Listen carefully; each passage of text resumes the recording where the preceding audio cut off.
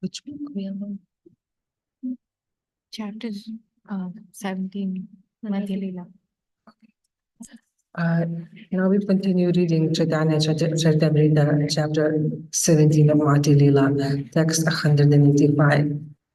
A devotee's behavior establishes the true purpose of religious principles. The behavior of Madhavendra Puri Gosvāmī is the essence of such religious principles. Purport. Oh my. Śrīla Bhaktisiddhanta Saraswati Thakura gives the following commentary on this passage.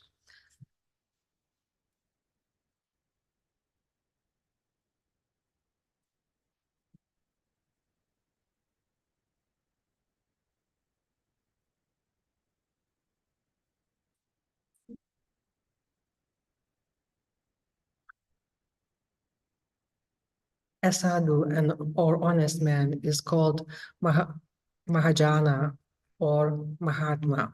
The Mahatma is described thus by Lord Krishna in Bhagavad Gita 9.13. Mahatmas tumam partha daivim pakritim ashirita bhayanti anya manaso jinnatva bhukradim avayam. A son of Purta, those who are not deluded, the great souls, are under the protection of the divine nature. They are fully engaged in devotional service because they know me as the Supreme Personality of Godhead, original and inexhaustible. In the material world, the word Mahatma is understood in different ways by different religionists.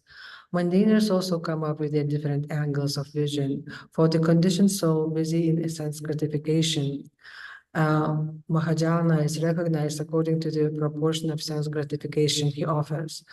For instance, a businessman may consider certain banker to be Mahajana, and karmis desiring material enjoyment may consider philosophers like Jaimini to be Mahajanas. There are many yogis who want to control the senses, and for them Patanjali Rishi is Mahajana. For the Jnanis, the atheists Kapila, Vashista, Durvasa, Bhattareya, and other impersonalist philosophers are Mahajanas.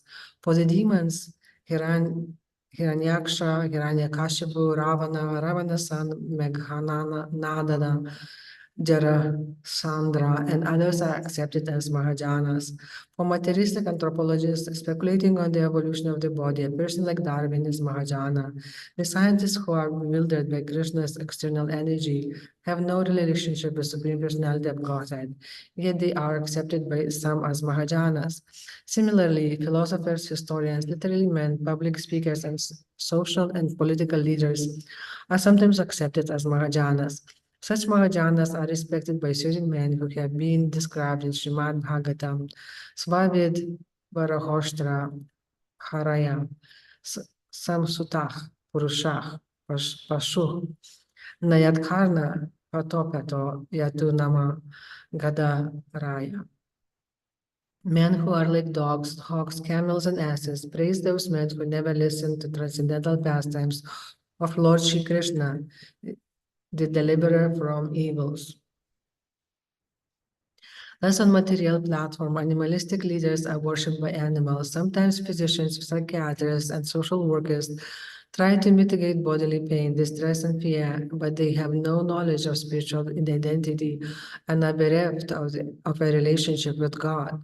Yet they are considered Mahajanas by the illusion. Self-deceived persons sometimes accept leaders or spiritual masters from the priestly order that has been officially appointed by the codes of material life. In this way, they are deceived by official priests. Sometimes people accept as Mahajanas those who have been designated by Śrīla Vṛndāvana Dasa Thakura as Danga Vipras, imposter Brahmanas. Such imposters imitate the characteristic of Śrīla Haridasa Thakura and they envy Haridasa Thakura, who was certainly a Mahajana. They make great artificial endeavors and were advertising themselves as great devotees of the Lord or as mystic hypnotists, knowledgeable in witchcraft, hypnotism, and miracles. Sometimes people accept Mahajanas demons like Putana, Tranavarata, Vatsa, Baka, Agashura, Dhanuka, Kaliya, and Pralamba. Some people accept imitators and adversaries of the Supreme Personality of Godhead, such as Paundraka, Shrigala Vasudeva, the spiritual master of the demon, Shukracharya, or atheists like Sarvaka, King Vena, Sugata, and Arhat. People who accept such imitators as Mahajanas have no faith in Sri Caitanya Mahāprabhu as the Supreme Personality of Godhead. Rather, they accept godless cheaters who present themselves as incarnations of God and cheat foolish people within the material world by word jugglery. Thus, many rascals are accepted as Mahajanas. It is those who are devoid of devotional service who sometimes mistakenly accept a person with mundane motives as Mahajanas. The only motive must be Krishna Bhakti, devotional service of the Lord. Sometimes fruitive workers, dry philosophers, non-devotees, mystic yogis, and persons attached to material opulence, women and money are considered Mahajanas. But Srimad Bhagavatam 6.3.25 gives the following statement about such unauthorized Mahajanas. Prayana Veda tad idam navajano yam devyai vimohita matir vata mayaya lam trayam yadi krta matir madhu pushpitayam vaitanike mahati karmani yuyamananha.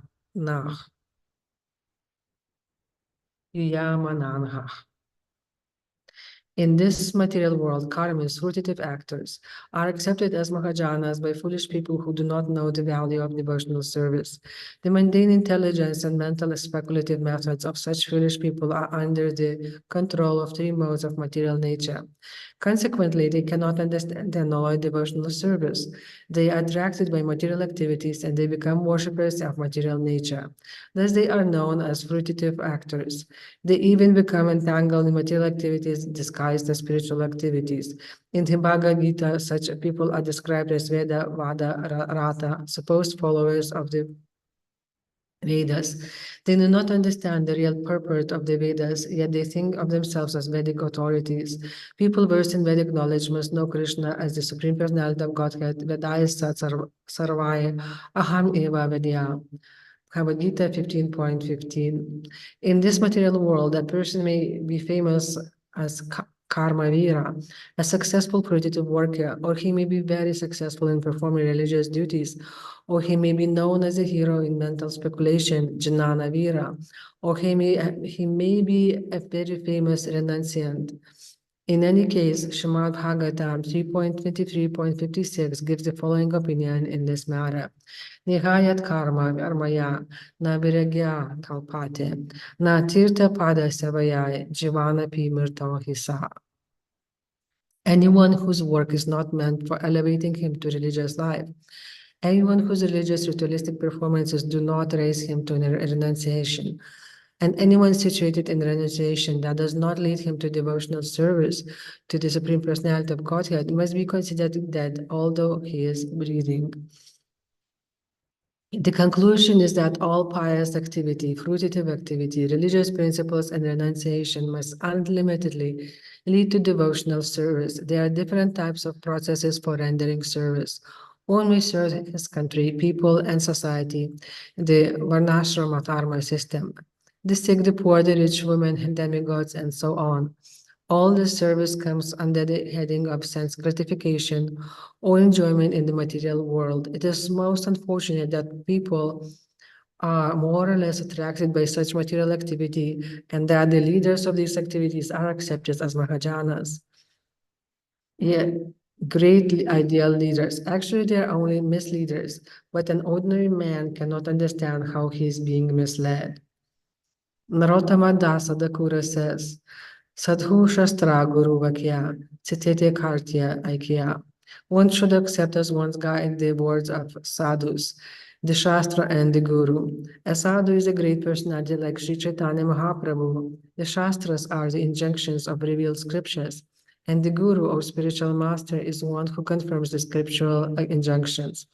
Accepting the guidance of these three is the actual way of following the great personalities Mahajanas for real advancement in life. Mahajana Sanagata Sa Pantaha.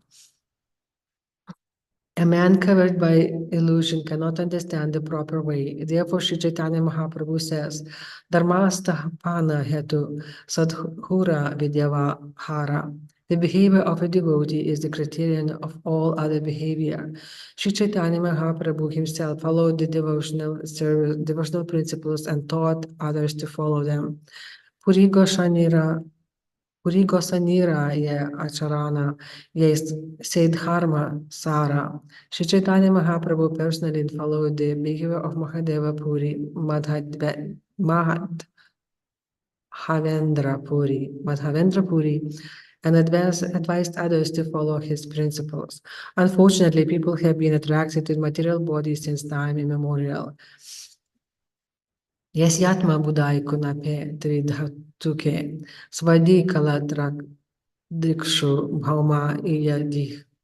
Yatrita budih salilena karhichi janya abhi jnashu sa eva go kara.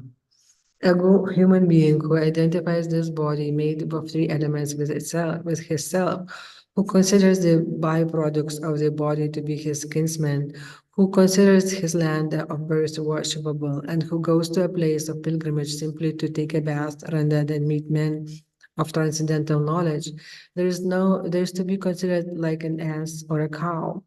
Bhagavad Gita 10.84.13. Those who accept the logic of Gadadlika Pravaha and follow in the footsteps of pseudo-Mahajanas are carried away by the waves of Maya. Bhaktivinoda Thakura therefore warns, Miche Mayara Vashe Yacha Behse Kacha Habudubu by Jiva Krishna Dasa Evishvasa Karela Tara Dukhana Don't be carried away by the waves of Maya. Just surrender to the lotus feet of Krishna and all miseries will end. Those who follow social customs and behavior forget to follow the path chalked out by Mahajanas. Thus they are offenders and at the feet of Mahajanas. Sometimes they consider such Mahajanas very conservative, or they create their own Mahajanas. In this way, they ignore the principles of Parampara system. This is a great misfortune for everyone. If one does not follow in the footsteps of the real Mahajanas, one's plans for happiness will be frustrated.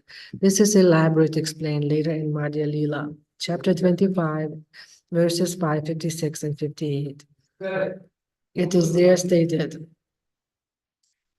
Paramakarana Shvare, Kehanahi Mane, Swasvamatastape para, Matera Khandane, Tatechaya, Darshana Haite Tatva, Nahi Jani, Mahajanaye Kahe, Se Satyamani, Shri Krishna Chaitanya Vani, Amtera Dhara, Tinhoya Kahaya Vastu, Se Tatva, Sara.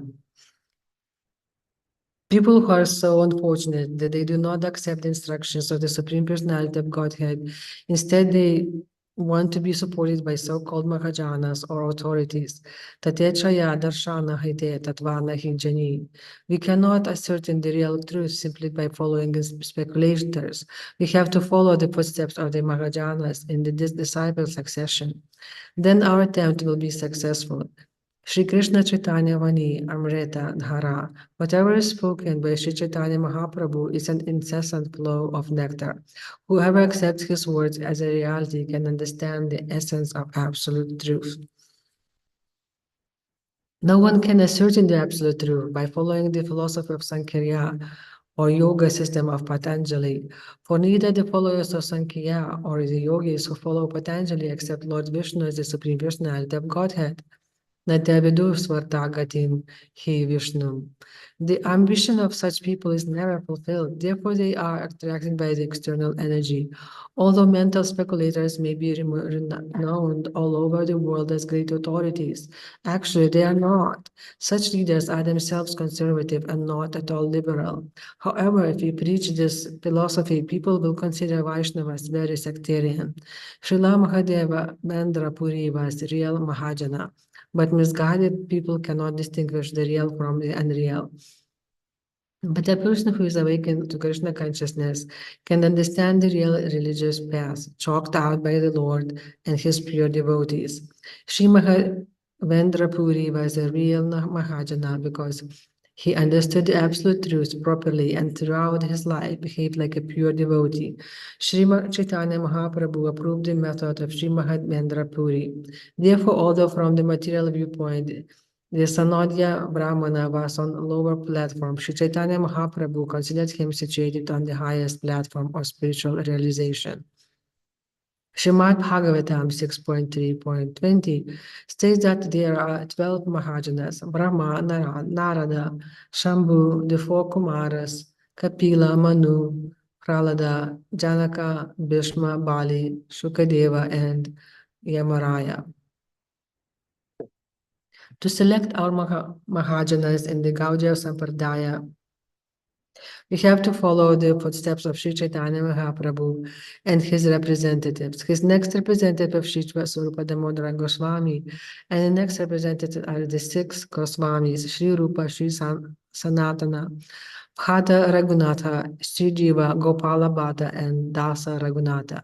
A follower of Vishnu Swami's was Sridhara Swami, the most well-known commentator of Śrīmad Bhagavatam. He was also a Mahajana. Similarly, Sandidasa, Vidyapati, and Jayadeva were all Mahajanas. One who tries to imitate the Mahajanas just to become an imitative spiritual master is certainly far away from following the footsteps of Mahajanas. Sometimes people cannot actually understand how Mahajana follows other Mahajanas. In this way, people commit offenses and fall from devotional service. Text 186, translation. Sri Caitanya Mahaprabhu continued, dry arguments are inconclusive. A great personality whose opinion does not differ from others is not considered a great sage. Simply by studying the Vedas, which are variegated, one cannot come to the right path by which religious principles are understood. The solid truth of the religious principles is hidden in the heart of an unadulterated, self-realized person. Consequently, as the Shastras confirm, one should accept whatever progressive path the Maghajanas advocate. Purport. This is a verse spoken by Yudhishthira Maharaja in Mahabharata, Manapurva, 313.117. Text 187. After this discussion, the Brahmana served such lunch to Sri Caitanya Mahaprabhu. Then all the people residing in Mathura came to see the Lord. Text 188. People came by hundreds of thousands, and no one could count them. Therefore, Sri Caitanya Mahaprabhu came out of the house to give audience to the people. Text 189. When the people assembled, Sri Caitanya Mahaprabhu raised his arms and said very loudly, Hari Bol! The people responded to the Lord and became ecstatic. As if mad, they began to dance and to vibrate the transcendental sound, Hari. Text 190. Sri Chaitanya Mahaprabhu bathed in the 24 ghats along the banks of Yamuna, and the Brahmana showed him all the places of pilgrimage. Purport. The 24 ghats, bathing places along the Yamuna are Avimukta, Adhirudha, Gudha Tirtha, Prayaga Tirtha, Kanakhala Tirtha, Tinduka, Surya Tirtha, Vataswami, Dhruvaghata, Rishi Tirtha, Moksha Tirtha, Bodha Tirtha, Gokarna, Krishna Ganga, Vaikunta, Asikunda, Chatuh Samudrika Kupa, Akrura Tirtha, Yajnika Viprastana, Kubjakupa, Rangasthala, Manchasthala, Malayudha Sthana, and Dashashvanmedha. Text 191. Sri Chaitanya Mahaprabhu visited all the holy places from the banks of the Yamuna, on the banks of the Yamuna, including Swayambhu, Vishrama Ghata, Darha Vishnu, Bhuteshwara, Mahavidya, and Gokarna. Text 192. When Sri Chaitanya Mahaprabhu wanted to see the various forests of Vṛndāvana, he took the Brahmana with him. Text 193. Sri Chaitanya Mahaprabhu visited the different forests, including Madhuvana, Talavana, Kamudavana, and Bahulavana. Wherever he went, he took his bath with great ecstatic love. Purport. The word Vana means forest. Vṛndāvana is the name given to the forest where Srimati Vrindadevi, Tulasi Devi, grows profusely. Actually, it is not a forest as we ordinarily consider a forest because it is very thick with green vegetation. There are 12 such vanas in Vṛndāvana. Some are located on the western side of Yamuna and others are on the eastern side. The forest situated on the eastern side of Bhadravana, Vilvadana, Lauhavana, Bhadiravana, and Mahavana. On the western side of Madhuvana, Talavana, Kamudavana, Bahulavana, Kamyavana, Khadiravana, and Vṛndāvana. These are the 12 forests of Vṛndāvana area.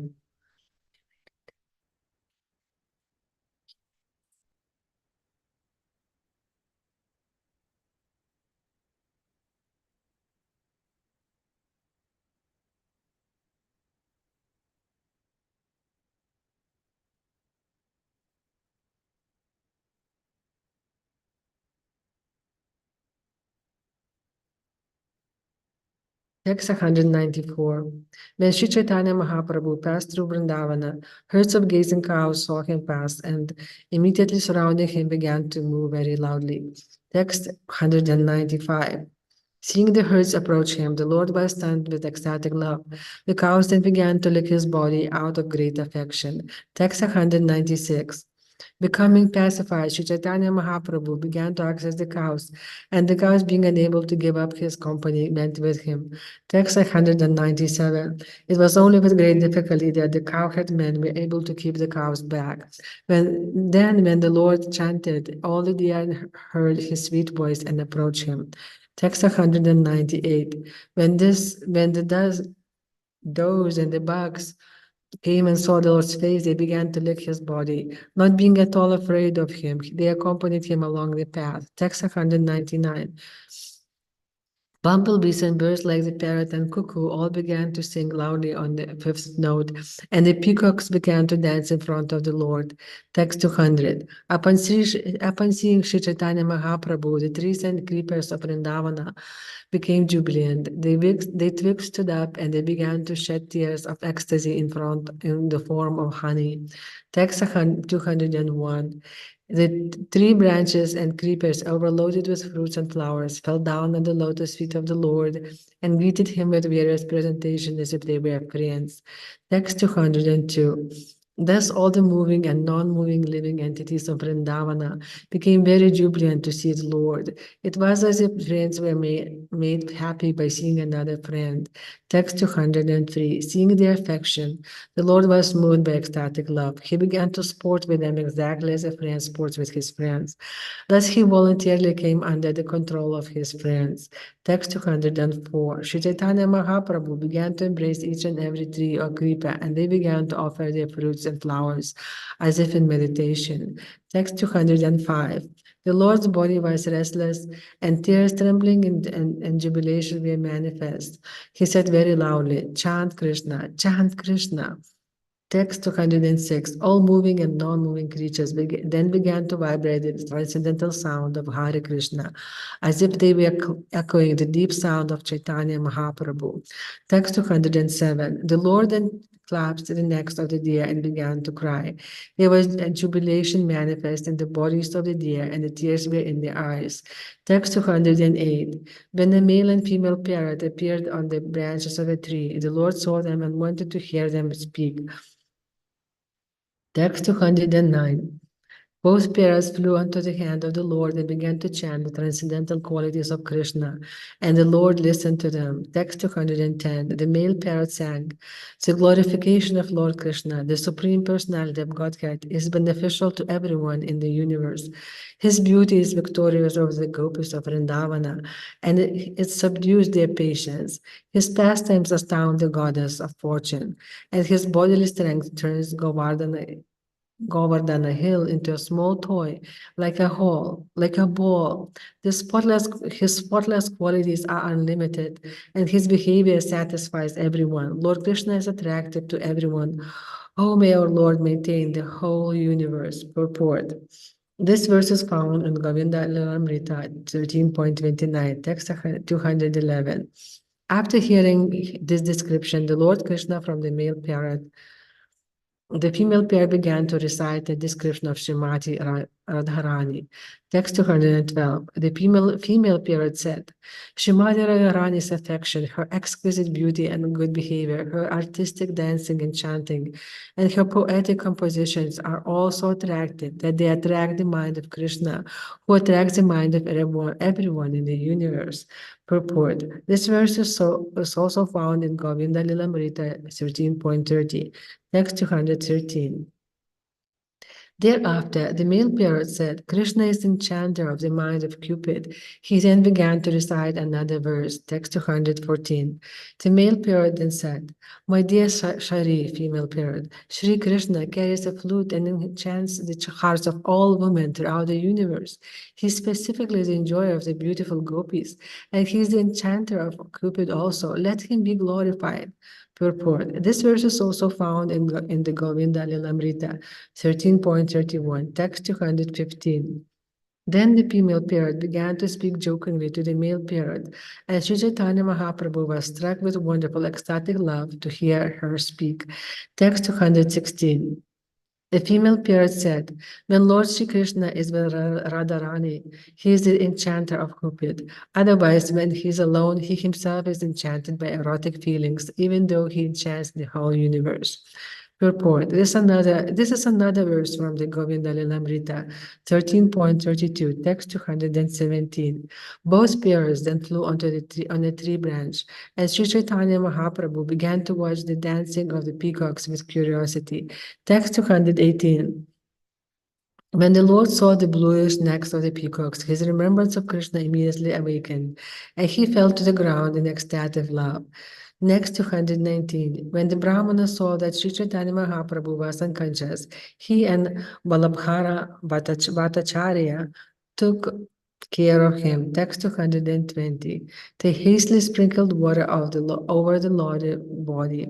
Then they took up his outer cloth and began to fan him with it. Text 221. Then they began to chant the holy name of Krishna into the Lord's ear. When the Lord regained consciousness, he began rolling on the ground. Text 222. When the Lord rolled on the ground, sharp thorns injured his body. Taking him on his lap, Balabhadara Bhattacharya pacified him. Text 223. The mind of Sri Chaitanya Mahaprabhu wandered in ecstatic love of Krishna. He immediately stood up and said, "Chant, chant." Then he himself began to dance.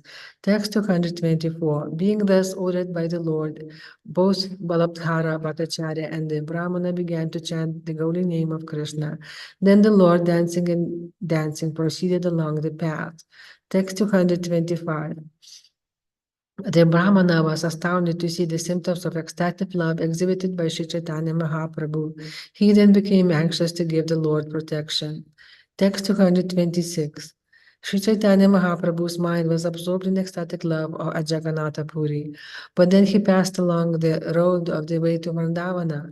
That love increased 100 times. Text 227. The Lord's ecstatic love increased 1,000 times when he visited Mathura, but it increased 100,000 times when he wandered in the forest of Vṛndāvana. Text 228 and 229. When Sri Chaitanya Mahaprabhu was elsewhere, the very name of Vṛndāvana was sufficient to increase his ecstatic love. Now when he was actually traveling in Vṛndāvana forest, his mind was absorbed in great ecstatic love day and night. He ate and bathed simply out of habit. Text 230. Thus I have written a description of the ecstatic love Lord Chaitanya manifested in one of his places. He visited while walking through the 12 forests of Vṛndāvana. To describe what he experienced everywhere would be impossible. Text 231. Lord Ananta writes millions of books elaborately describing the transformation of ecstatic love experienced by Sri Chaitanya Mahaprabhu in Vṛndāvana. Text 232. Since Lord Ananta himself cannot describe even a fragment of these pastimes, I'm simply pointing out the direction. Text 233. The whole world became immersed in the inundation of the pastimes of Sri Chaitanya Mahaprabhu. One can swim in that water to the extent that he has the strength. Text 234. Praying at the lotus feet of Sri Rūpa and Sri Raghunatha, always desiring their mercy, I, Krishna Dasa, narrate Sri Chaitanya Caritamrita, following in their footsteps. Purport. Thus end the Bhaktivedanta purpose of Sri Chaitanya Caritamrita, Madhya lila, 17th chapter, describing the Lord's traveling to Vṛndāvana. Chapter 18. Lord Sri Chaitanya Mahaprabhu's visit to Sri Vṛndāvana. The following summary of the 18th chapter is given by Śrīla Bhaktivinoda Thakura in his Amrita Pravaha Bhashya. In the village of Arid Grama, Sri Chaitanya Mahaprabhu discovered the transcendental lakes known as Radha Kunda and Shyama Kunda. He then saw the deity Harideva at Govardhana village. Sri Chaitanya Mahaprabhu had no desire to climb Govardhana hill because the hill is worshipped as Krishna. The Gopala deity could understand the mind of Sri Chaitanya Mahaprabhu. Therefore, on the plea of being attacked by Muslims, Gopala transferred himself to the village of Khanti Grama. Sri Chaitanya Mahaprabhu then went to Khanti Grama to see Lord Gopala. Some years later, Lord Gopala also went to Mathura to the house of Vithaleshvara and stayed there for 1 month just to give an audience to Śrīla Rūpa Gosvāmī. After visiting Nandishvara, Pavana Sarovara, Shashi, Khela Tirtha, Ravana, Lohavana, and Mahavana, Sri Chaitanya Mahaprabhu went to Gokula and then finally returned to Mathura. Seeing a great crowd in Mathura, he moved his residence near Akrura Ghata, and from there he went every day to Vṛndāvana to see Kalya Hrada, Shadaditya Ghata, Keshi Ghata, Rasastha, Schali, Chira Ghata, and Amlitala. At Kalya Lake, many people mistook a fisherman for Krishna. When some respectable people came to see Sri Chaitanya Mahaprabhu, they expressed their opinion that when one takes sannyasa, he becomes Narayana. Their mistake was corrected by the Lord. In this way, their Krishna consciousness was awakened, and they could understand that a sannyasi is simply a living entity and not the Supreme Personality of Godhead.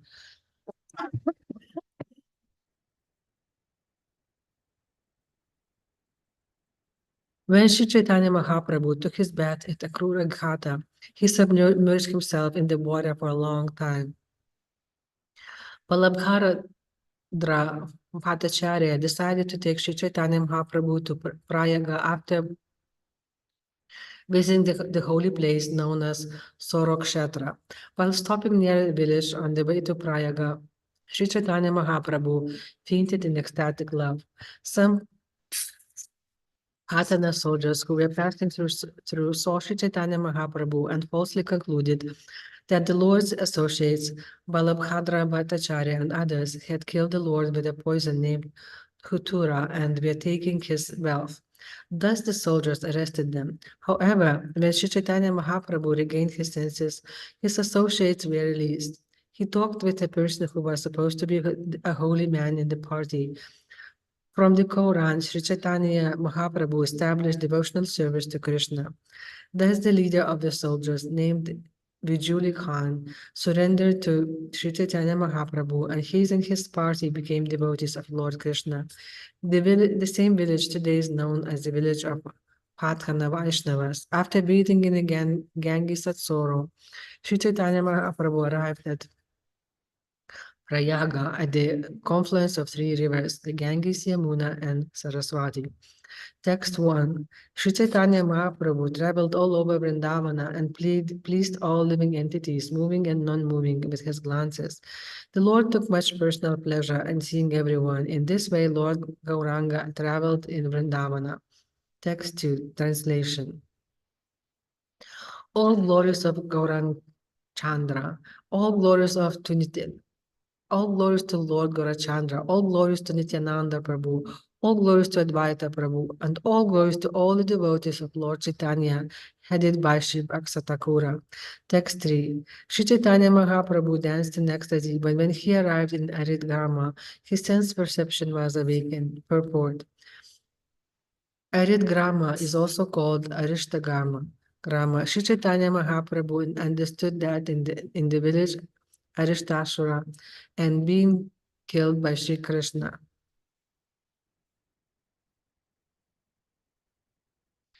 That in that village, Aristasura had been killed by Sri Krishna. While there, he inquired about Radha Kunda, but no one could tell him where it was. The Brahmana accompanying him could also not ascertain its whereabouts.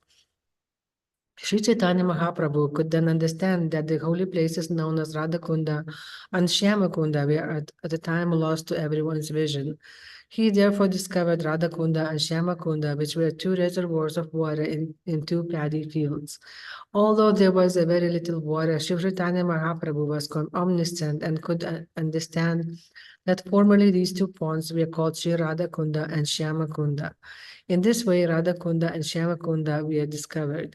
Text 4. Sri Chaitanya Mahaprabhu asked the local people, where is Radha Kunda? No one could inform him, and the Brahmana accompanying him did not know either. Text 5. The Lord then understood that the holy place called Radha Kunda was no longer visible. However, being the omniscient Supreme Personality of Godhead, he discovered Radha Kunda and Shyama Kunda in two paddy fields.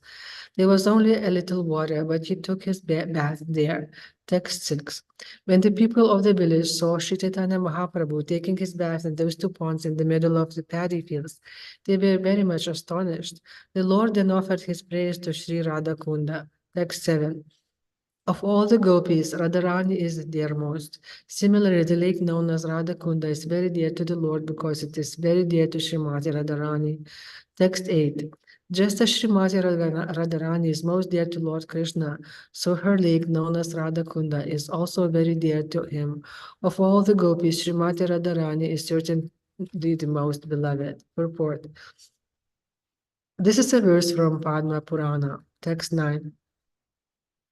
In that lake, Lord Krishna and Srimati Radharani used to sport daily in the water and brave and have a rasa dance on the bank. Text 10. Indeed, Lord Krishna gives ecstatic love like that of Srimati Radharani to whoever bathes in that lake even once in his life. Text 11.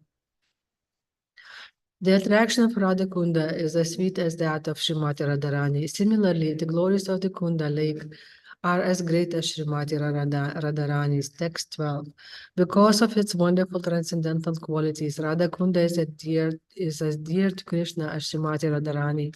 It was in that lake that the all-opulent Lord Shri Krishna performed his pastimes with Srimati Radharani with great pleasure and transcendental bliss. Whoever bathes just once in Radhakunda attains Srimati Radharani's loving attraction for Shri Krishna. Who within this world can describe the glories and sweetness of Shri Radhakunda? Purport. This verse is found in the Govinda Lilamrita 7.102. Text 13. Shri Caitanya Mahāprabhu thus offered praise to Radhakunda. Overwhelmed by ecstatic love, he danced on the bank, remembering the pastimes of Lord Krishna performed on the bank of Radhakunda. Text 14. Shri Caitanya Mahāprabhu then marked his body with a tilaka made from the mud of Radhakunda, and with the help of Balabdhara Bhattacharya, he collected some of the mud and took it with him. Text 15.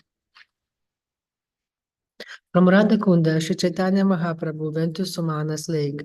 When he saw Govardhana hill from there, he was overwhelmed with joy. Text 16. When the Lord saw Govardhana hill, he immediately offered obeisances, falling down on the ground like a rod. He embraced one piece of rock from Govardhana hill and became mad. Text 17. Mad with ecstatic love, the Lord came to the village known as Govardhana. There he saw the deity named Harideva and offered his obeisances unto him. Text 18. Harideva is an incarnation of Narayana, and his residence is on the western petal of the lotus of Mathura. Text 19. Mad with ecstatic love, Shri Caitanya Mahāprabhu began to dance before the Harideva deity. Hearing of the Lord's wonderful activities, all the people came to see him. Text 20. The people were astonished when they saw Shri Caitanya Mahāprabhu's ecstatic love and personal beauty. The priests who served Harideva deity offered the Lord a good reception. Text 21. At Brahmakunda, the Bhattacharya cooked food, and the Lord, after taking his bath at Brahmakunda, accepted his lunch. Text 22. That night the Lord stayed at the temple of Harideva, and during the night he began to reflect. Text 23. Shri Caitanya Mahāprabhu thought, since I shall not at any time climb Govardhana hill, how shall I be able to see Gopala Raya? Text 24. Thinking in this way, the Lord remained silent, and Lord Gopala, knowing his contemplation, played a trick. Text 25. Coming down from Govardhana hill, Lord Gopala granted an interview to Lord Shri Caitanya Mahāprabhu, who was unwilling to climb the hill, thinking himself as a devotee of Lord Krishna. Text 26. Gopala stayed in a village called Anakutagrama on Govardhana hill. The villagers who lived in that village were mainly from Rajasthan. Report. The village named Anakutagrama is referred to as Bhakti Ratnakara, fifth faith. Gopala Gopi Bhojana Kautuka Apara. Ehetu Aniyora Nama Se Ihara. Anakuta Sthana Dekha Shrinishvara. Et Sthana Darshanehaya Purna Abhilasha. Here all the gopis and the gopas enjoyed wonderful pastimes with Sri Krishna. Therefore this place is also called Anyora. The Anakuta ceremony was celebrated there. O Srinivasa, whoever sees this place has all his desires fulfilled. It is also stated, Kundera Nikata Dekha Nivida Kanana, Ethai Gopala Chila Hana Sangopana. Look at the dense forest near the Kunda. It was there that Gopala was concealed. Also the Stavavali Vraja Vlasa Stava by Raghunatha Dasa Gosvāmī states, Prajendra Vayaripta Mogamukar Dirtvabra Dhayam Aghakir Utha Varena Radham Halayan Vibukte Yatrana Kutam Tat Agham Prapadye. When Nanda Maharaja offered a large quantity of food to Govardhana hill, Krishna assumed a gigantic form and eagerly invited everyone to ask boons from him. Then, deceiving even Srimati Radharani, he ate all the offered food. Let me take shelter of the place known as Anakuta, where Lord Krishna enjoyed these pastimes. Text 27. One person who came to the village informed the inhabitants that Turkish soldiers are now preparing to attack your village. Text 28. Flee this village tonight and do not allow one person to remain. Take the deity with you and leave, for the Muslim soldiers will come tomorrow. Text 29. Hearing this, all the villagers became very anxious. They first took Gopala and moved him to a village known as Gantuli. Text 30. The Gopala deity was kept in the house of Brahmana, and his worship was conducted secretly. Everyone fled, and thus the village of Nakunda was deserted. Text 31.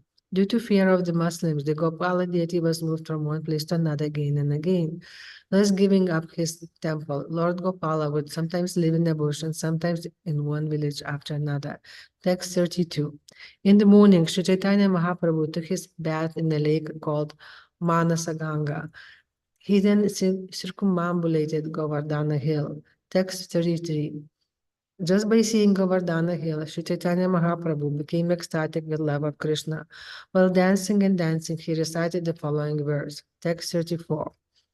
Of all the devotees, this Govardhana hill is the best. Oh my friends, this hill supplies Krishna and Balarama, as well as their calves, cows, and cowherd friends with all kinds of necessities, water for drinking, very soft grass, caves, fruits, flowers, and vegetables.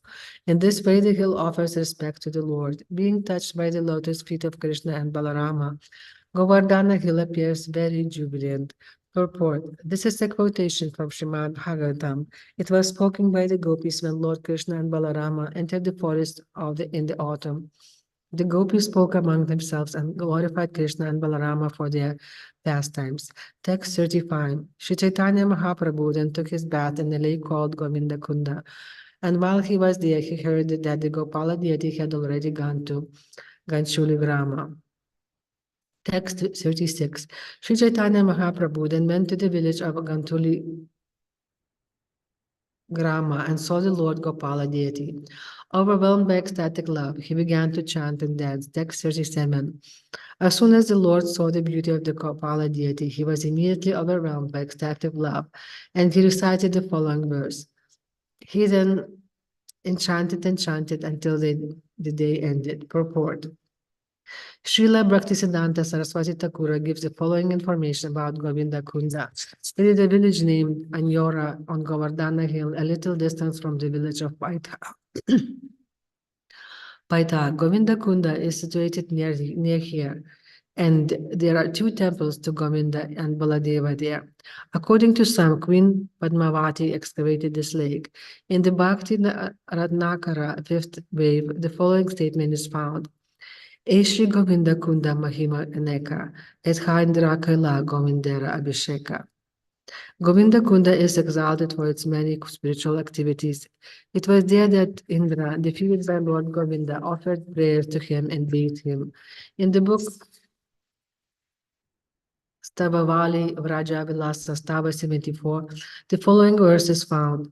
Nichaya Pradha Payat Swayam Surapati Padao Vidyaeta Yai Swarganga Salilaish Chaka Surabhi Dvarabhisha Kotam Kotsavam Govidasya Navam Gavam Adipata Rajya Sputam Kautukad Tayiryad Pradurabhut Sada Spuratu Tad Govinda Kundam Drsho. With humility, caused by great fear, Indra took hold of the lotus feet of Lord Krishna and in the company of a Surabi cow performed his coronation festival by bathing him with the waters of the heavenly Ganges river. Thus Lord Krishna's kingship over the cows became splendidly manifest. I pray that Govinda Kunda, the lake created by the ceremonial bath, might eternally appear before my eyes. Also in the Mathura Kandala it is stated, Yatrabhishekto Bhagavan Makhona Yadu Barina Govinda Kundam Taijatam Snana Matrena Mokshadam.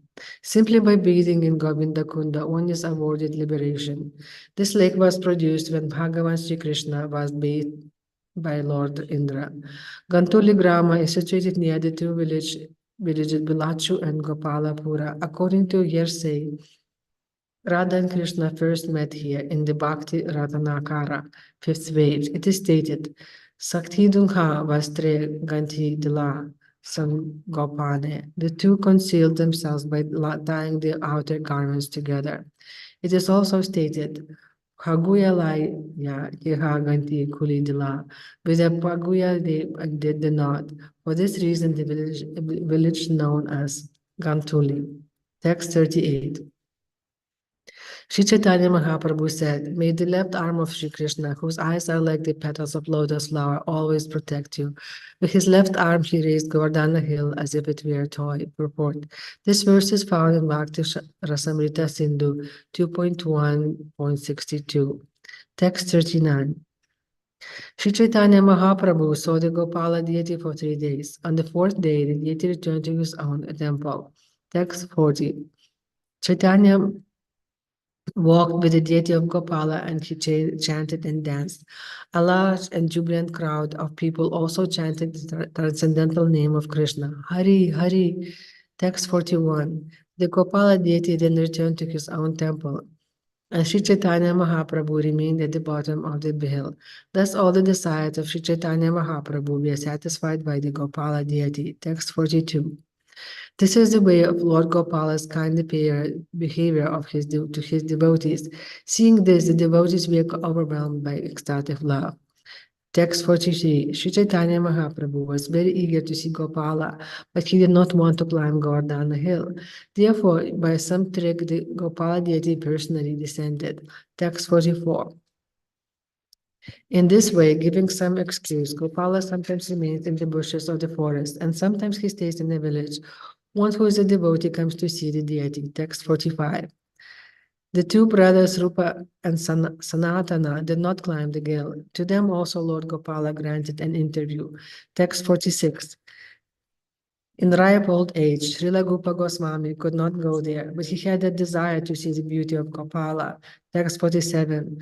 Due to fear of the Muslims, Gopala went to Mathura, where he remained in the house of Vithaleshwara for 1 full month. Purport.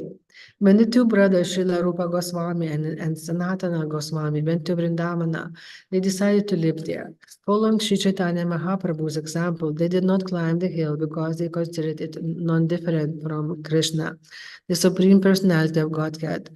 On some pretext, the Gopala deity granted Sri Chaitanya Mahaprabhu an audience beneath the hill, and Gopala similarly favored Sri Rūpa Gosvāmī and Sanatana Gosvāmī. During this ripe old age, when Rūpa Gosvāmī could not go to Govardhana hill because of invalidity, Gopala kindly went to Mathura and remained at the house of Vithaleshwara for 1 month. It was then that Śrīla Rūpa Gosvāmī could see Gopala's beauty to his heart's content. The following description concerning Vithaleshwara is given in Bhakti Ratanakara, 5th page. Vithalera seva Krishna Chaitanya Vigraha, Tahara Darshani Haila Paramagraha, Shri Vithalanatha, Vadha Valabha Tanyaya, Karila Yateka Pritika Hilyana Haya, Gatoli Grame Gopala Aila Chalakhari, Tandre Dekhit Nirtya Gite Magna Gaurahari. Sridasa Gosvāmī Adi Paramasha Kari, Shri Vithaleshware Kaila Seva Adigari, Pita Shivalabha Vadha Tanrad Adarshani, Katadina Madhurya Chilena Niryani. Sri Vallabha Bhatta had two sons. The elder, Gopinatha, was born in 1432 Shapka era, and the younger, Vithaleshwara, was born in 1437 and died in 1507. Vithaleshwara had 7 sons: Giridhara, Govinda, Valak, Krishna, Kokulesha, Radhunatha, Yadunatha, and Kanashyama. Vithaleshwara completed many of his father's unfinished books, including his commentary to the Vedanta Sutra, the Subodhini commentary of Srimad Bhagavatam, Vṛndāvana, Sringara Rasamandana, and Niyasa Desha Vivarana. Sri Caitanya Mahāprabhu went to Vṛndāvana before the birth of Vishvaleshvara. As previously mentioned, Śrīla Rūpa Gosvāmī was very old at the time of the Gopala stayed at the house of Vithaleshvara.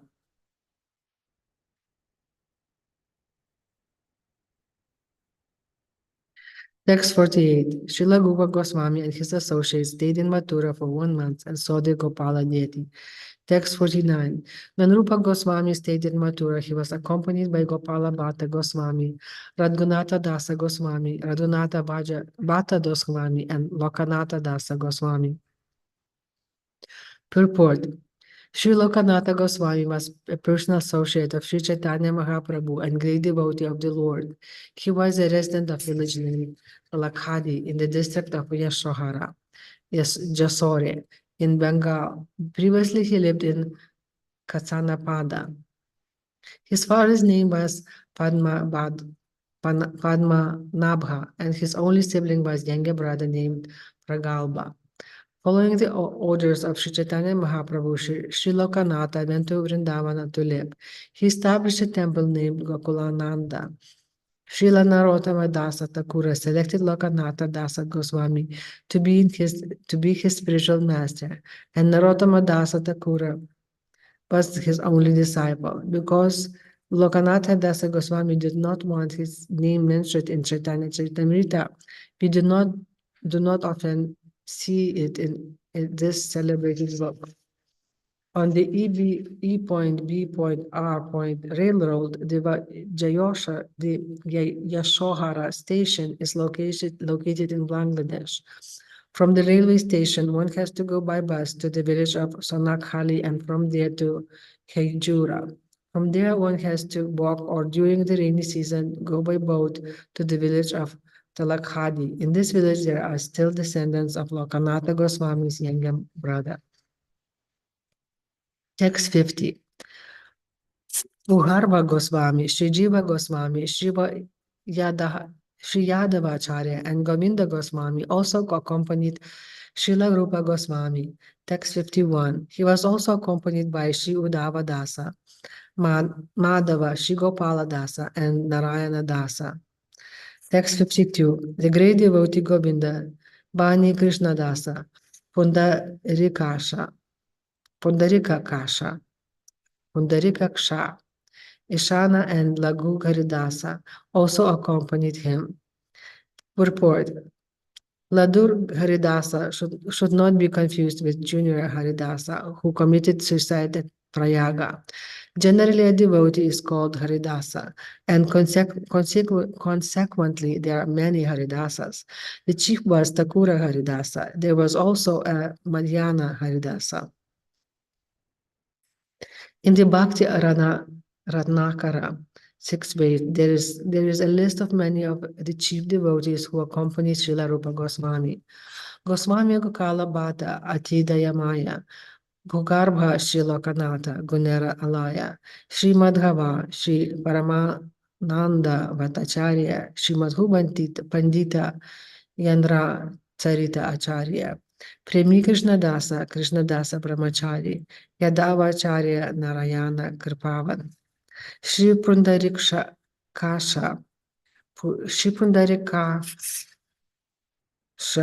Gosani, Govinda Ishana, Sri Govinda Vani Krishna Dasa Ati Udara, Sri Uddhava Madhya Gaudiya Gati Yanra, Dviya Haridasa, Krishna Dasa Kaviraye.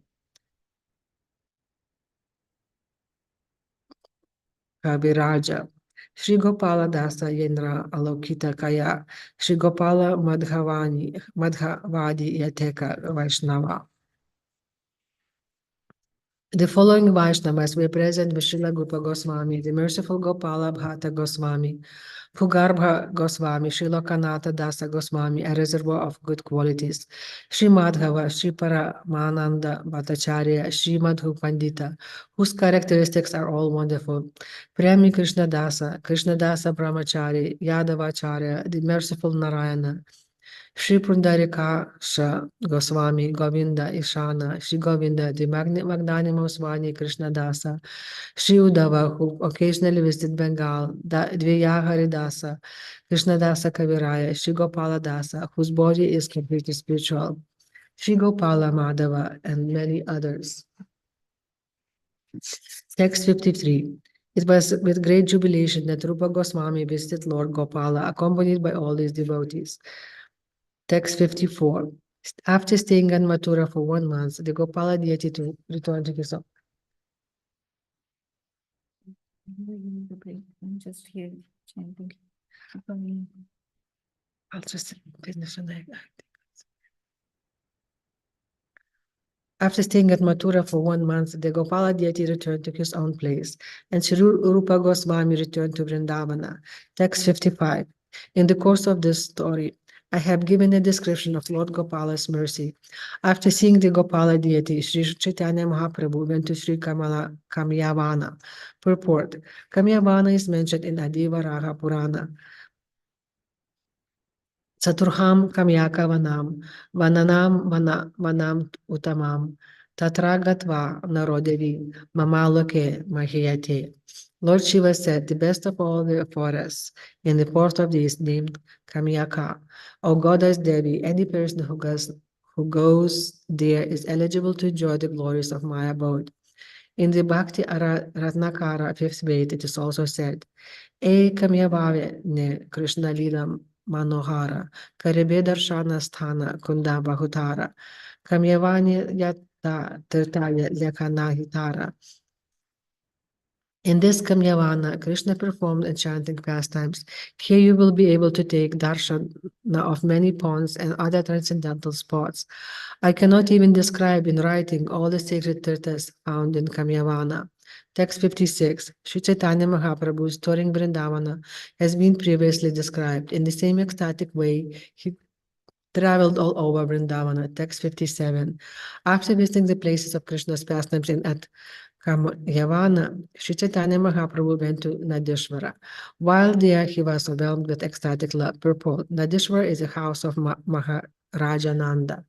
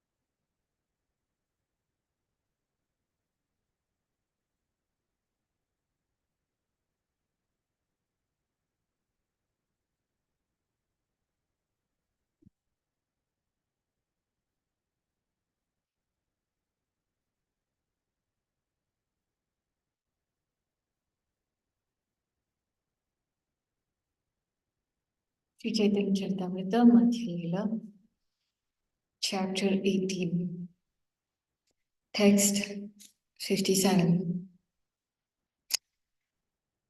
After visiting the places of Krishna's pastimes at Kamyavan, Sri Chaitanya Mahaprabhu went to Nandishvara. While there, he was overwhelmed with ecstatic love. Nandishvara is the house of Maharaj Nanda. 58. Sri Chaitanya Mahaprabhu bathed in all the celebrated lakes. beginning with Lake Pavan. Thereafter, he climbed a hill and spoke to the people. Purport. The Pavan Sarovar is described in Mathura Mahatmya.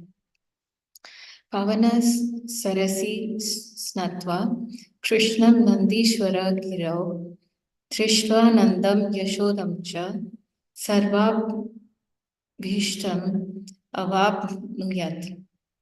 One who bathes in Pavan Lake by Nandishwara Hill will see Krishna there along with Nanda and Yashoda and will fulfill all his desires. 59.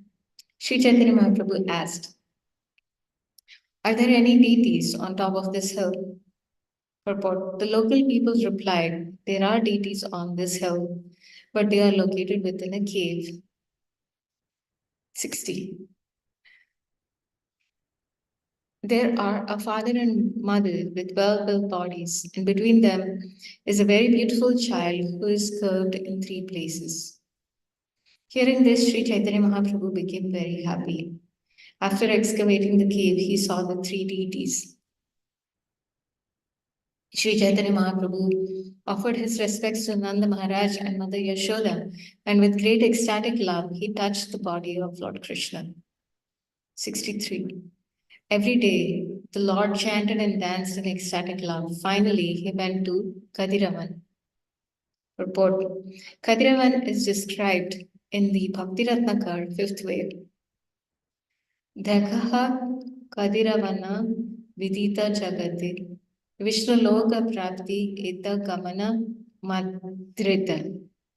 Behold the forest named Kadiravan, renowned throughout the universe.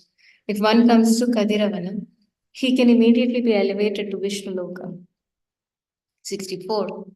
After seeing the places of Lord Krishna's pastimes, Sri Chaitanya went to Sheshashayana, where he saw Lakshmi and recited the following verse. 65. O dearly beloved, your lotus feet are so soft that we place them gently on our breasts. Fearing that your feet will be hurt, our lives only rests in you. Our minds, therefore, are filled with anxiety that your tender feet might be wounded by pebbles as you roam about on the forest path. Purport. This is a verse from Srimad Bhagavatam 10.31.19, spoken by the gopis when Krishna left them in the midst of the Rasa lila. 66. Afterwards, Sri Chaitanya Mahaprabhu saw Khela Tirtha and then went to Bandiravan. After crossing the Yamuna river, he went to Bhadravan. Purport. In the Bhakti Ratnakar, it is said that Sri Krishna and Balaram used to play at Khela Tirtha with the cowherd boys during the entire day. Mother Yashoda had to call them to take their baths and eat their lunch. 67. Sri Chaitanya Mahaprabhu then visited Srivana and Lohavan. He then went to Mahavan and saw Gokula, the place of Lord Krishna's early childhood pastimes. Purport. Of Srivana, also called Bilvavan, the Bhakti Ratnakar states, Deva Pujita Bilvavana Shobhamai. The most beautiful forest of Bilvavan is worshipped by all the demigods. About Lohavan, the Bhakti Ratnakar 5th wave states, Lohavana Krishnara Adbhuta Gocharana, Etha Loha Jange Sure Padhe Bhagavan. At Lohavan, Lord Krishna used to tend cows. The demon named Loha Janga was killed at this place. Mahavan is described as follows in the Bhakti Ratnakar 5th wave. Dekhananda Yashoda Alaya Mahavane E Dekha Shri Krishna Chandrira Janmasthala Shri Golaka Mahavan Gokula Mahavan Dui Ek Hoye. Behold the house of Nanda and Yashoda and Mahavan. See the birthplace of Lord Krishna. Mahavan and the birthplace of Lord Krishna, Gokula, are one and the same. 68. Upon seeing the place where the twin arjun trees had been broken by Sri Krishna, Sri Chaitanya Mahaprabhu moved to great ecstatic love. 69. After seeing Gokula, Sri Chaitanya Mahaprabhu returned to Mathura, where he saw the birthplace of the Lord. While there, he stayed at the house of Shonadiya Brahman. 70. Seeing the great crowd assemble at Mathura, Sri Chaitanya Mahaprabhu left and went to Akrura Tirtha. He remained there in a solitary place. Purport. Akrura Tirtha is mentioned in the Bhakti Ratnakar, 5th wave. देखा श्रीवास ए अक्रूर ग्राम्यते श्री कृष्ण चैतन्य प्रभु छिलेना निभृते. Srivas, look at this village of Akrura. Sri Chaitanya Mahaprabhu stayed there in a solitary place. 71. The next day, Sri Chaitanya Mahaprabhu went to Vṛndāvana and took his bath at Kalia Lake and Prakashanana. Purport. Kalia Hridaya is mentioned in the Bhagna Ratnakar, 5th wave. A Kalia Tirtha Papana Vinashaye Kalia Tirtha Sthane Bahu Karya Siddha Hoye. When one takes bath in the Kalia Hrida, he is freed from all sinful reactions. One can also be successful in business by bathing in Kalia Hrida.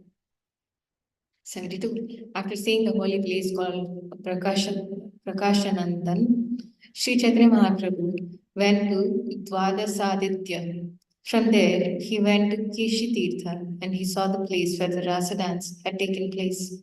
He immediately lost consciousness due to ecstatic love. 73. When the Lord regained his consciousness, he began to roll on the ground. He would sometimes laugh, cry, dance, and fall down. He would also chant very loudly. 74. Being thus transcendently amused, Sri Chaitanya Mahaprabhu passed that day happily at Keshi Tirtha. In the evening, he returned to Akrura Tirtha where he took his meal. 75. The next morning, Sri Chaitanya Mahaprabhu returned to Vṛndāvana and took his bath at Shirkhat. He then went to Tetulital where he took rest. 76. The tamarind tree named Tentulital is very old and having been there since the time of Lord Krishna's pastimes. Beneath the tree was a very shiny platform. Since river Yamuna flowed near Tetulital, a very cool breeze blew there. While there, the Lord saw the beauty of Vṛndāvana and the water of the river Yamuna. 78. Sri Chaitanya Mahaprabhu used to sit beneath the old tamarind tree and chant the holy name of the Lord. At noon, he would return to Akrura Tirtha to take lunch. All the people who lived near Akrura Tirtha came to see Sri Chaitanya Mahaprabhu, and due to the large crowds, the Lord could not peacefully chant the holy name. Therefore, Sri Chaitanya Mahaprabhu would go to Vṛndāvana and sit in a solitary place where he would chant the holy name until noon. In the afternoon, people were able to speak to him. The Lord told everyone of the importance of chanting the holy name. During this time, a Vaishnava named Krishnadas came to see Sri Chaitanya Mahaprabhu.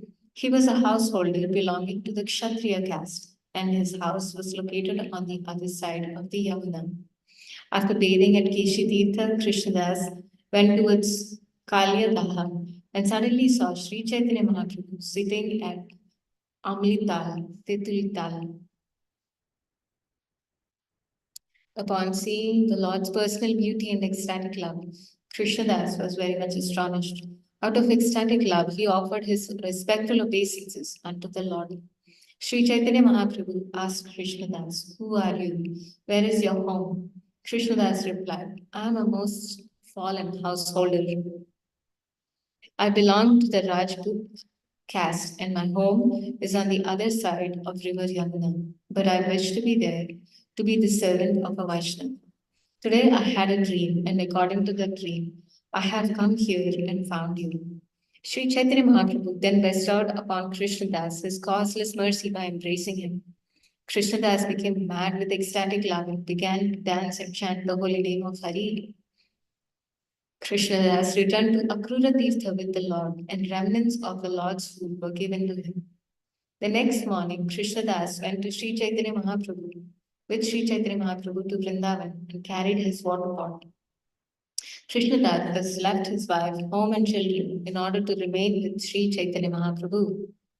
Everywhere the Lord went, all the people said, Krishna has again manifested at Vṛndāvana.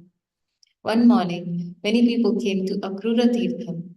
As they came from Vṛndāvana, they made a tumultuous sound. Upon seeing Sri Chaitanya Mahaprabhu, all the people offered respects at his lotus feet. The Lord then asked them, where are you all coming from? The people replied, Krishna has again manifested himself on the waters of Kalya lake. He dances on the hoods of the serpent Kalya, and the jewels on those hoods are blazing. Everyone has seen Lord Krishna himself, there is no doubt about it. Hearing this, Sri Chaitanya Mahaprabhu began to laugh. He then said, everything is correct.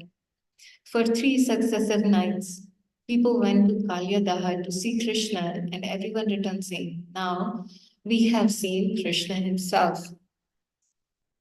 Everyone came before Sri Chaitanya Mahaprabhu and said, now we have directly seen Lord Krishna.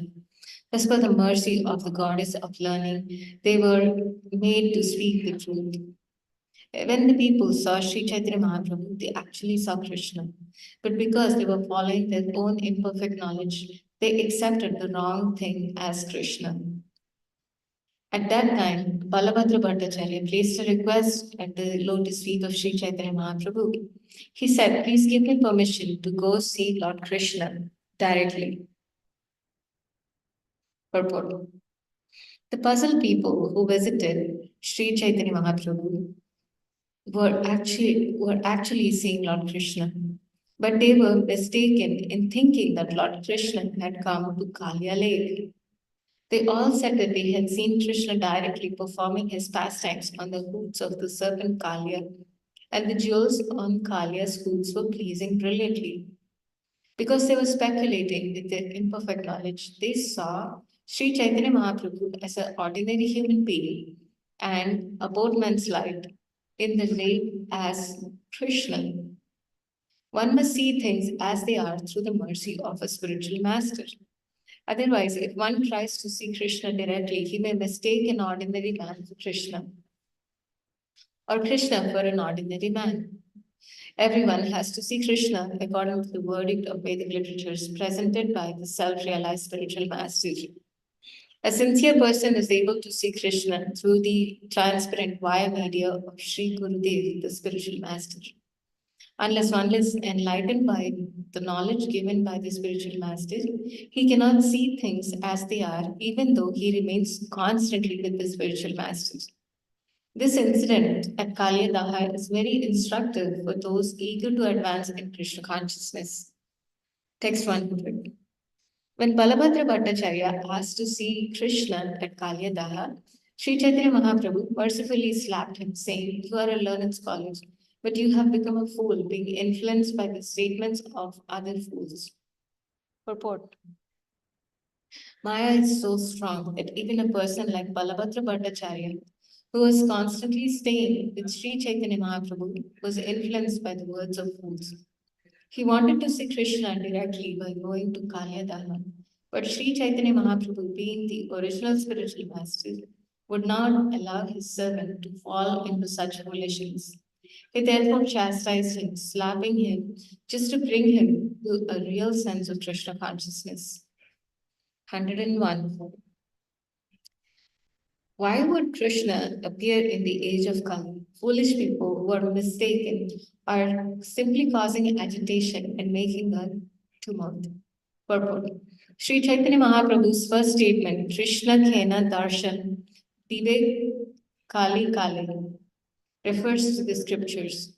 According to scripture, Krishna appears in Dwapar Yuga, but he never appears as himself in Kali Yuga. Rather, he appears in Kali Yuga in a covered form.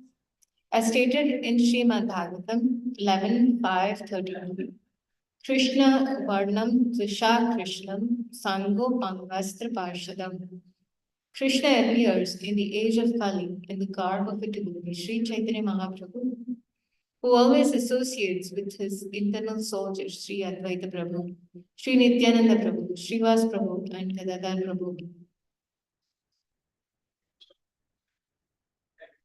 Although Balabhadra Bhattacharya was personally serving Lord Krishna in his role as a devotee, Chaitanya Mahaprabhu, he mistook Lord Krishna for an ordinary man and an ordinary man for Lord Krishna because he did not follow the rules set down by Shastra and Guru. 102. Do not become mad. Simply sit down here, and tomorrow night you will see Krishna. The next morning, some respectable gentlemen came to see Sri Chaitanya Mahaprabhu, and the Lord asked them, "Have you seen Krishna?"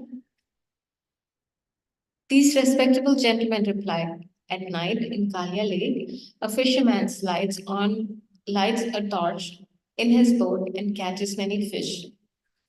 From a distance, people mistakenly think they are seeing Krishna dancing on the body of the Kalya serpent. These fools think that the boat is the Kalya serpent and the torchlight, the jewels on the hoods. People also mistake the fisherman for Krishna. Actually, Krishna has returned to Vṛndāvana, that is the truth. And it is also that people have seen him. But where they are seeing Krishna is their mistake. It is like considering a dry tree to be a person. Purport. The word sthana means a dry tree without leaves. From a distance, one may mistake a tree for a person. This is called sthana purusha. According to Sri Chaitanya Mahaprabhu, was living in Vrindavan. Although Sri Chaitanya Mahaprabhu was living in Vrindavan, the inhabitants considered him an ordinary human being, and they mistake the fisherman to be Krishna. Every human being is prone to make such mistakes. Sri Chaitanya Mahaprabhu was mistaken for an ordinary sannyasi. The fisherman was mistaken for Krishna, and the torchlight was mistaken for bright jewels on Kalya's hoods. 109. Sri Chaitanya Mahaprabhu then asked them, "Where have you seen Krishna directly?" Purport. The people replied, "You're a sannyasi, a renunciant. Therefore, you are a moving Narayan. Jangame Narayan." This is the viewpoint of Mayavada philosophy. Mayavada philosophy supports the impersonal view that Narayan, the Supreme Personality of Godhead, has no form. One can imagine impersonal Brahman in any form as Vishnu, Lord Shiva, Vivashwan, Ganesh, and Devi Durga. According to the Mayavad philosophy, when one becomes a sannyasi, he is to be considered a moving Narayan. Mayavad philosophy holds that real Narayan does not move because, being impersonal, he has no legs. Thus, according to Mayavad philosophy, whoever becomes a sannyasi declares himself Narayan. Foolish people accept such ordinary human beings as the Supreme Personality of Godhead. This is called Vṛndāvana. In this regard, Śrīla Bhaktisiddhanta Saraswati Thakur comments that Jangame Narayan means that the impersonal Brahman takes a shape and moves here and there in the form of a Mayavadi sannyasi. The Mayavad philosophy confirms this.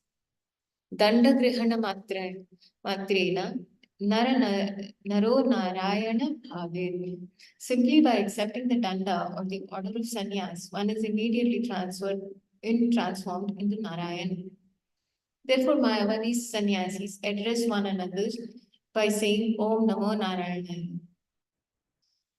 In this way, one Narayan worships another Narayan. Actually, an ordinary human being cannot become Narayan. As the chief Mayavadi sannyasi Sri Shankaracharya says, Narayana Paro Avyakta. Narayan is not a creation of this material world. Narayan is above the material creation. Due to poor fund of knowledge, Mayavadi sannyasis think that Narayan, the absolute truth, takes birth as a human being, and that when he realizes this, he becomes Narayan again. They never considered why Narayan, the Supreme Personality of Godhead, would accept an inferior position as a human being and then again become Narayan when he is perfect. Why should Narayan be imperfect? Why should he appear as a human being? Sri Chaitanya Mahaprabhu very nicely explained these points while at Vṛndāvana. 110. Then the people then said, You have appeared in Vṛndāvana as an incarnation of Krishna. Just by seeing you, everyone is now liberated. 111. Sri Chaitanya Mahaprabhu immediately exclaimed, Vishnu, Vishnu, do not call me the Supreme Personality of Godhead. A jiva cannot become Krishna at any time. Do not even say such a thing. Purport. Sri Chaitanya Mahaprabhu immediately stated that a living being, however exalted he may be, should never be compared to the Supreme Personality of Godhead. All of Sri Chaitanya Mahaprabhu's preaching protests the monistic philosophy of the Mayavadi school. The central point of Krishna consciousness is that the jiva, the living entity, can never be accepted as Krishna or Vishnu. The viewpoint is elaborated in the following verses. 112. A sannyasi in the renounced order is certainly part and parcel of the complete whole. Just as a shining molecule particle of sunshine is part and parcel of the sun itself. Krishna is like the sun, full of six opulences, but the living entity is only a fragment of the complete whole. A living entity and the absolute personality of Godhead can never be considered equal, just as a fragment of spark can never be considered the original flame. Purport. Mayavadi sannyasis consider themselves Brahman, and they superficially speak to themselves as Narayan. The monastic disciples of the Mayavada school, known as Smartha Brahmanas, are generally householder Brahmanas who accept the Mayavadi sannyasis as Narayan incarnate. Therefore, they offer their obeisances to them. Sri Chaitanya Mahaprabhu immediately protested this unauthorized system, specifically mentioning that a sannyasi is nothing but a fragmental portion of the Supreme, Chitkana Jiva. In other words, he is nothing more than an ordinary living being. He's never Narayan, just as a molecular portion of sunshine is never the sun itself. The living entity is nothing but a fragmental part of the absolute truth. Therefore, at no stage of perfection can a living entity become the supreme personality of Godhead. This Mayavadi viewpoint is always condemned by the Vaishnava school. Sri Chaitanya Mahaprabhu himself protested this philosophy. When the Mayavadis accept sannyas and consider themselves Narayan, they become so puffed up that they do not even enter the temple of Narayan to offer respects, for they falsely think themselves Narayan himself. Although Mayavadi sannyasis may offer respects to other sannyasis and address them as Narayan, they do not go to a Narayan temple and offer respects. These Mayavadi sannyasis are always condemned and are described as demons. The Vedas clearly state that the living entities are subordinate parts and parcels of the Supreme. Eko Bahunam Yo Vidadhati Kaman.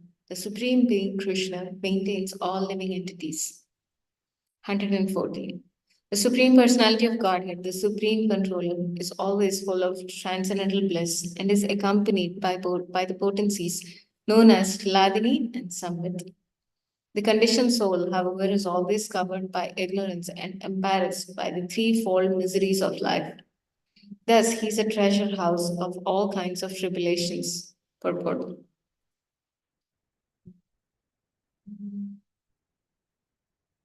This quotation of Vishnu Swami is cited in Sridhar Swami's Bhavartha Deepika commentary on Srimad Bhagavatam 1.7.6. 115. A foolish person who says that the Supreme Personality of Godhead is the same as the living entity is an atheist and he becomes subjected to punishment by the superintendent of death, Yamaraj. Purport.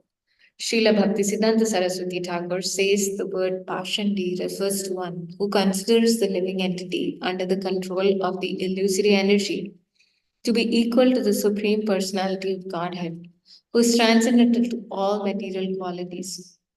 Another kind of Pashandi is one who does not believe in the spirit soul, the superior potency of the Lord, and therefore does not distinguish between spirit and matter.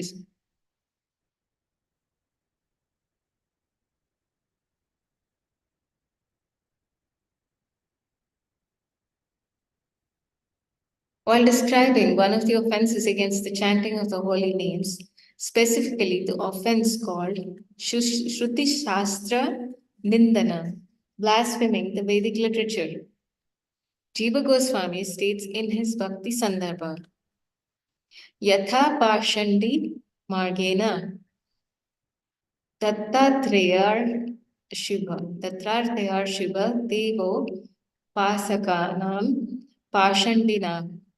Worshippers of impersonalists like Dattatreya are also Pashandis. Concerning the offense of Aham Mama Buddhi or Dehatma Buddhi, considering the body to be the self, Jiva Goswami states, Deva Drivanadi Nimittaka Pashanda Shabdena Cha Dashaparadha Eva Lakshante Pashanda Mayatvam Desham. Those who are overly absorbed in the conception of the body and the bodily necessities are also called Pashandis. Elsewhere in the Bhakti Sandarbha it is stated, Uddishya Devata Eva Juhoti Cha Dadati Cha Shapashandi Vijay Vigneha Swatantro api karmashu. A Pashandi is one who considers the demigods, the Supreme Personality of God, and the Supreme Personality of Godhead to be one. Therefore, a Pashandi worships any kind of demigod as the Supreme Personality of Godhead. One who disobeys the orders of the spiritual masters is also considered Pashandi.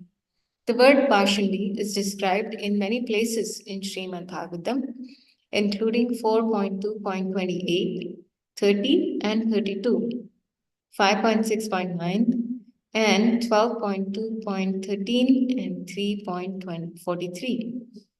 On the whole, a Pashandi is a non-devotee who does not accept the Vedic conclusions. In the Hari Bhakti Vilas, there is a verse quoted from the Padma Purana describing the Pashandi. Sri Chaitanya Mahaprabhu quotes this verse as the following text 116. A person who considers demigods like Brahma and Shiva to be on an equal level with Narayan is to be considered an offender or Pashandi.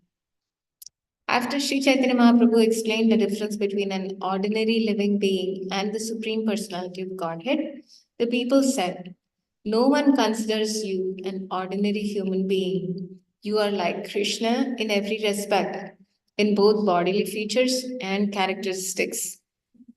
By your bodily features, we can see that you are no other than the son of Nanda Maharaj. Although the golden luster of your body has covered your original complexion, as the aroma of deer musk cannot be concealed by wrapping it in a cloth, your characteristics as the Supreme Personality of Godhead cannot be concealed by any means. Indeed, your characteristics are uncommon and beyond imagination of an ordinary living being. Simply by seeing you, the entire universe becomes mad with ecstatic love of Krishna. If you see this just once, even women, children, if they see you just once, even women, children, old men, meat eaters, and the members of the lowest caste immediately chant the holy name of Krishna, dance like madmen, and become spiritual masters capable of delivering the whole world. Apart from seeing you, whoever listens to your holy name is made mad with ecstatic love for Krishna and is able to deliver the three worlds. Simply by hearing your name, dog eaters become holy saints. Your uncommon potencies cannot be described in words.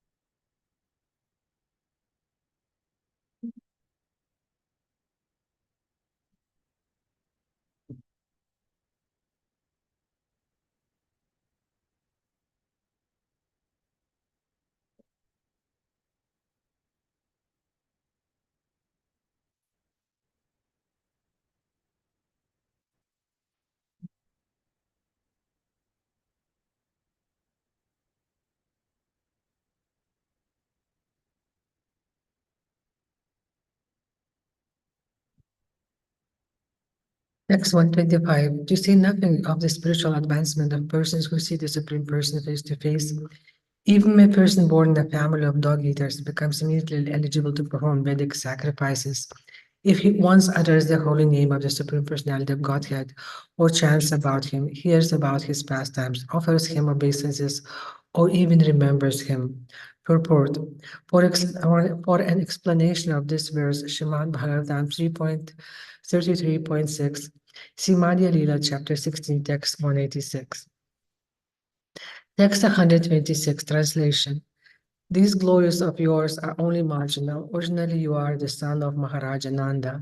Purport, the original characteristics of the substance are called Svarupa, and the subsequent corollaries are called Tatastha Lakshana, or marginal characteristics. The glories of the Lord's marginal characteristics prove him to be the original Supreme Personality of Godhead, the son of Maharaja Nanda. As soon as one understands this, one accepts Sri Caitanya Mahāprabhu as the Supreme Personality of Godhead, Lord Sri Krishna. Text 127.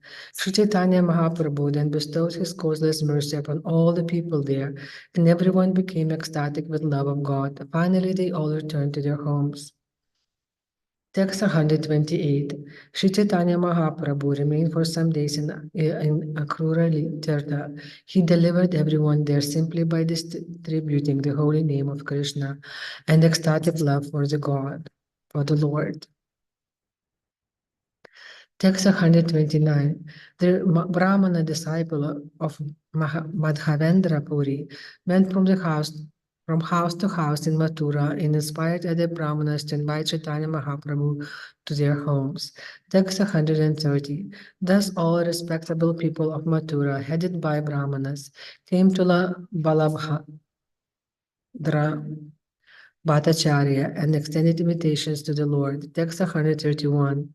In one day, 10 to 20 invitations were received, but Baladhara Bhattacharya would accept only one of them. Text 132. Since not everyone got an opportunity to offer invitation to Sri Caitanya Mahaprabhu personally, those who did not requested the Sanodiya Brahmana to ask the Lord to accept their invitations. Text 133. The Brahmanas from different places, such as Kanikya Kubya and South India, who were all strict followers of the Vedic religion, offered invitation to Sri Chaitanya Mahaprabhu with great humility. Text 134. In the morning, they would come to Akrura Tirtha and cook food. After offering it to Shalagrama Śrīla, they offered it to Sri Chaitanya Mahaprabhu. Purport. There are Brahmanas known as Panchagauda Brahmanas, who come from 5 places in northern India, and there are Brahmanas known as Dakshinatya Brahmanas, who come from 5 places in southern India. In northern India, the places are Kanyakubja, Saraswata Gauda, Maithila, and Uttakala. In southern India, the places are Andhra, Karnataka, Gujarat, Dravida, and Maharashtra. The Brahmanas from these places are considered to be very strict followers of the Vedic principles, and they are accepted as pure Brahmanas. They strictly observe Vedic principles and are not polluted by tantric misdeeds.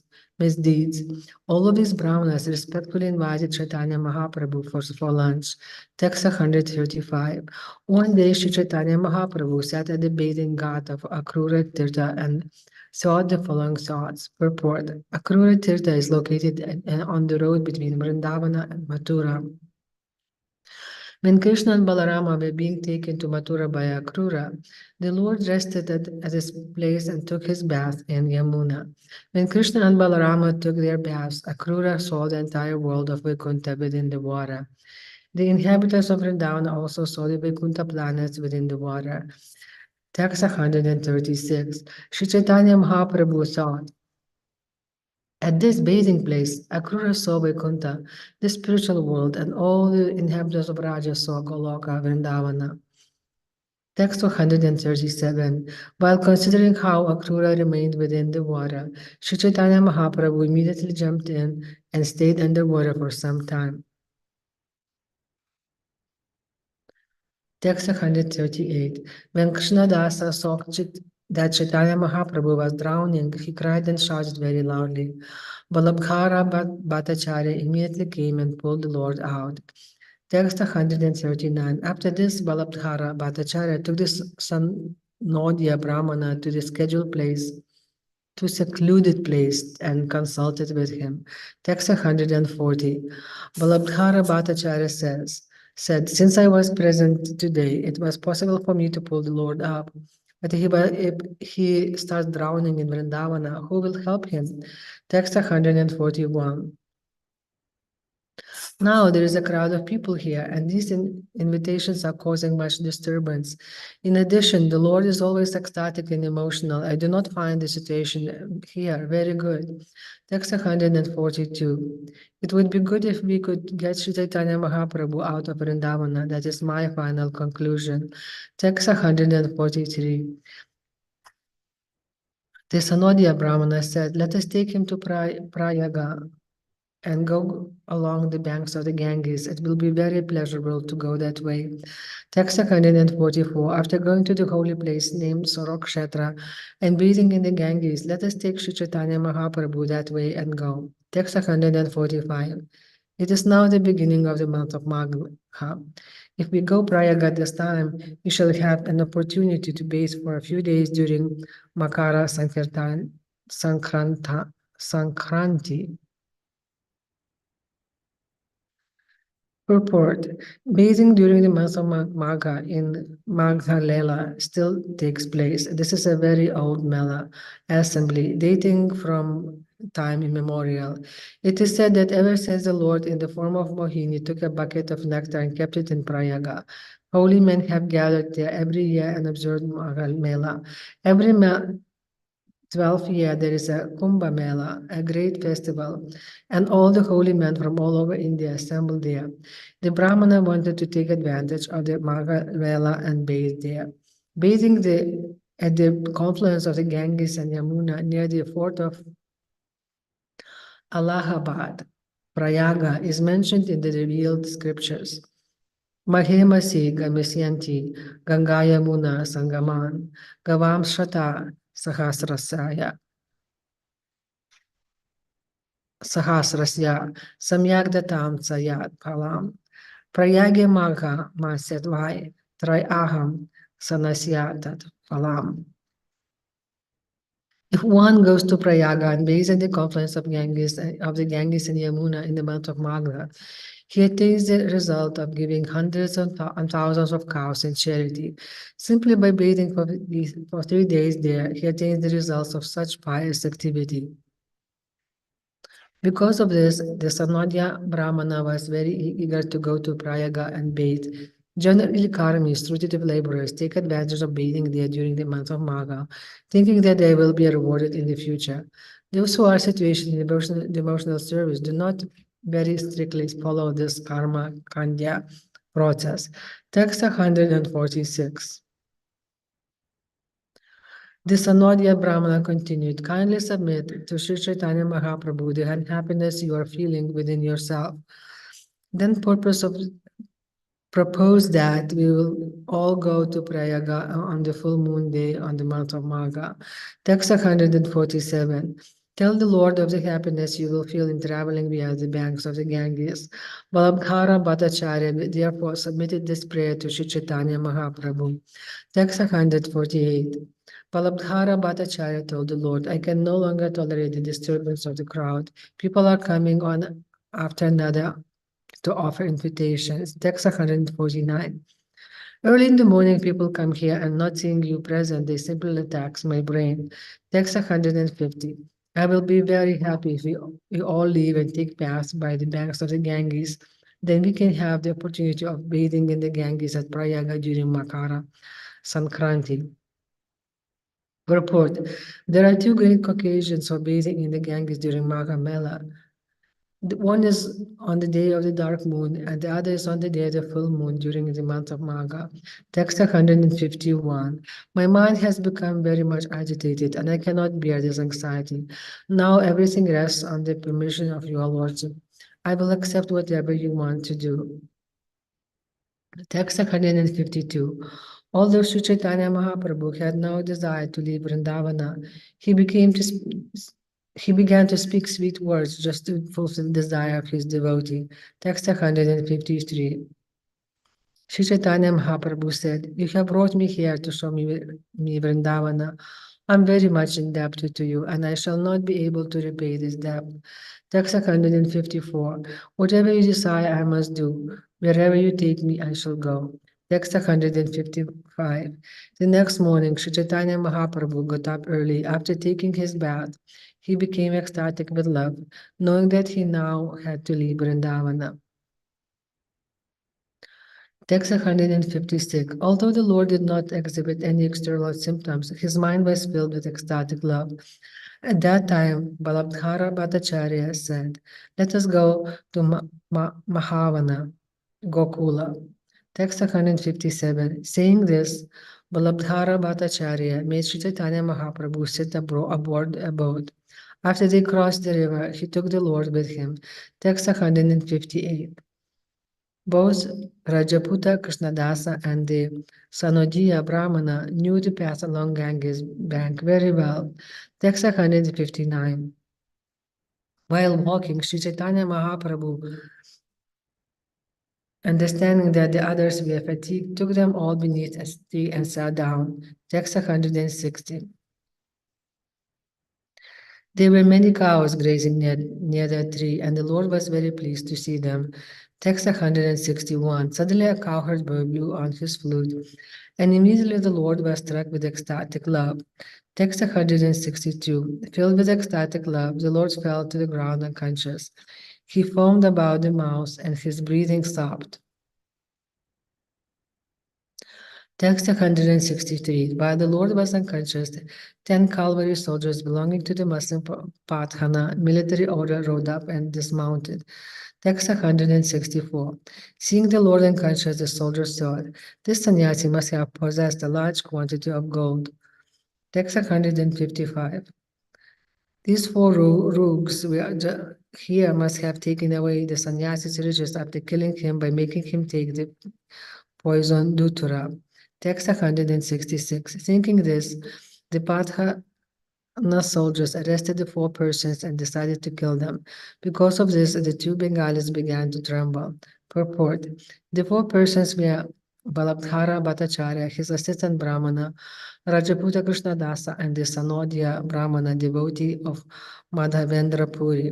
Text 167. The devotee Krishnadasa, who belonged to the Rajapura race, was very fearless. The Sanodiya Brahmana was also fearless, and he spoke very bravely. Text 168. The Brahmana said, "You Pathana soldiers are all under the protection of your king. Let us go to your commander and get his decision." Text 169. This sannyasi is my spiritual master, and I am from Mathura. I am a Brahmana, and I know many people who are in the service of the Muslim king. Text 170. This sannyasi sometimes falls unconscious due to the influence of a disease. Please sit down here, and you will see that he will very soon regain consciousness and his normal condition. Text 171. Sit down here for a while and keep us all under arrest. When the sannyasi regains his senses, you can question him. Then, if you like, you can kill us all. Text 172. The Patana soldiers said, "You're all rogues. One of you belongs to the western lands, one to the district of Mathura, and the other 2 who are trembling belong to Bengal." Text 173. Rajaputa Krishnadasa said, "I have my home here, and I also have about 200 Turkish soldiers and about 100 cannons." Text 174. If I call loudly, they will come immediately to kill you and plunder your horses and saddles. Text 175. The Bengali pilgrims are not rogues. You are rogues, for you want to kill the pilgrims and plunder them. Text 176. Upon hearing this challenge, the Patana soldiers became hesitant. Then suddenly Sri Chaitanya Mahaprabhu regained consciousness. Text 177. Coming to his senses, the Lord very loudly began chanting the golden name, "Hari, Hari." The Lord raised his arms upward and began to dance in ecstatic love. Text 178. When the Lord shouted very loudly in ecstatic love, it appeared to the Muslim soldiers that their hearts were struck by thunderbolts. Text 179. Seized by fear, all the Patana soldiers immediately released the 4 persons. Thus, Sri Chaitanya Mahaprabhu did not see his personal associates arrested. Text 180. At that time, Balabdhara Bhattacharya went to Sri Chaitanya Mahaprabhu and made him sit down. Seeing the Muslim soldiers, the Lord regained his normal senses. Text 181. All the Muslim soldiers then came before the Lord, worshipped his lotus feet, and said, "Here are 4 rooks. These rooks have, text 182. These rooks have made you the Dhutura, has made you take Dhutura. Having made you mad, they have taken all your possessions." Text 183. Sri Chaitanya Mahaprabhu said, "These are not rooks, they are my associates. Being a sannyasi beggar, I do not possess anything." Text 184. Due to epilepsy, I sometimes fall unconscious. Out of their mercy, these 4 men maintain me. Text 185. Along the Muslim was a gray person who was wearing black dress. People called him a saintly person. Text 186. The heart of that saintly person softened upon seeing Sri Chaitanya Mahaprabhu. He wanted to talk to him and establish impersonal Brahman on the basis of his own scripture, the Quran. Text 187. When that person tried to establish impersonal Brahman conception of the absolute truth on the basis of the Quran, Sri Chaitanya Mahaprabhu refuted his argument. Translation, text 188, translation. Whatever arguments he put forward, the Lord refuted them all. Finally, the person became stunned and could not speak. Text 189, Sri Chaitanya Mahaprabhu said, the Quran certainly establishes impersonalism, but at the end it refutes that impersonalism and establishes the personal God. Text 190. The Quran accepts the fact that ultimately there is only one God. He is full of opulence and his bodily complexion is blackish. Purport. The revealed scripture of the Muslims is the Quran. There is one Muslim sampradaya known as the Sufis. The Sufis accept impersonalism, believing in the oneness of the living entity with the absolute truth. Their supreme slogan is Analahak. The Sufi Sampradaya was certainly derived from Shankaracharya's impersonalist.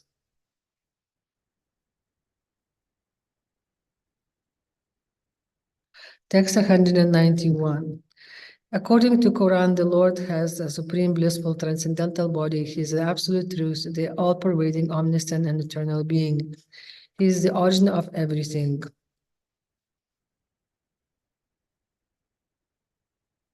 Text 192. Creation, maintenance, and dissolution come from him. He is the original shelter of all gross and subtle cosmic manifestations. Text 193. The Lord is the supreme truth, worshipable by everyone. He is the cause of all causes. By engaging in his devotional service, the living entity is relieved from material existence.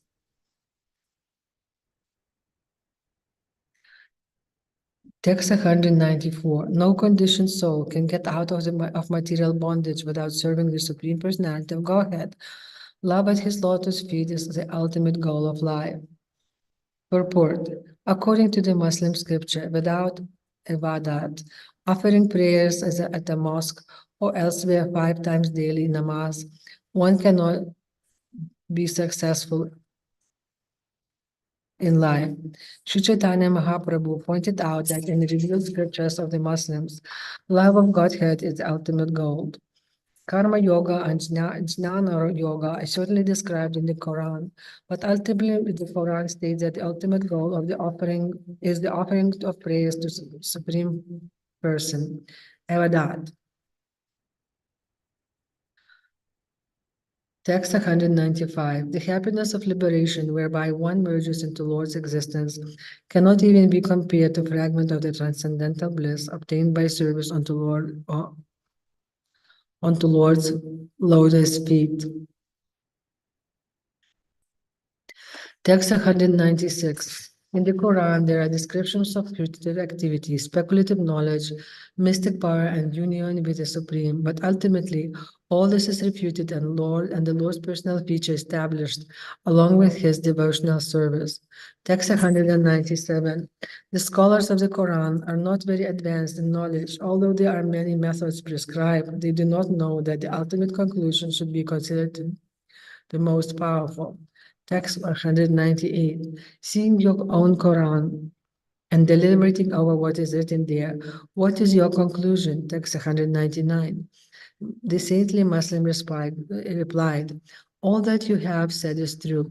This has certainly been written in the Quran, but our scholars can neither understand nor accept it. Text 200. Usually they describe the Lord's impersonal aspect, but they hardly know that the Lord's personal feature is worshipable. They are undoubtedly lacking this knowledge. Purport. The saintly Muslim admitted that those who were supposedly conversant in the teaching of the Quran could not ultimately understand the essence of the Quran. Because of this, they accepted only the Lord's impersonal feature. Generally, they recite and explain this portion only, although the transcendental body of the Lord is worshipable. Most of them are unaware of this. Text 201.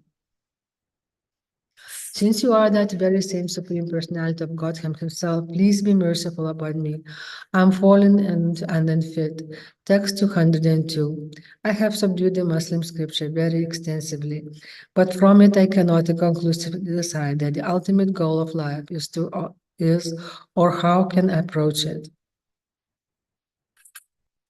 Text 203. Translation. Now that I have seen you, my tongue is chanting the Hare Krishna Maha Mantra. The false prestige I felt from being a learned scholar is now gone. Text 204. Seeing this, the saintly Muslim fell at the lotus feet of Sri Caitanya Mahāprabhu and requested him to speak of life's ultimate goal and the process by which it could be obtained. Text 205. Sri Chaitanya Mahaprabhu said, please get up. You have chanted the holy name of Krishna. Therefore, the sinful reactions you have accrued for many millions of lives are now gone. You are now pure.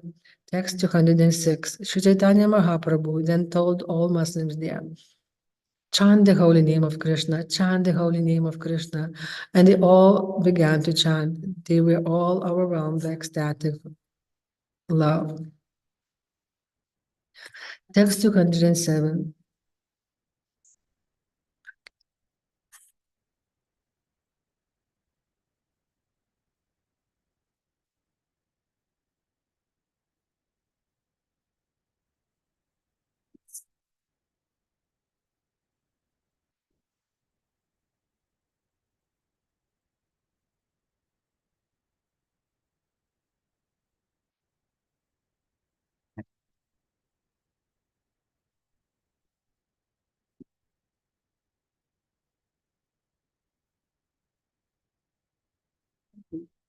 Thank you.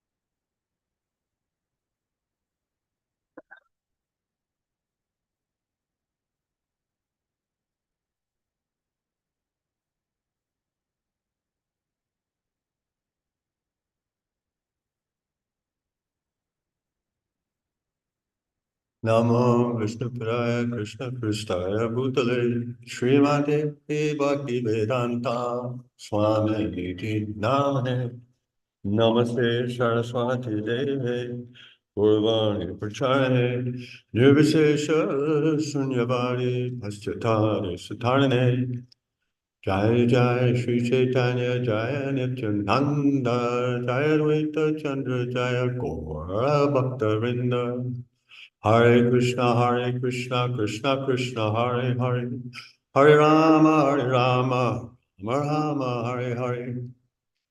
Sri Chaitanya Charitamrita, text 207.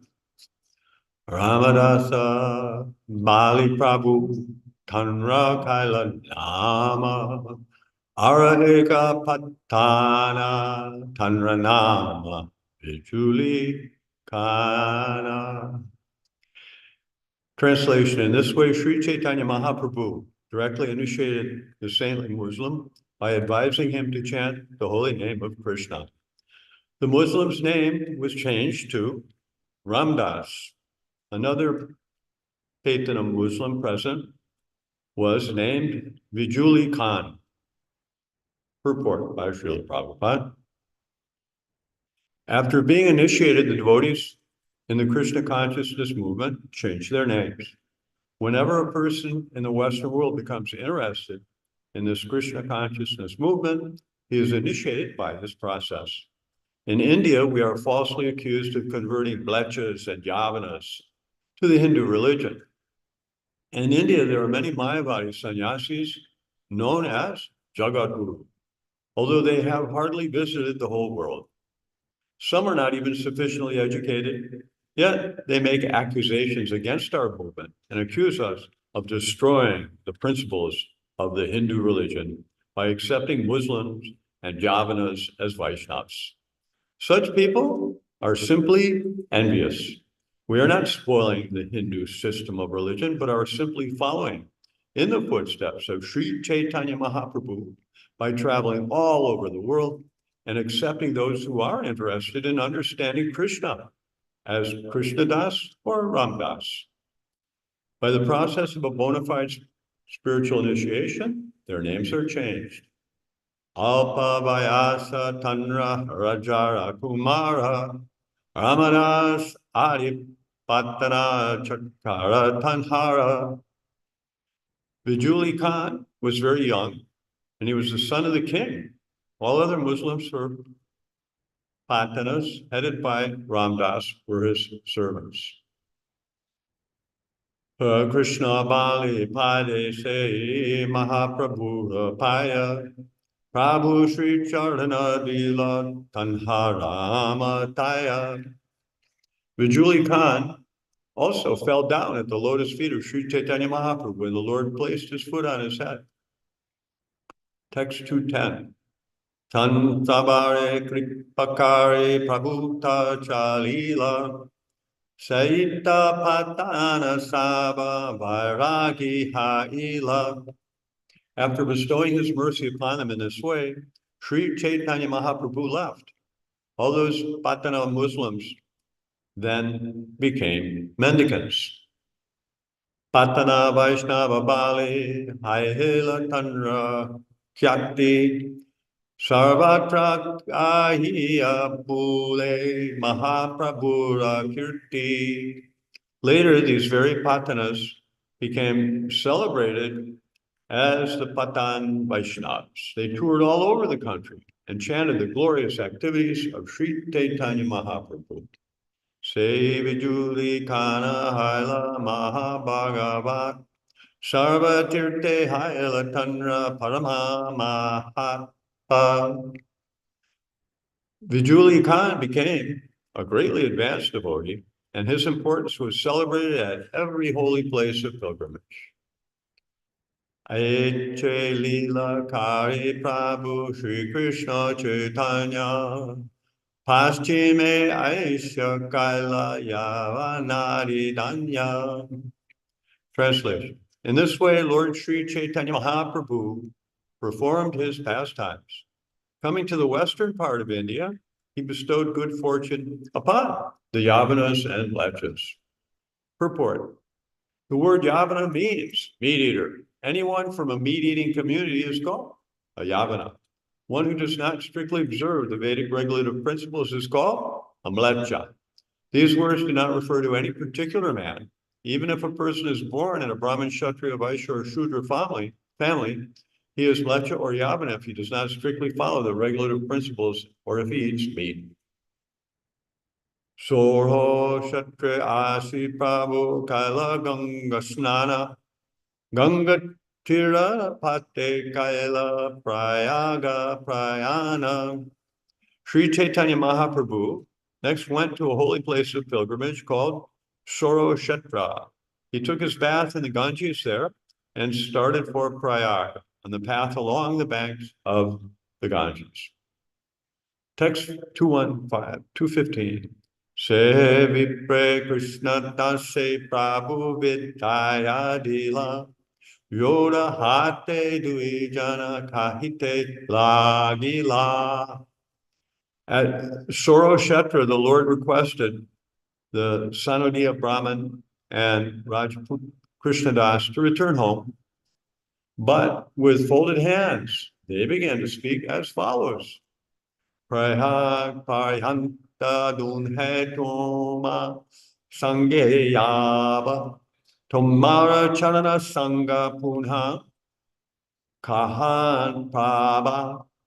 They prayed, let us go to Prayag with you. If we do not go, we shall again get the association of, when shall we get the association again of your lotus feet? Text 217. Mlecha desha keha kahan karaye utpatta bhattacharya pandita kahite na jane nabat. This country is mainly occupied by Muslims. At any place, someone can create a disturbance. And although your companion, Balabhadra Bhattacharya, is a learned scholar, he does not know how to speak the local language. Shruni Mahāprabhu Isad Hasite Lagila Se Dui Jani Prabhu Sange Chali Aila. Hearing this, Sri Caitanya Mahāprabhu accepted their proposal by smiling mildly. Thus, those two persons continued to accompany him. Ye Jana Prabhura Paila Darashana Se Preme Matahaya Karhe Krishna Sankirtana. Whoever got to see Sri Caitanya Mahaprabhu would feel himself overwhelmed with ecstatic love and would begin to chant Hare Krishna mantra. Text 220. Tanra sange anyonye tanra sange ana e mata vaishnava kailasava desha grama. Whoever met Sri Caitanya Mahaprabhu became a Vaishnava, and whoever met that Vaishnava also became Vaishnava. In this way, all the towns and villages became Vaishnava, one after another. Text 221. Dakshin yaite yaiche shakti prakashila se mata paschimadesha preme basalila. Just as the Lord inundated South India on his tour there, he also inundated the western part of the country with love of Godhead. Purport. According to some opinions, Sri Caitanya Mahaprabhu visited Kurukshetra while going to Prayag from Vṛndāvana. There is a temple of Bhadrakali in Kurukshetra, and near that temple, there is a temple containing the deity of Sri Caitanya Mahaprabhu. Text 222. E mata chali prabhu prayaga ala dasa dina trivanite makara snanakaila. Translation. Sri Caitanya Mahaprabhu finally arrived at Prayag and for 10 successive days bathed in the confluence of the rivers Jamuna and Ganges during the festival of Makara Sankranti, Magh Mela. Purport. Actually, the word Triveni indicates the confluence of 3 rivers, namely the Ganges, Yamuna, and Saraswati. Presently, the Saraswati River is not visible, but the river Ganges and the river Yamuna merge at Allahabad. Text 223. Vṛndāvana Gamana Prabhu Charita Ananta Sahasra Vadana Yanranahi Nanta. Sri Caitanya Mahaprabhu's visit to Vṛndāvana and his activities there are unlimited. Even Lord Shesha, who has thousands of hoods, cannot reach the end of his activities. Text 224. Taha ke kahite pareshu rajivahanya digdarshana kailun muni shudra karya. Translation. What ordinary living being can describe the pastimes of Sri Caitanya Mahaprabhu? I have only indicated the general direction in the form of a summary. Text 225. Alaukika lila prabhura alaukika iti Shuni leo bhagya hinera nahaya pratiti. The pastimes and methods of Sri Caitanya Mahaprabhu are uncommon. Unfortunate is he who cannot believe even after hearing all these things. Text 226. Ajo panta Caitanya lila alaukika dana shradakari shuna iha satyakari mana. From the beginning to the end of the pastimes of Sri Caitanya Mahaprabhu, they are uncommon. Just hear them with faith and accept them as true and correct. Text 227. Ye tarka kare tang se murka raja apanara munde se apani parivaja. Whoever argues about this is a great fool. He intentionally and personally brings a thunderbolt down upon his head. 228. Caitanya Charita E Amritera Sindhu Jagad Anande Basaiha Yara Eka Bindu. The pastimes of Sri Caitanya Mahaprabhu are an ocean of nectar. Even a drop of this ocean can inundate the whole world with transcendental bliss. Text 229. Sri Rūpa Raghunatha Pade Yarasa Caitanya Caritamrita Kahe Krishna Dasa. Praying at the lotus feet of Sri Rūpa and Sri Raghunath, always desiring their mercy, I, Krishna Das, narrate Sri Caitanya Caritamrita following in their footsteps. Purport.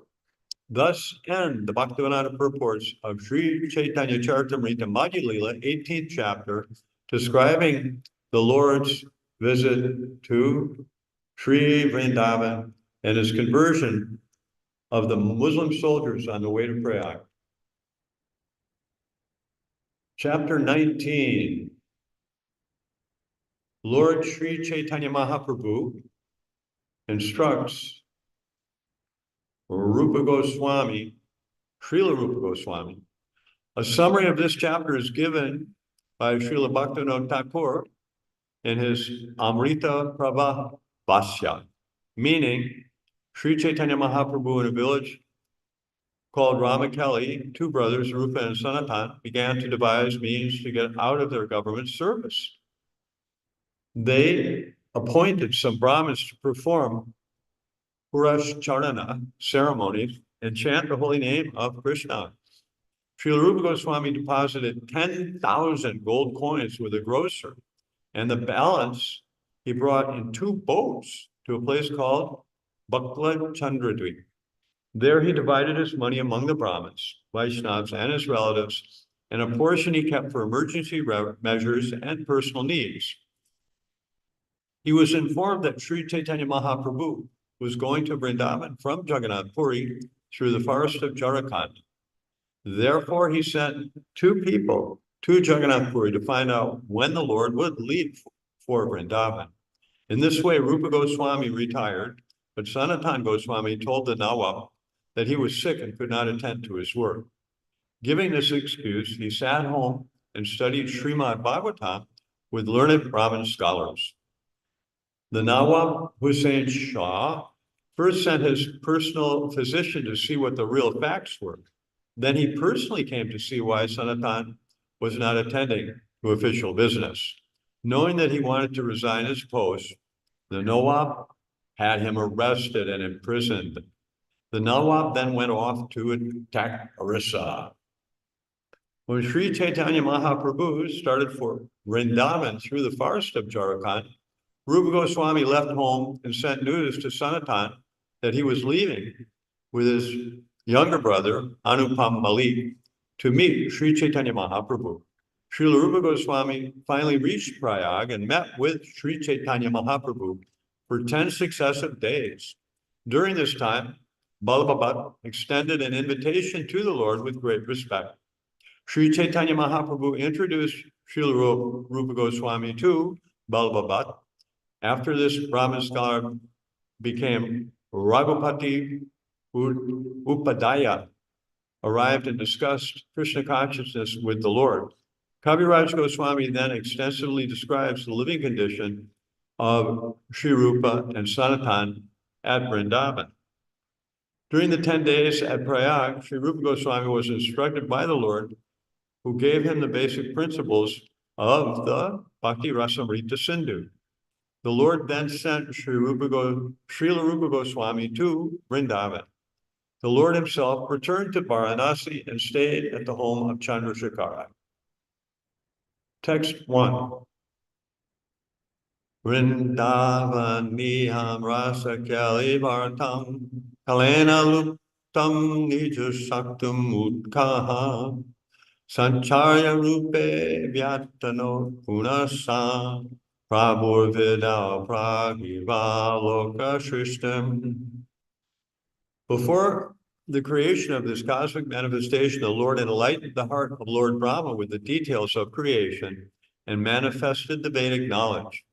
In exactly the same way, the Lord, being anxious to revive the Vrindavan pastimes of Lord Krishna, impregnated the heart of Rūpa Goswāmī with spiritual potency.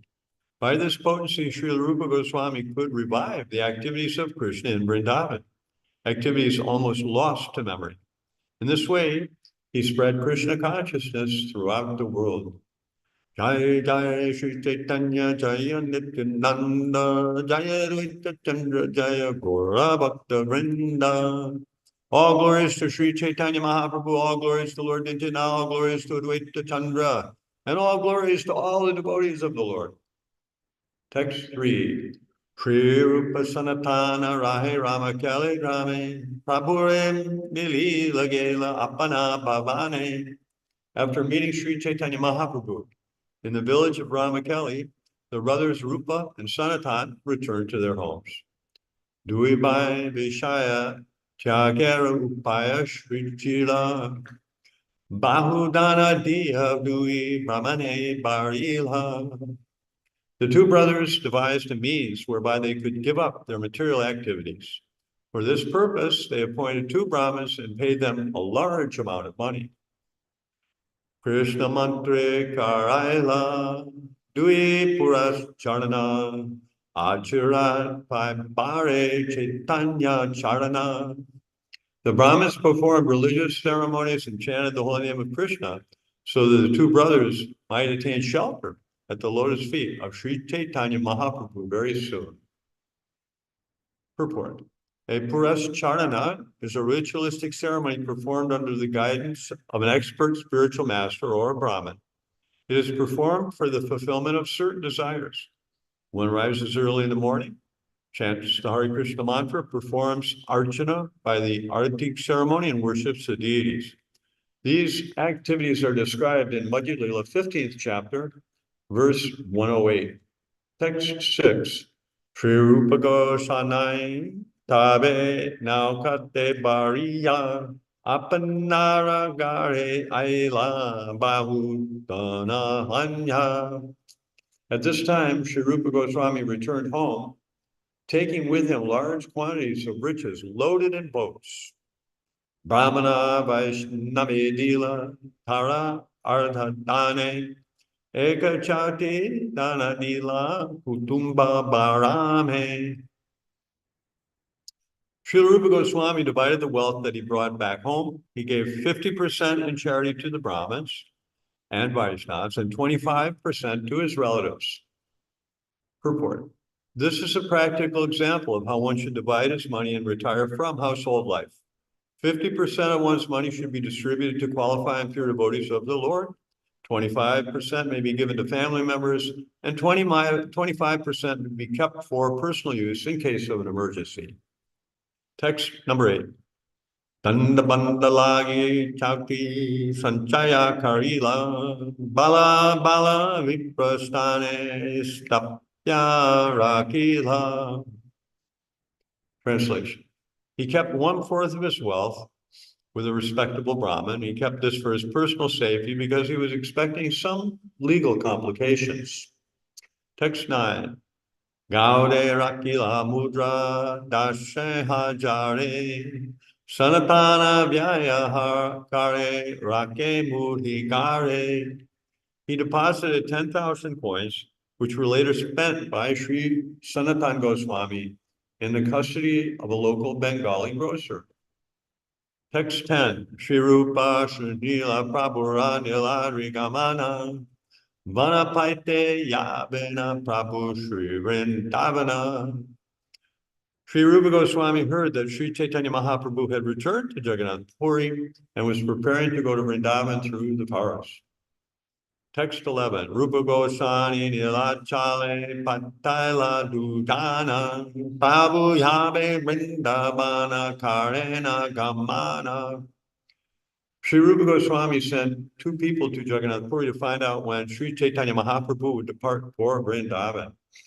Text 12, Shigra Asi More Tanra Diba Samarachara Shruniyatana Rupa Kariba Vyavahara.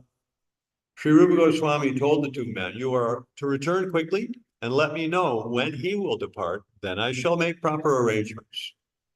Text 13, Eta Sanatana Goswami Bhave Mane Mana Raja More Pritikare Se Mora Bandhana. Well, Sanatana Goswami was in Godadesh. He was thinking, the Nawab is very pleased with me. I certainly have an obligation. Text 14, Kona Mate Rajayari More Kudu Haya Tabe Av Yahate Haya Kailun Nuschaya. If the Nawab somehow or other becomes angry with me, I shall be greatly relieved. That is my conclusion. Avasta yera jatmakari rahe nijagare raja garya jadila nayaya raja dware. On the pretext of bad health, Sanatana remained at home. Thus he gave up government service and did not go to the royal court. Text 16. Lobi kayasta gana raja karya kare apane swagrihe kare shastrera vichare. The greedy masters of this clerical and secretarial staff performed the government duties while Sanatana personally remained home and discussed the revealed scriptures. Purport. Sanatana Goswami was the minister in charge of the government secretariat, and his assistants, the undersecretaries and clerks, all belonged to the Kayasta community. Formerly, the Kayastas belonged to the clerical and secretarial staff of the government, and later, if one served as such a post, he was called a Kayasta. Eventually, if a person could not identify himself as a Brahmin, Kshatriya, Vaishya, or Shudra, he used to introduce himself as a Kayasta to get wealthy and honorable position. In Bengal, it is said that if one cannot identify his caste, he calls himself Kayasta. On the whole, the Kayasta community is a mixture of all castes and is especially including those engaged in clerical or secretarial work. Materially, such people are always busy occupying responsible government posts. When Sanatana Goswami was relaxing and feeling inclined to retire from government service, many Kayastas on his secretarial staff were very eager to occupy his post. In this regard, Śrīla Bhaktivinoda Thakur states that when Sanatana Goswami was a government minister and the Kayastas who assisted him saw that he was reluctant to continue, they became very expert in their duties. Sanatana Goswami was a Brahmin belonging to the Saraswat Brahmin community. It is said that when he resigned, a subordinate named Pundarakan, who was a Kayast, occupied his post. Text 17. Bhattacharya Pandit Pisa Trishalahanya Bhagavad Vicharakarena Sa Ate Vasya. Sri Sanatana Goswami used to discuss Srimad Bhagavatam in an assembly of 20 or 30 learned Brahmin scholars. Purport. Śrīla Bhaktisiddhanta Saraswati Thakur gives the following commentary on the words of Bhagavad Vichara, as confirmed in the Mundaka Upanishad 1:1, 4 through 5. There are two kinds of educational systems. Dve Vedittavya iti hasmaya brahmavido vananti parachalava paracha tatra para rigveda yajurveda samavedo tarvaveda shikshakalpo vyakaranam niruktam chando jyotisham iti atapara yayatad aksharam arigamyate. There are two kinds of educational systems. One deals with transcendental knowledge, paravidya, and the other with material knowledge, aparavidya. All the Vedas, the Rig Veda, Yajur Veda, Samaveda, and Atharva Veda, along with their corollaries known as Shikshakalpa, Vyakarana, Nirukta, Chanda, and Jyotish, belong to the inferior system of material knowledge, aparavidya. By paravidya, one can understand the akshara, Brahman, or absolute truth. As far as the Vedic literature is concerned, the Vedanta Sutra is accepted as the paravidya. Srimad Bhagavatam is an explanation of that paravidya. Those who aspire for liberation, mukti or moksha, and introduce themselves as Vedantika are also equal to those groups aspiring to improve religion, dharma, economic development, artha, and sense gratification, kama. Dharma, artha, kama, and moksha are called chaturvara.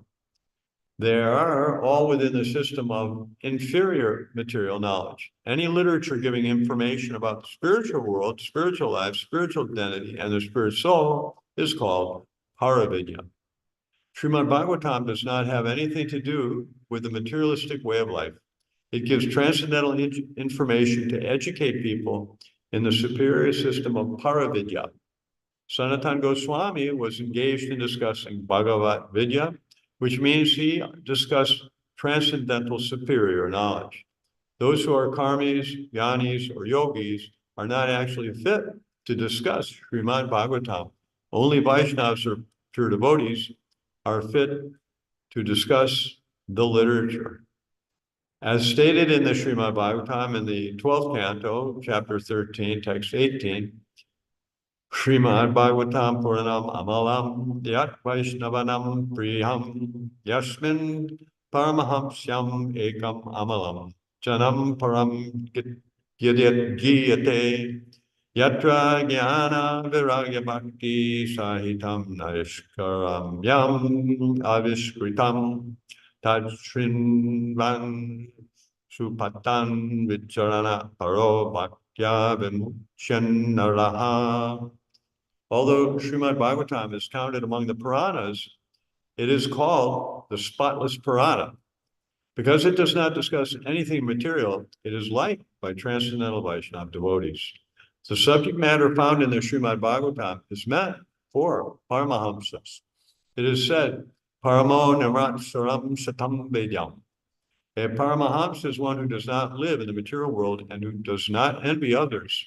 In Srimad Bhagavatam, devotional service is discussed to arouse the living entity to the transcendental position of jnana and vairagya, renunciation. As stated in Srimad Bhagavatam, first canto, second verse, second chapter, 12th verse, Tad Shadadanam Hunayo Jnana Vairagya Yuktaya Pashantyatmani Chattamam Bhaktya Shruta Grihitaya. The seriously inquisitive student or sage, well equipped with knowledge and detachment, realizes that absolute truth by rendering devotional service in terms of what he has heard from Vedanta Shruti. This is not sentiment. Knowledge and renunciation can be obtained through devotional service. Bhaktya Shruta Grihitaya. That is by arousing one's dormant devotional consciousness, Krishna consciousness. When Krishna consciousness is aroused, it relieves one from fruitive activity, activity for economic improvement and material enjoyment. This relief is technically called Naishkarmya. And when one is relieved, he is no longer interested in working hard for sense gratification. Srimad Bhagavatam is Śrīla Vyasadev's last mature contribution, and one should read it and hear it in an assembly of realized souls while engaging in devotional service. At such a time, one can be liberated from all material bondage. This was the course taken by Sanatana Goswāmī, who retired from government service to study Srimad Bhagavatam with learned scholars. Text 18. Aradina Godeshvara Sange Kachana Achambite Gosani Sapate Kailagamana. Well, Sri Sanatana Goswāmī was studying Srimad Bhagavatam in the assembly of learned Brahmins. One day, the Nawab of Bengal and another person suddenly appeared. Purport. The full name of the Nawab of Bengal, Hussain Shah, was Alauddin Sayyidya Hussain Shah Sharīpa Makkah, and he ruled Bengal for 23 years from 1420 to 1443 Shakabda, which is AD 1498 to 1521. Sanatana Goswāmī was studying Srimad Bhagavatam with the scholars in the year 1424 Shakabda, 1502 AD.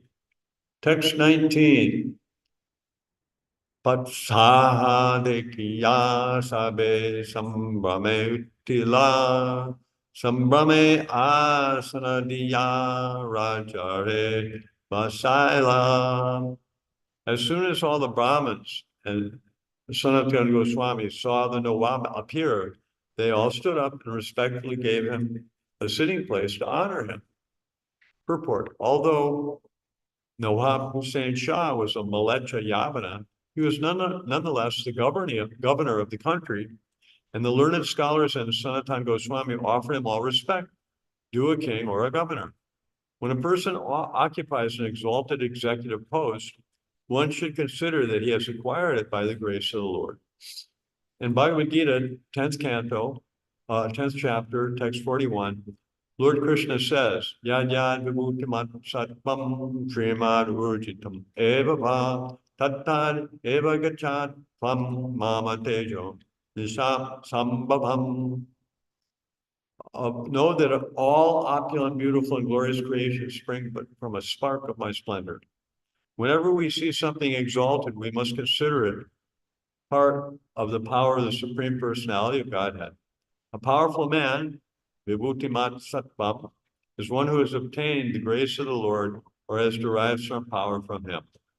In Bhagavad Gita, 7th chapter, 10th verse, Krishna says, Tejas Teshvaniyam Aham, I am the power of the powerful. The learned Brahmin scholars showed respect for Nawab Hussain Shah because he presented a fraction of Krishna's power. Text 20. Raja Kahe Tomarastane Vaidya Patayalun Vaidya Kahe Vyarinahi Shustarye Tekilun. The Nawab said, I sent my physician to you, and he has reported that you are not diseased. As far as he could see, you are completely healthy.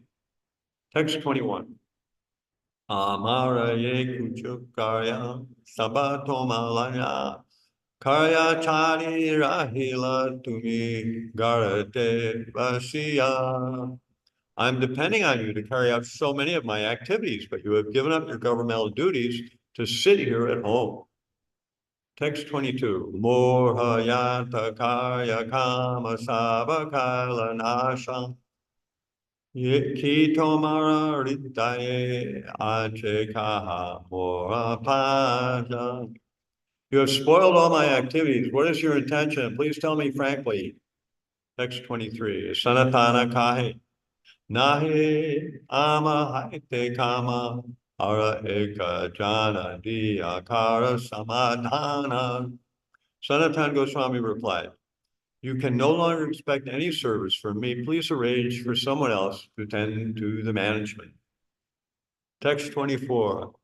Tabe krudham hana raja kahe arabara tomara bana bai hare nasur vyavahara. Becoming angry with Sanatana Goswāmī, the Nawab said, your elder brother is acting just like a plunderer. Text 25. Jiva Bahu Marikala chakla sabanash etatumi kala mora sarva karya nash.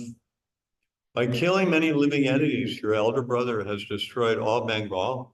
Now here you are destroying all my plans. Text 26. Sanatan kahe tumi svantanta godashvara ye dosha kare deha tara pala. Sanatan Goswami said, you are the supreme ruler of Bengal and are completely independent. Whenever someone commits a fault, you punish him accordingly. Text 27. Eta shuni gaudishvara uti garakela halaya babali sanatanere mandila. Hearing this, the Nawab of Bengal stood up and returned to his home. He ordered the arrest of Sanatan Goswami so that he would not be able to leave. Purport. It is said that the relationship between the Nawab of Bengal and Sanatan Goswami was very intimate. The Nawab used to consider Sanatan Goswami his younger brother.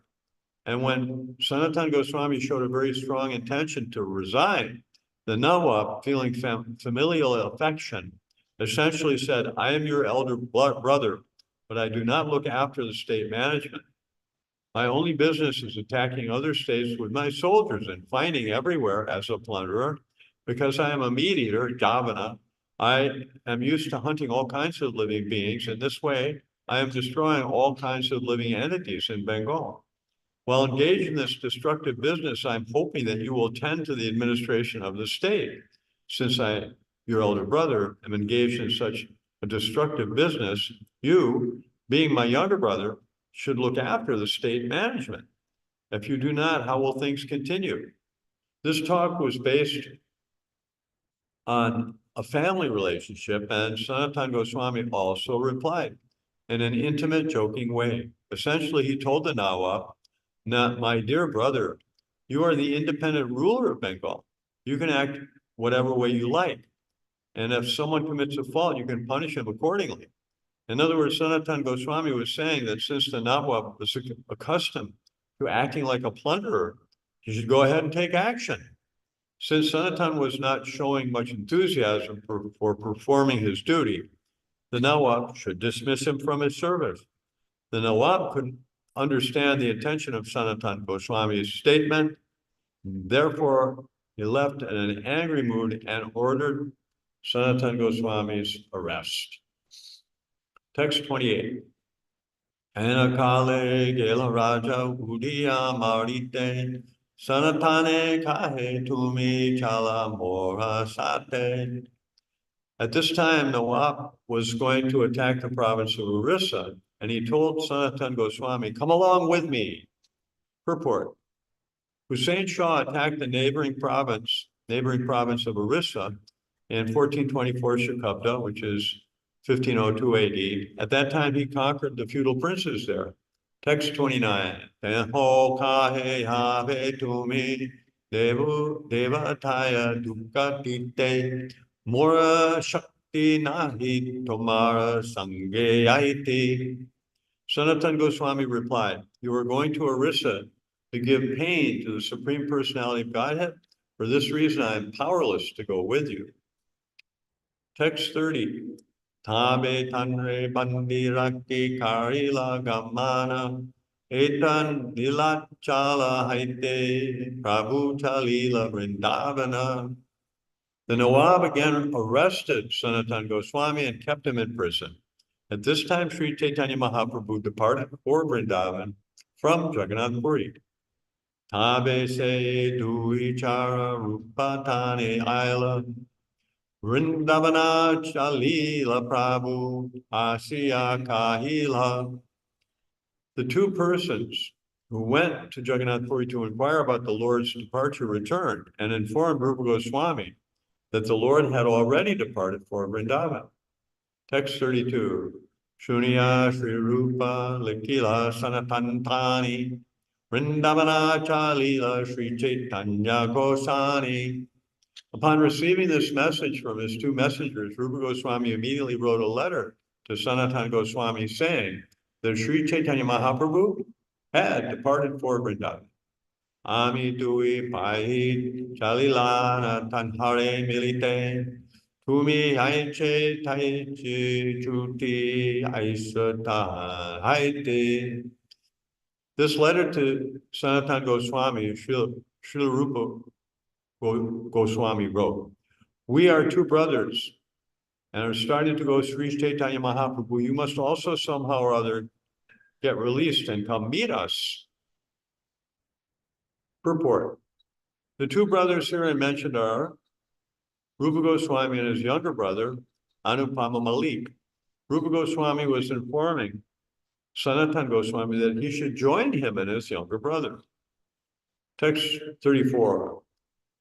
Dasha sahasra mudrata ache muristane tahadiya kara sigra atma vimochane. Rūpa Gosvāmī further informed Srila Sanatana Goswami, "I have left a deposit of 10,000 coins with the grocer. Use that money to get out of prison." Text 35. Yaiche tache chuti tumi aisha Vṛndāvana etaliki dui bai karila gaman. Somehow or other, get yourself released and come to Vṛndāvana. After writing this, the two brothers, Rūpa Gosvāmī and Anupama, went to see Sri Caitanya Mahaprabhu. Anupama Malika Tanranama Sri Valahaba Rūpa Gosanyara Chota Parama Vaishnava. Rūpa Goswami's younger brother was a great devotee whose actual name was Sri Vallabha, but he was given the name Anupama Malik. Text 37. Tanha Lanya Rūpa Gosani Prayaga Aila Mahāprabhu Taha Suni Anandita Aila. Sri Rūpa Gosvāmī and Anupama Malik went to Prayag, and they were very pleased to hear the news that Sri Caitanya Mahaprabhu was there. Text 38. Prabhu Chali Yachena Bindu Madhava Darshane Laksha Laksha Loka Aise Prabhura Milane. At Prayag, Sri Caitanya Mahaprabhu went to see the temple of Bindu Madhava, and many hundreds of thousands of people followed him just to meet him.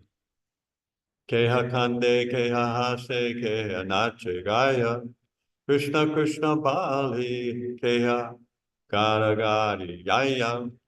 Some of the people following the Lord were crying, some were laughing, some dancing, some chanting. Indeed, some of them were rolling on the ground, exclaiming, "Krishna, Krishna." Text 40. Ganga Jamuna Prayag Narila Dubaite Prabhu Dubaila Krishna Premera Vanyate. Translation. Prayag is located at the confluence of two rivers, the Ganges and the Yamuna.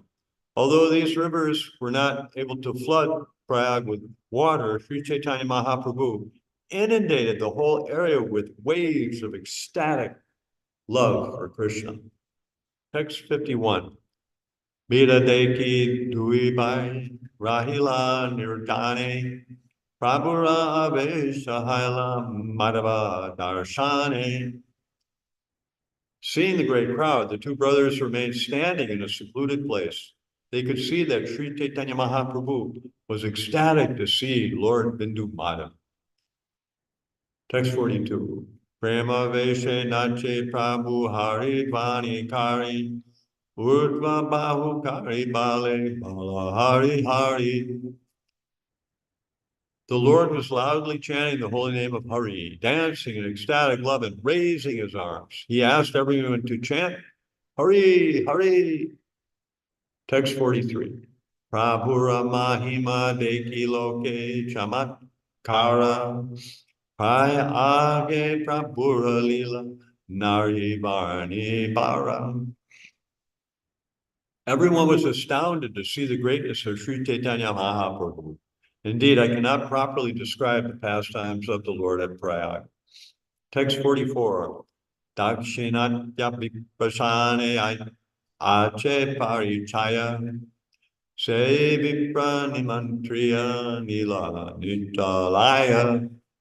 Sri Caitanya Mahaprabhu had made an acquaintance with a Brahmin from Deccan, South India, and that Brahmin invited him for meals and took him to his place. Text 45, Vipragrihe Asi Prabhu Nibrite Vasila Sri Rūpa Balaba Dunhe Aisha lila. When Sri Caitanya Mahaprabhu was sitting in a solitary place in the home of that Deccan Brahmin, Rūpa Gosvāmī and Sri Balaba Anupam Mali came to meet him. Text 46, Dui Gucha Trina Dunhe Dasane Dariya Prabhu Deki Dure Pare Tandabatanya. Seeing the Lord from a distance, the two brothers put clumps of straw between their teeth and immediately fell on the ground like rods, offering him obeisances. Text 47, Nana Shloka Pari Utte Pare Bara Prabhu Deki Prema Svesha Aila Dunhara. Both brothers were overwhelmed in ecstatic emotion, and reciting various Sanskrit verses, they stood up and fell down again and again. Text 48, Sri Rūpa Dekiya Prabhura Prasana Hailamana Uta Rūpa Aisha Balila Vachana. Sri Caitanya Mahaprabhu was very pleased to see Srila Rūpa Gosvāmī, and he told him, stand up, my dear Rūpa, come here. Text 49, Krishnara Karuna Kichu Nayaya Varnane Vishaya Kupahaita Kadila Toma Duajane. Sri Caitanya Mahaprabhu then said, it is not possible to describe Krishna's mercy, for he has delivered you both from a well of material enjoyment. Text 50, Name Bhaktas Chaturvedi Mad Bhaktas Svapachapriya Tasmai Deyam Tato Rayam Sapan Sacha Pujo Yata Yaham. Lord Krishna said, even though a person is very learned, a very learned scholar of Sanskrit literatures, he is not accepted as my devotee unless he is pure in devotional service. Even though that person is born in a family of dog eaters, he is very dear to me if he is a pure devotee who has no motive to enjoy fruitive activities or mental speculation. Indeed, all respect should be given to him, and whatever he offers should be accepted. Such devotees are as worshipable as I am. Purport. This verse is included in the Hari Bhakti Vilas compiled by Sanatana Goswami. Text 51. Ei shloka pari dunhare kaila alengana kripate dunhara mataya darila charana. After reciting this verse, Sri Caitanya Mahaprabhu embraced the two brothers, and out of his causeless mercy, he placed his feet on their heads. Text 52. Prabhu Kripapana Dunhe Duihata Yudhi Dinahana Stutikare Vinaya Achari. After receiving the Lord's causeless mercy, the two brothers folded their hands in great humility and offered the following prayers to the Lord. Namo Mahāpranaya Krishna Prema Pradayate Krishnaya Krishna Chaitanya Namne Goratveshe Namaha. O most munificent incarnation, you are Krishna himself, appearing as Sri Krishna Caitanya Mahaprabhu. You have assumed the golden color of Srimati Radharani, and you are widely distributing pure love of Krishna. We offer our respectful obeisances unto you. Yo janamatam bhuvanam dayalur ulag gaihan apyaktarot pramatam swaprema sampad sudhaya dudeham Sri Krishna Chaitanya amum prapadye. We offer our respectful obeisances unto that merciful, supreme personality of Godhead, who has converted all three worlds, which were maddened by ignorance, and saved them from their diseased condition by making them mad with the nectar from the treasure house of the love of God. Let us take full shelter of that personality of Godhead, Sri Krishna Caitanya, whose activities are wonderful. Purport. This verse, Prabhupada explains, is the verse found in Govinda Lila Amrita 1-2. Text 55. Tabe Mahāprabhu Tanre Nikate Vasaila Sanatanera Vartakaha Tanhare Puchila. After this, Sri Caitanya Mahaprabhu sat them down by his side and asked them, "What news do you have of Sanatan?" Text 56, Rūpa Kahena Tenhom Pandi Hayara Chagare Tumi Adi Udhara Tabe Haibe Udare. Rūpa Gosvāmī replied, Sanatan has now been arrested by the government of Hussein Shah. If you kindly save him, he can be liberated from that entanglement. Text 57. Prabhu Kahe Sanatanera Anache Mochana Achirat Amasaha Haibe Melana. Sri Caitanya Mahaprabhu immediately replied, Sanatan has already been released from his confinement, and he will very soon meet me. Text 58. Madhya Kariti Vipra Prabhure Kahila Rūpa Gosvāmī Sedi Vasa Tatani Rahila. The Brahmin then requested Sri Caitanya Mahaprabhu to accept his lunch. Rūpa Gosvāmī also remained there that day. Text 59.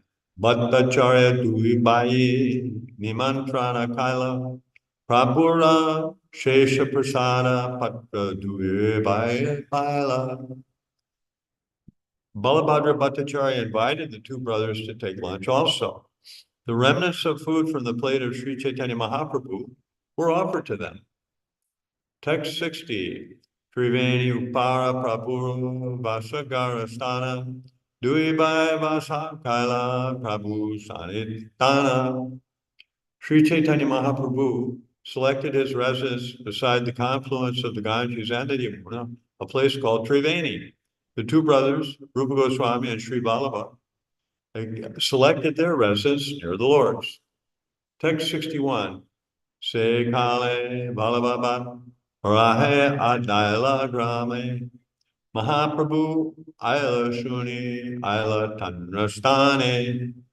At that time, Sri Vallabha was staying at Adailagram, and when he heard that Sri Caitanya Mahaprabhu had arrived, he went to his place to see him.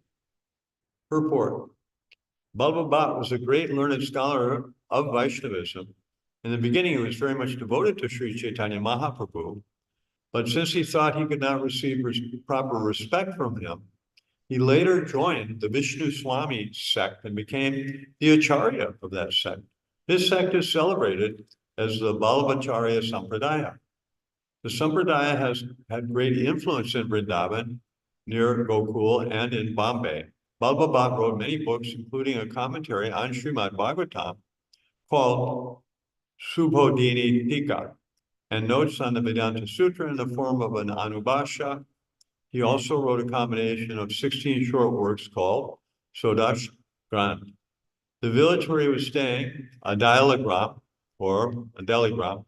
was near the confluence of the rivers Ganges and Yamuna, on the other side of the Yamuna from Prayag, about 1 mile from the river. A temple of Lord Vishnu there still belongs to the Vallabha Sampradaya. Vallabha was originally from a place in southern India called Trilanga. There is a railway station there called Nidada Balu. 16 miles from that station is a village called Kankadabada or Kankunrapadu. A learned Brahmin named Lakshman Dikshita used to live there, and Ballabha was his son. There are 5 sections of the Brahmin community of Andhra Pradesh known as Belanati, Veginati, Muraki Nati, Telugu Nati, and Kashal Nati. Out of these 5 Brahminical communities, Vallabhacharya took his birth in the community of Belanati in the year 1400 Shakabda, or 1478 AD. According to some people, Vallabha Bhattacharya's father took sannyas before Vallabha's birth, and he returned home to take Vallabhacharya as his son. According to the opinion of others, Vallabhacharya was born in 1400 Shakabda era on the Ekadasi day of the dark moon month of Chaitra, and he took his birth in a Brahmin family surnamed Kambampati Baru. According to this account, his father's name was Lakshman Bhatt Dikshita, and he was born in Champakaran. In someone else's opinion, Vallabhacharya appeared near the village named Champajaragram, which is near a railway station named Rajima in Madhya Pradesh. After studying for 11 years at Varanasi, Vallabhacharya returned home. On his return, he heard that his father had departed from the material world. Keeping his mother and brother at home, he went to the banks of the river Tungabhadra to a village called Vijayanagara, where he enlightened Krishnadev, the grandson of King Bukharaj. After that, he traveled throughout India thrice on trips lasting 6 years each. Thus, he passed 18 years and became victorious in his discussions of revealed scriptures. When he was 30 years old, he married Mahalakshmi, who belonged to the same Brahmin community as his. Near Govardhan Hill, he established a deity in the valley. Finally, he came to Adila, which is on the other side of the Yamuna from Prayag.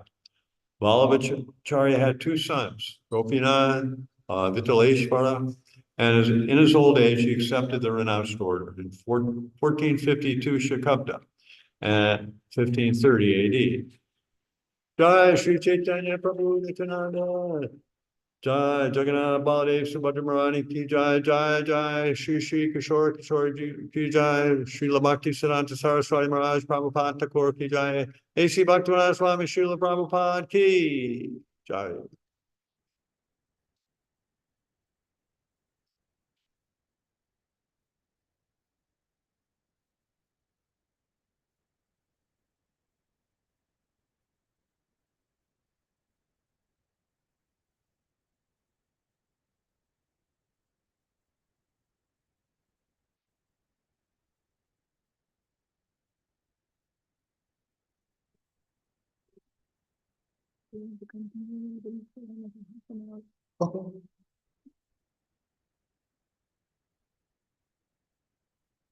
His book, known as Sodasha Granth, and his commentaries on the Vedanta Sutra, Anubhas, and Srimad Bhagavatam, Subodhini, are very famous. He wrote many other books besides.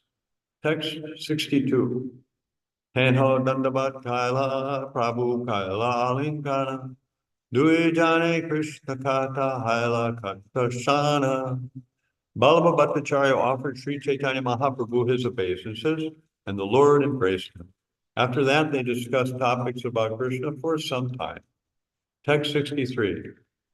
Krishna Kataya Prabhura Mahaprema Udaya Lila Bhattera Sankoche Prabhu Samvarana Kaila. Sri Caitanya Mahaprabhu felt great ecstatic love when they began discussing Krishna, but the Lord checked his feelings because he felt shy before Vallabha. Antare gara gara prema nahe sambarnana deki chamatkara haila Vallabha Bhatteramana. Although the Lord restrained himself externally, ecstatic love raged within. There was no checking that. Vallabha was astonished to detect this.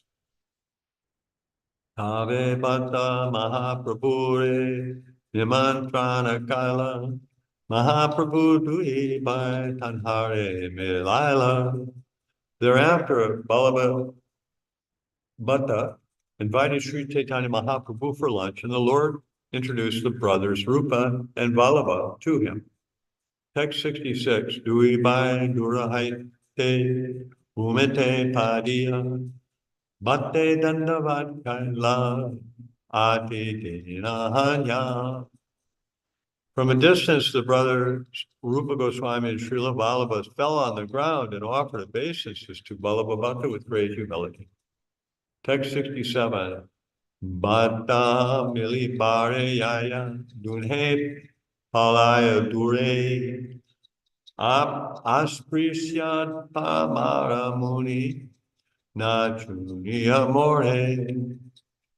When Vallabha Bhattacharya walked toward them, he ran away to a more distant place. Rūpa Gosvāmī said, I am untouchable and most sinful. Please do not touch me. Text 68. Bhattara Vishmaya Haila Prabhura Harshmana Bhattare Kahila Prabhu Tandra Vivarana. Vallabha Bhattacharya was very much surprised at this. Sri Caitanya Mahaprabhu, however, was very pleased, and he therefore spoke to him this description of Rūpa Gosvāmī. Inho na sparsya inho jati atihina vaidika yagnika tumi kulina pravina. Sri Caitanya Mahaprabhu said, don't touch him, for he belongs to a very low caste. You are a follower of Vedic principles and are a well-experienced performer of many sacrifices. You also belong to the aristocracy. Purport. Generally, Brahmins are puffed up with false prestige because they belong to the aristocracy and perform many Vedic sacrifices.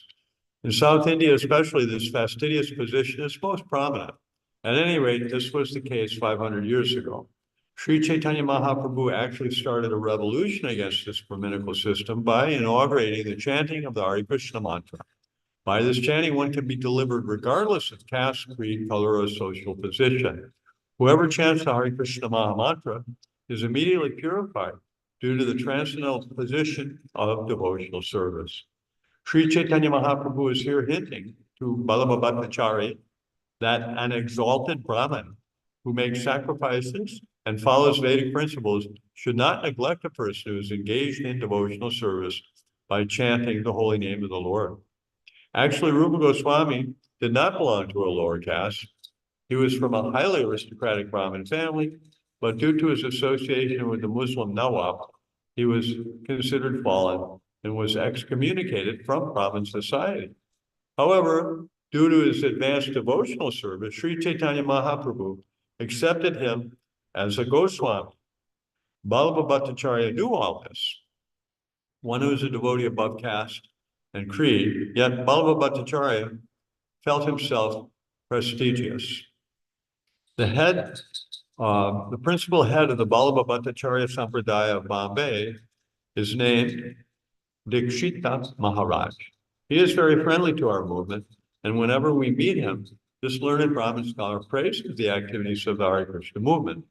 He is a life member of our society, and although he is a learned scholar in the Brahminical caste tradition, he accepts our society and considers its members bona fide devotees of Lord Vishnu. Text 70, Dunhara Mukhe Nirantara Krishna Nama Shuni Bhakta Kahe Prabhura Kichungi Tapangajani. Translation. Hearing the holy names constantly vibrated by the two brothers, Vallabha Bhattacharya could understand the hints of Sri Caitanya Mahaprabhu. Text 71. Dunhara Mukhe Krishna Nama Kariche Nartana Eduyarama Nahe Haya Sarvotama. Translation. Vallabha Bhattacharya said, since these two are constantly chanting the holy name of Krishna, how can they be untouchable? On the contrary, they are most exalted. Purport. Vallabha Bhattacharya's admission of the brothers' exalted position should serve as a lesson to one who is falsely proud of his position as a Brahmin. Sometimes so-called Brahmins do not recognize our European and American disciples as devotees or Brahmins, and some Brahmins are so proud that they do not allow them to enter temples. Sri Caitanya Mahaprabhu here gives a real lesson. Although Vṛndāvana was a great authority on Brahmanism and a learned scholar, he admitted that those who chant the Lord's name are bona fide Brahmins and Vaishnavas and are therefore exalted. Text 72. Aho bhata svapacho togaryan yajit vagre vartate namatubhyam epas kapaste duva Shashnur Aryam Brahman Chug Namagrinanti Ete. Vṛndāvana then recited the following verse. My dear Lord, one who always keeps your holy name on his tongue becomes greater than an initiated Brahmin. Although he may be born in a family of dog eaters and may therefore, by material calculation, be the lowest of men, he is still all glorious. This is the wonderful effect of chanting the holy name of the Lord. It is therefore concluded that one who chants the holy name of the Lord should be understood to have performed all kinds of austerities and great sacrifices mentioned in the Vedas. He has already taken his bath in all the holy places of pilgrimage. He has studied all the Vedas, and he is actually an Aryan. Purport, text 73. Purport. This verse is quoted from Srimad Bhagavatam, 3rd canto, chapter 33, text 7. Text 73. Shuni Mahāprabhu Tanre Bahu Pras Śrīla Prema Vistahana Shloka Parite Lagila. Sri Caitanya Mahaprabhu is very pleased to hear Vṛndāvana quoting from Shastra about the position of a devotee. The Lord praised him personally and feeling ecstatic love of God, began to quote many verses from Shastra. Text 74. Shuchi Sarvati Tipti Gandhi Dagda Durjati Kalmasa Svapako Pipurai Slagyo Navedagyo Pinastik Aha. Sri Caitanya Mahaprabhu said, a person who has the pure characteristics of a Brahmin due to devotional service, which is like a blazing fire burning to ashes all the sinful reactions of past lives, is certainly saved from the consequences of sinful acts, such as taking birth in a lower family.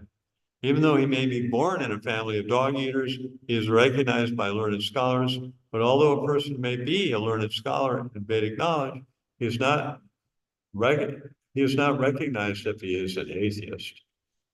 Purport. This verse and next quote are from the Hari Bhakti Sudodaya, 3:11:12, a transcendental literature extracted from the Puranas.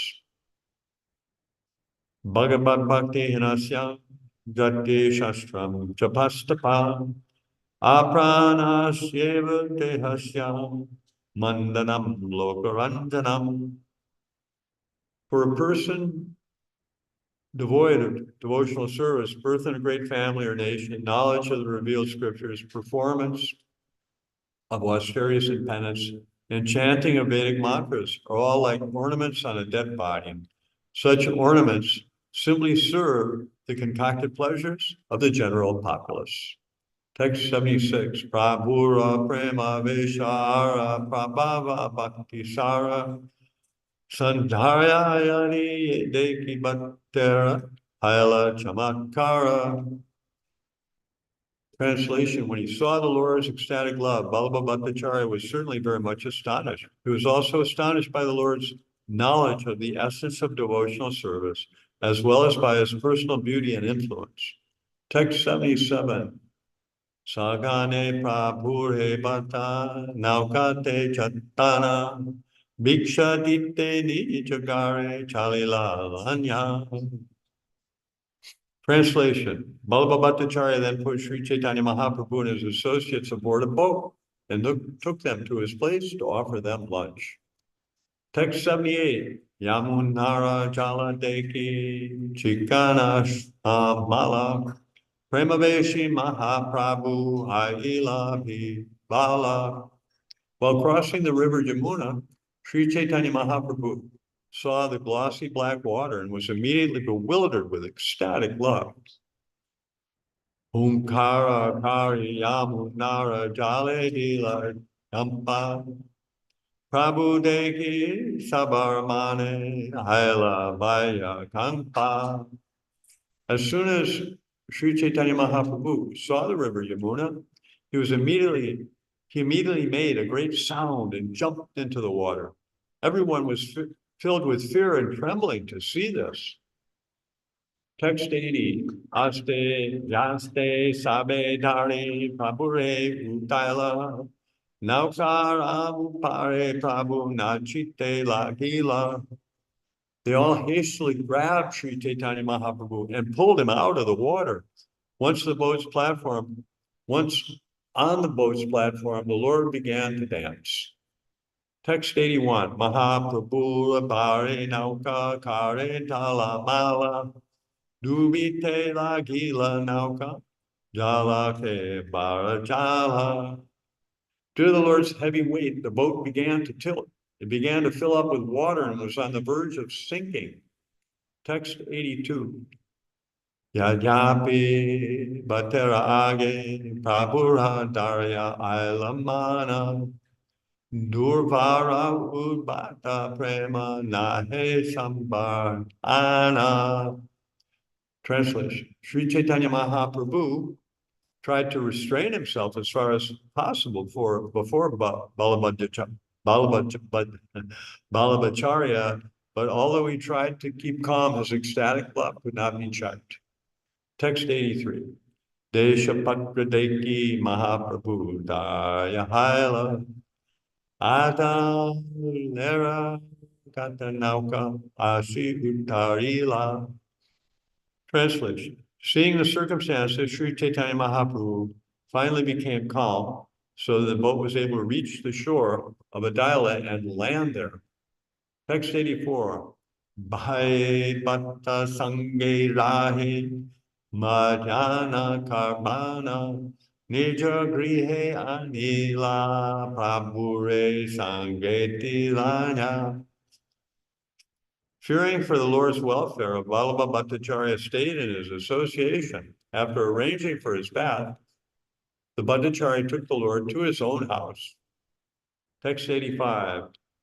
Anandita Hanya Bhatta Dilanti Dasana Apane Karila Prabhu Padla Prakshalana. When Sri Caitanya Mahaprabhu arrived at his home, Vallabha Bhattacharya, being greatly pleased, offered the Lord a nice sitting place and personally washed his feet. Text 86. Sabham se jalamastake davila nutana kalpina bahir vasapabaila. Vallabha Bhattacharya and his whole family then sprinkled that water over their heads. They then offered the Lord new underwear and outer garments. Text 87. Ganda pushpa dupa dipe mahapuja kaila bhattacharya manyakari pakka karaila. Vallabhacharya worshipped the Lord with great pomp, offering scents, incense, flowers, and lamps. With great respect, he induced Balabhadra Bhattacharya, the Lord's cook, to cook. Text 88. Bhiksha Karala Prabhure Sashneha Yatane Rūpa Gosvāmī Duibaye Karale Bojane. Thus Sri Caitanya Mahaprabhu was offered lunch with great care and affection. The brothers Rūpa Gosvāmī and Sri Vallabha were also offered food. Text 89. Bhattacharya Shrupe Deyo Yaila Avashesha Tabe Se Prasada Krishna Dasa Paila Shesha. Vallabha Bhattacharya first offered the remnants of the Lord to Śrīla Rūpa Gosvāmī and then to Krishna Das. Text 90. Mukha Vasa Diya Prabhure Karaila Sayana Apane Pattakarena Prabhura Pada Sambhahana. The Lord was then given spices to purify his mouth. Afterwards, he was made to rest, and Vallabha Bhattacharya personally massaged his legs. Text 91. Prabhu Pataila Tanre Karite Bojane Bojana Kari Aila Tenho Prabhura Charane. When Ballabha Bhattacharya was massaging him, the Lord asked him to go take prasadam. After taking prasadam, he returned to the lotus feet of the Lord. Text 92. Enak Kale Aila Raghupati Upadhyaya Tiruhita Pandita Bhadavaishnav Mahashaya. At that time, Raghupati Upadhyaya of the Tiruhita district arrived. He was a very learned scholar, a great devotee, and a respectable gentleman. Purport. Tiruhita or Tirhutia is a combination of 4 districts in Bihar: Saran, Champaran, Muzaffarpur, and Darbhanga. The people of this state are called Tirutia. Text 93. Asiteno Kaila Prabhura Charanabandana Krishna Mati Rahubali Prabhura Vachana. Raghupati Upadhyaya first offered his respects to Sri Caitanya Mahāprabhu, and then the Lord gave him his blessing, saying, always stay in Krishna consciousness. Shruni Anandita Haila Upadhyaya Ramana Prabhu Tanre Kahila Kaha Krishna Ravaranana. Raghupati Upadhyaya was very pleased to hear the Lord's blessings. Then the Lord asked him to describe Krishna. Text 95. Nija Krita Krishna Lila Shloka Padila Shruni Mahaprabhu Ramaha Prema Veshahaila. When Raghupati Upadhyaya was requested to describe Krishna, he began to recite some verses he had personally composed about Krishna's pastimes. Hearing those verses, Sri Caitanya Mahāprabhu was overwhelmed with ecstatic love. Shrutam apare shritam itare bharatam anye bhajantu bhava bhiktaha aham iha nandam bande yasalinde param brahma. Raghupati Upadhyaya recited, those who are afraid of material existence worship the Vedic literature. Some worship Smriti, the corollaries to the Vedic literature, and others worship the Mahabharata.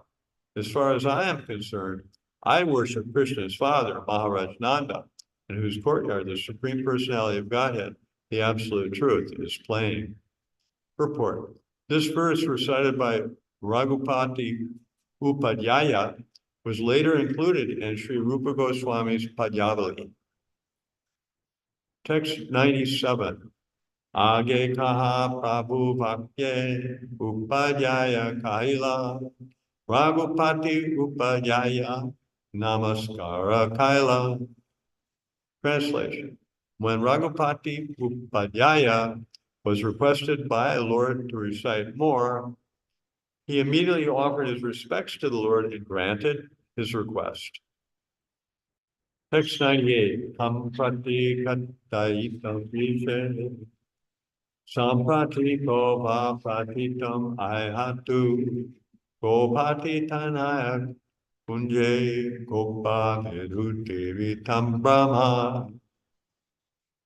To whom can I speak? Who will believe me when I say that Krishna, the Supreme Personality of Godhead, is hunting the gopis in the bushes by the banks of the river Jamuna? In this way, the Lord demonstrates his pastimes. Purport. This verse was also later included in the Padyavali 99. Text 99. Prabhu kahena kahatenho pade Krishna lila pramaveshe prabhura deyamana alulaila. Sri Caitanya Mahāprabhu requested Raghupati Upadhyaya to continue speaking about the pastimes of Sri Krishna. Thus the Lord was absorbed in ecstatic love and his mind and body slackened. Purport. Our minds and bodies are always engaged in material activities. When they are activated on the spiritual platform, they slacken on the material platform. Text 100. Prema deki upayayara haila chamatkara manushya nahe iho Krishna karila nirhara. When Raghupati Upadhyaya saw Sri Chaitanya Mahaprabhu's ecstatic symptoms, he decided that the Lord was not a human being, but Krishna himself. Text 101. Prabhu kahe upadhyaya shrestha manakaya shamam eva param rupam kahe upadhyaya. Translation. Sri Chaitanya Mahaprabhu asked Raghupati Upadhyaya, according to your decision, who is the foremost being? Purport. Raghupati Upadhyaya replied, Lord Shamasundara is the supreme form. Text 102. Shama Rupera Vasastana Shrestha Manakaya Puri Madhu Puri Vara Kahe Upadhyaya. Translation. Of all Krishna's abodes, which do you think is the best? Purport. Raghupati Upadhyaya said, Madhupuri or Mathura Dham is certainly the best. Lord Krishna has many forms, as stated in the Brahma Samhita 533, Advaita Achyuta Manada Mananta Rūpa. Sri Chaitanya Mahaprabhu asked Raghupati Upadhyaya which form was the best of Lord's millions of forms, and he immediately replied that the supreme form of Shamasundara was the Shamasundara form. In that form, Krishna stands curved in 3 places and holds his flute. The Shamasundara form is also described in Brahma Samhita 538. Premandana Shrita Bhakti Vilochanena Santaksa Hayo Radieshu Vilokayanti Yam Sama Sundaram Achinta Guna Swarupam Govindamari Purusam Tamaham Bhajami. I worship the primeval Lord Govinda, who is always seen by the devotees whose eyes are anointed with the pulp of love. He is seen in his eternal form of Shamasundara, situated within the heart of the devotee. Those who are filled with ecstatic love for Krishna always see the form of Shamasundara within their hearts. Raghupati Upadhyaya confirms that the absolute truth, the Supreme Personality of Godhead, has many incarnations, Narayan, Nrsimha, Varaha, and others. But Krishna is distinguished by the supermost. According to Srimad Bhagavatam, 1st Canto, Chapter 3, Text 28, Krishnastu Bhagavan Swayam. Krishna is the original personality of Godhead. Krishna means Shamasundara, who plays his flute in Vṛndāvana. Of all forms, his form is the best of all. Krishna lives sometimes in Mathura and sometimes in Dwarka, but Mathura is considered the better place. This is also confirmed by Rūpa Gosvāmī in his Upadeshamrita. Vaikuntaj Janito Vara Madhupuri or Mathura is far superior to the Vaikuntha Lokas in the spiritual world. Text 103. Bhaya Pauganda Kaya Shore Shrestha Manakaya Vaya Kaishorakam Deyam Kahe Upadhyaya. Translation. Sri Chaitanya Mahaprabhu asked, of the 3 ages of Krishna, known as childhood, boyhood, and fresh youth, which do you consider the best? Purport. Raghupati Upadhyaya replied, fresh youth is the best age. Text 104. Rasagana Madhya Tumi Shrestha Manakaya Adya Eva Parorasa Kahe Upadhyaya. When Sri Chaitanya Mahaprabhu asked, among all the mellows, which do you consider the best? Purport. Raghupati Upadhyaya replied, the mellow of conjugal love is supermost. Text 105. Prabhu kahe bala tattva sikaila more eta bale shloka pare gadgada spahare. Translation, Sri Caitanya Mahaprabhu then said, "You have certainly given first-class conclusions." After saying this, he began to recite the full verse in a faltering voice. Text 106. Shamameva param rupam purimadu puribara Vayakashorakam dhyayam ajeva parorasaha. The form of Shamasundara in the supreme form is the supreme form. The city of Mathura is the supreme abode. Lord Krishna's fresh youth should always be meditated upon, and the mellow of conjugal love is the supreme mellow. Purport. This verse is found in the Padyavali 82. Text 107, Prema Veshi Prabhu Tanre Kaila Alangana, Prema Mata Anya Tenho Karena Nartana. Translation, Sri Caitanya Mahaprabhu then embraced Raghupati Upadhyaya in ecstatic love. Raghupati Upadhyaya was overwhelmed by love, and he began to dance. Text 108, Deki Balabhatta Mane Chamat Karahaila Dui Putrani Prabhura Charhane Padila. Ballabha Bhattacharya was struck with wonder to see Sri Caitanya Mahaprabhu and Raghupati Upadhyaya dance. He even brought forward his two sons and made them fall down at the Lord's lotus feet. Purport, when the two sons of Ballabhacharya were Gopinath and Vittaleshvara. When Sri Caitanya Mahaprabhu visited Prayag in the year 1434 or 1435 Shikhabda, 1512 or 1513 AD, Vittaleshvara was not yet born. In this regard, one should see Madhya Lila 1847. Text 109. Prabhu Deki Bare Grameras Sabaloka Ila Prabhu Darasane Sabe Krishna Bhakta Haila. Upon hearing that Sri Caitanya Mahaprabhu had arrived, all the villagers went to see him. Simply by seeing him, they all became devotees of Krishna. Text 110. Brahmana Sakala Karena Prabhuran Nimantrana Balabhatta Tan Sabhare Karena Nirvana. All the Brahmins of the village were eager to extend invitations to the Lord, but Ballabha Bhattacharya forbade them to do so. Text 111.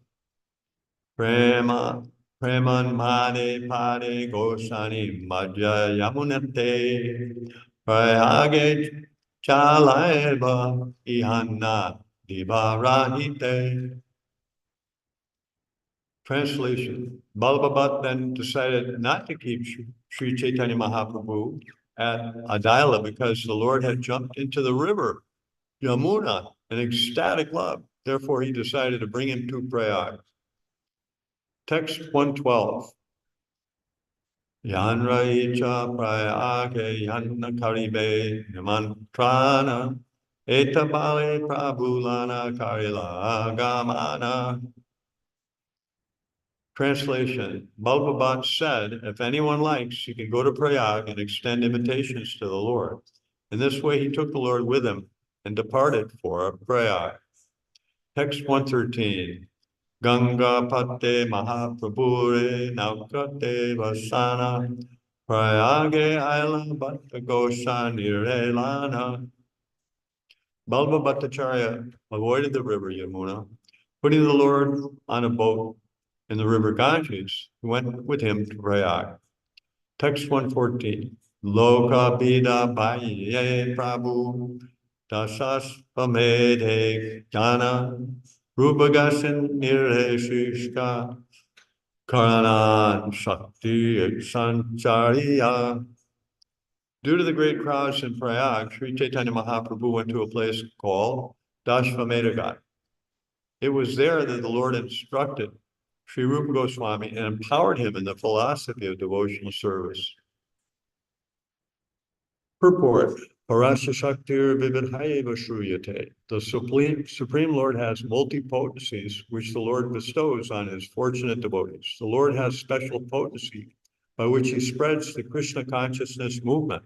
This is explained in the Caitanya Charitamrita Lila 7:11. Kali Kalera Dharma, Krishna Nama Sankirtana, Krishna Shakti Vinanahe, Tarava Pranartana. One cannot spread the holy name of Krishna without being specifically empowered by Lord Krishna. A devotee who receives this power from the Lord must be considered very fortunate. The Krishna consciousness movement is spreading to enlighten people about their real position, their original relationship with Krishna.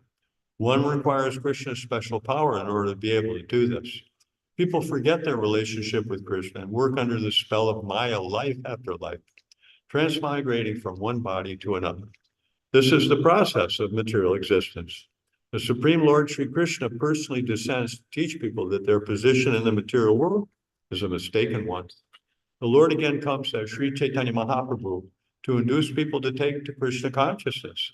The Lord also empowers the special devotee to teach people their constitutional position. Text 115. Krishna Tattva Bhakti Tattva Rasa Tattva Pranta Saba Shikaila Prabhu Bhagavan Sadanta. Translation. Sri Caitanya Mahāprabhu taught Śrīla Rūpa Gosvāmī the ultimate limit of the truth about Lord Krishna, the truth about devotional service, and the truth about transcendental mellows, culminating in the conjugal love between Radha and Krishna. Finally, he told Rūpa Gosvāmī about the ultimate conclusions of Srimad Bhagavatam. Text 116. Ramananda Pashayanta Siddhartha Sunila Rūpe Kripakarita Sabha Sancharila. Sri Caitanya Mahāprabhu taught Rūpa Gosvāmī all the conclusions he had heard from Ramananda Roy and duly empowered him so that he could understand them. Text 117. Sri Rūpa Hridaye Prabhu Sakti Sancharila Sarva Nirupane Pravin Karila. Translation. By entering the heart of Rūpa Gosvāmī, Sri Caitanya Mahāprabhu empowered him to ascertain properly the conclusions of all truths. He made him an experienced devotee whose decisions correctly agreed with the verdicts of the disciplic succession. Thus, Sri Rūpa Gosvāmī was personally empowered by Sri Caitanya Mahāprabhu. Purport. The principles of devotional service are only apparently under the jurisdiction of material activity. To be rightly guided, one must be personally guided by Sri Caitanya Mahāprabhu. This was the case with Śrīla Rūpa Gosvāmī, Sanatana Gosvāmī, and other acharyas. Text 118. Shivananda Sanera Putra Kavi Karnapura Rupera Milana Swagrante Likhyachena Prachura. Translation. In his book Caitanya Chandrodaya, Kavi Karnapur, the son of Shivananda, saying, has elaborately described the meeting between Sri Rūpa Gosvāmī and Sri Caitanya Mahāprabhu. Text 119. Kalena Vṛndāvana Kali Bharta Lupteti Tam Kyapaitum Vishisha Kripam Tena Vishhe Devas Tadraya Rupam Cha Sanatanam Cha. In the course of time, transcendental news of Krishna's pastimes in Vṛndāvana was almost lost. To enunciate explicitly those transcendental pastimes, Sri Caitanya Mahāprabhu empowered Sri Rūpa Gosvāmī and Sanatana Gosvāmī with the nectar of his mercy to carry out his work in Vṛndāvana. Purport. This verse and the following two verses are from Act 9, 38, 29, and 30 of the Caitanya Chandrodaya by Sri Kavi Karnapur. Text 120. Yaprag eva priya guna ganer gadabado mukto gahad yasad rasa eva paro murta eva yamrita Premalapa Ridhatara Parisangaragai Prayam Tam Shri Rūpam Samam Anupamena Anujagra Devaha. Translation: from the very beginning, Śrīla Rūpa Gosvāmī was deeply attracted by the transcendental qualities of Sri Caitanya Mahāprabhu. Thus, he was permanently relieved from family life. Śrīla Rūpa Gosvāmī, his younger brother, Ballabha, were blessed by Sri Caitanya Mahāprabhu.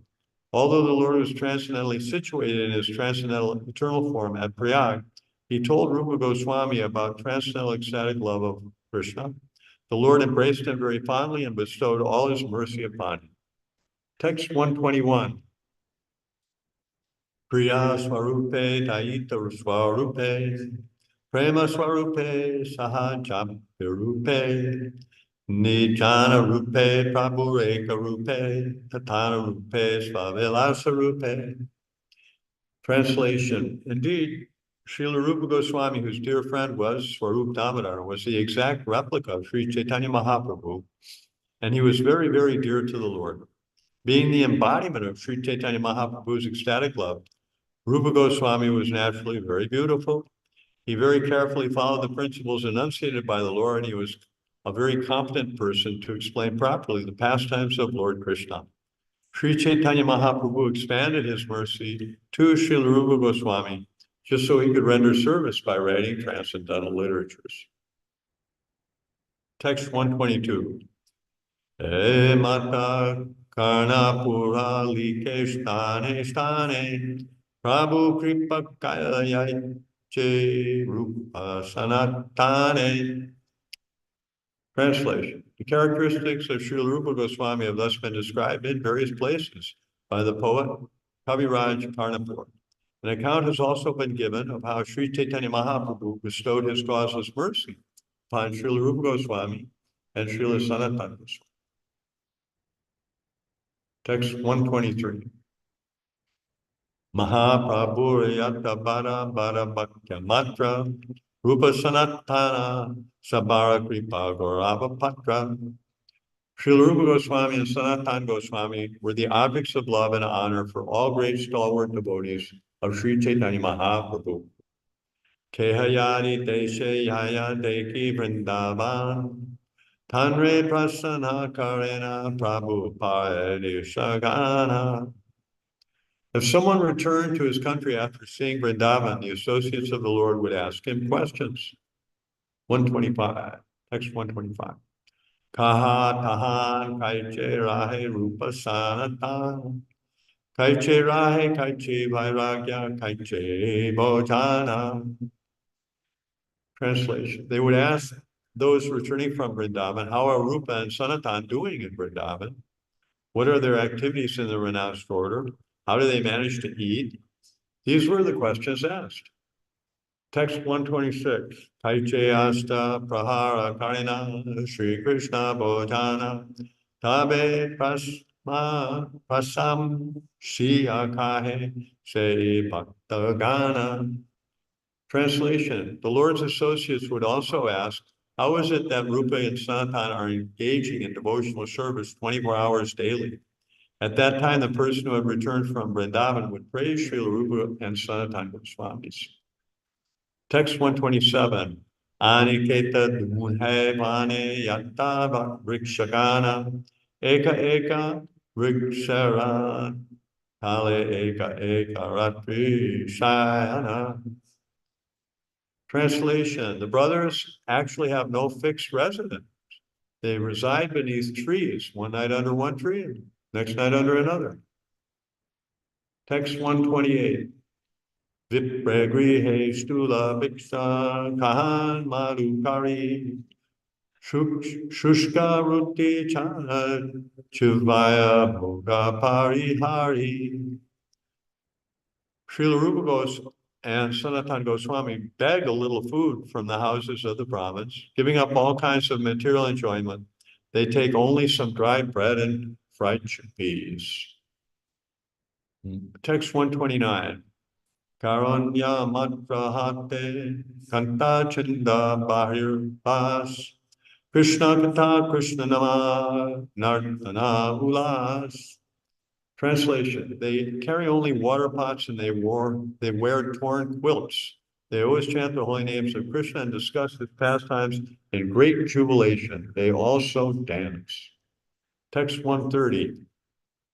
Asta Prahara Krishna Bhajan Charitan Shayane Nama Sankirtane Seha Nahe Kumanadine. Translation: they engage almost 24 hours daily in rendering service to the Lord.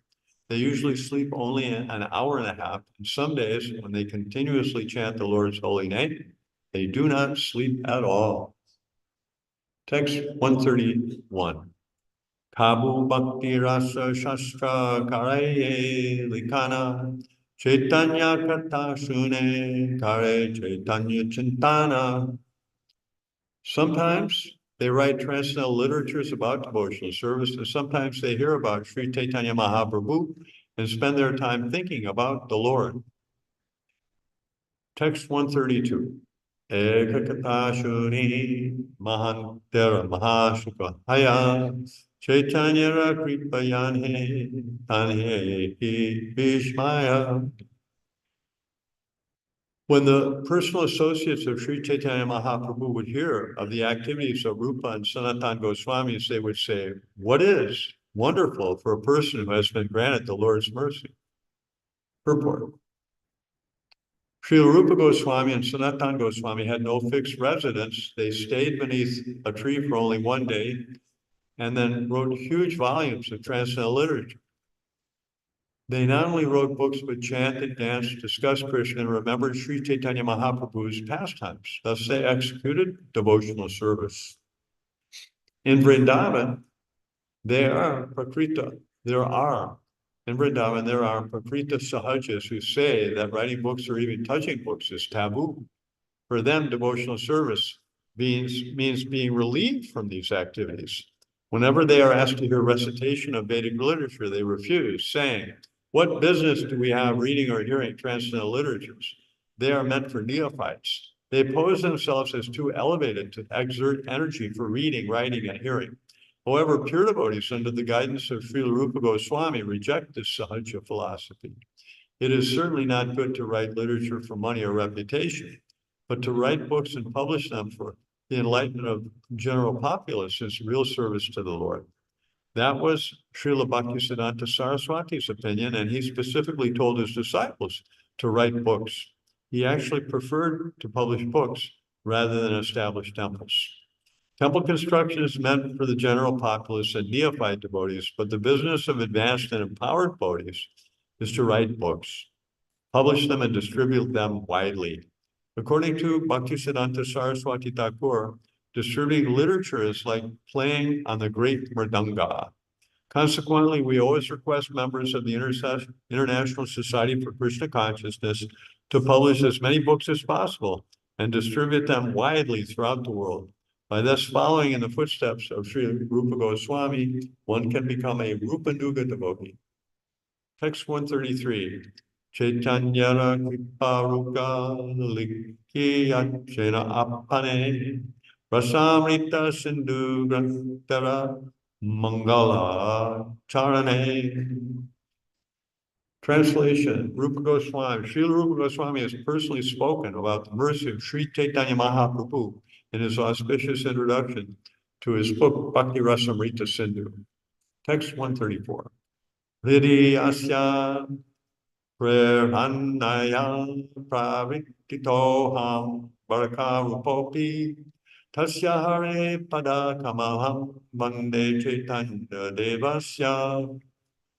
Translation: although I am the lowest of men and have no knowledge, the inspiration to write transcendental literatures about devotional service has been mercifully bestowed upon me. Therefore, I am offering my obeisances at the lotus feet of Sri Caitanya Mahāprabhu, the Supreme Personality of Godhead, who has given me a chance to write these books. Text 135. Ehe mata dasadina prayage rahiyam Shri Rūpe Shikshadila Shakti Sanchariyam. For 10 days, Sri Caitanya Mahāprabhu stayed at Prayag and instructed Rūpa Gosvāmī, empowering him with the necessary potency. Purport. This is the confirmation of the statement, Krishna Shakti Vina Nahi Tara Pravartana. Unless one is specifically empowered by the Supreme Personality of Godhead, he cannot spread Krishna consciousness. An empowered devotee sees and feels himself to be the lowest of men, for he knows that whatever he does is due to inspiration given by the Lord in the heart. This is confirmed by Lord Krishna in the Bhagavad Gita 10:10. Tesham satata yuktanam vajatam pritipurvakam dadami buddhi yogam tam yenamam payanti te. To those who are constantly devoted to serving me with love, I give the understanding by which they can come to me. To be empowered by the Supreme Personality of Godhead, one has to qualify himself. This means that one must engage 24 hours daily in the loving service of the Lord. The material position of a devotee doesn't matter because devotional service is not dependent on material considerations. In his earlier life, Śrīla Rūpa Gosvāmī was a government officer and a grahasta. He was not even a brahmachari or a sannyas. He associated with mlechas and yavanas, but because he was always eager to serve, he was qualified. He was a qualified recipient of the Lord's mercy. A sincere devotee can therefore be empowered by the Lord, regardless of his situation. In the preceding verse from the Caitanya Sindhu, Śrīla Rūpa Gosvāmī has described how he was personally empowered by the Lord. He further states in the Caitanya Sindhu 1:187, Ihayasya hareradasye karmana manasagira Nikhilas bhakti avastasu jivan mukta sauchate. A person acting in the service of Krishna with his body, mind, and words is a liberated person, even in this material world, although he may be engaged in many so-called material activities.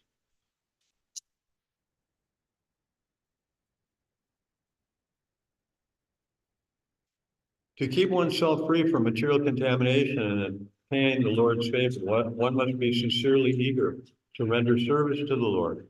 This is the only qualification necessary.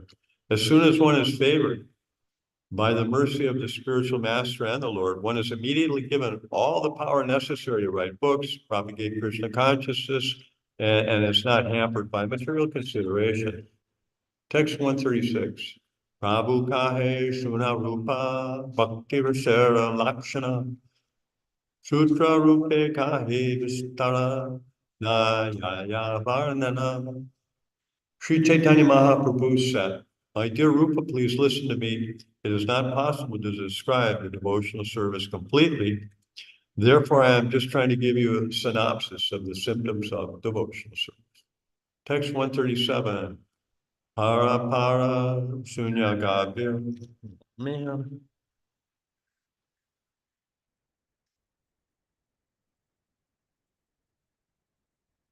And breath. However, just to help you taste it, I'm describing but one drop. Text 138. Aita Brahmanda Bari Ananta Jivagana Charasi Laksha Yanante Kaya Brahmana.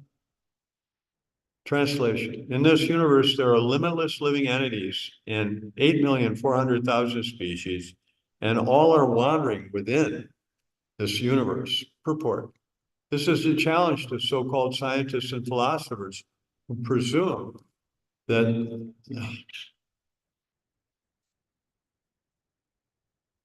I'm reading, I can't talk. Okay.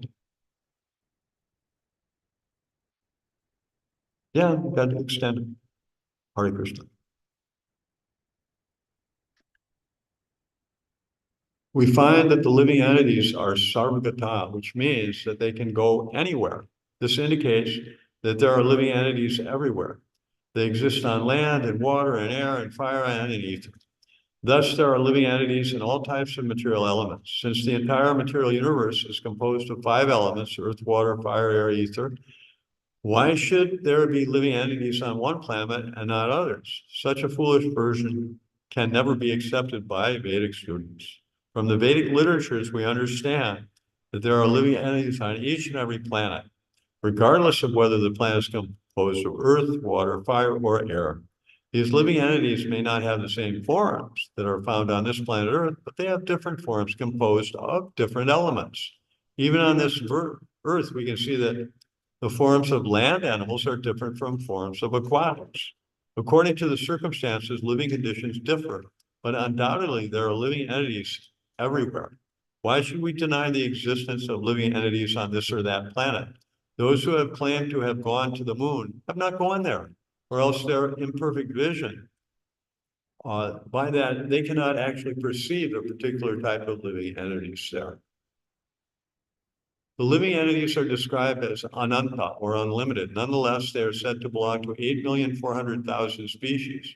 As stated in the Vishnu Purana, Jalaja Nava Lakshani Stavar Laksha Vimshati Krimayo Rudra Sankhya Pakshinam Dasalakshanam Tirmsa Lakshani Pashva Chaturlakshani Manushaha. There are 900,000 species living in the water. There are 2 million non-moving living entities, stabara, such as trees and plants. There are also 1,100,000 species of insects and reptiles, and there are 1 billion species of bird. As far as quadrupeds are concerned, there are 3 million varieties, and there are 400,000 human species. Some of these species may exist on one planet and not on another. But in any case, within all the planets of the universe and even the sun, there are living entities. This is the verdict of Vedic literatures. As Bhagavad Gita confirms in the 2nd chapter, text 20, Najayate mriyate vakarachunnayam bhutva bhavita vanabhuya ajo nitya shashvato yam prano nahanyate hanyamane sarire. For the soul, there is neither birth nor death at any time. He has not come into being, he does not come into being, and will not come into being. He is unborn, eternal, never ever existing, and primeval. He is not slain when the body is slain. Since the living entities are never annihilated, they simply transmigrate from one life form to another. Thus, there is an evolution of forms according to the degree of developed consciousness. One experiences different degrees of consciousness in different forms. A dog's consciousness is different from a man's. Even within a species, we find that a father's consciousness is different from his son's, and a child's consciousness is different from a youth's. Just as we find different forms, we find different states of consciousness. When we see different states of consciousness, we may take it for granted that the bodies are different. In other words, different types of bodies depend on different states of consciousness. This is also confirmed in the Bhagavad Gita, chapter 8, text 6. Yam yam vapi smaran bhavam dajyanti anti kalevaram tam tam evaiti kaunteya saratad bhava pavitaha. One's consciousness at the time of death determines one type of body in the next life. This is the process of transmigration of the soul. A variety of bodies is already there. We change from one body to another in terms of our consciousness. Text 139. Keshagra Shateka Bhagapunaha Shatam Sakari Tarasama Sukshma Jivera Svarupa Vichari. The length and breadth of the living entity is described as 1/10,000th part of the tip of a hair. This is the original subtle nature of the living entity.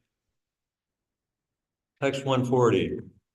Kesagra Satta Bhakasya Shatam Sa Sadrishatmaka Jiva Sukshmam Swarupoyam Sankyatito Hichitkanaha.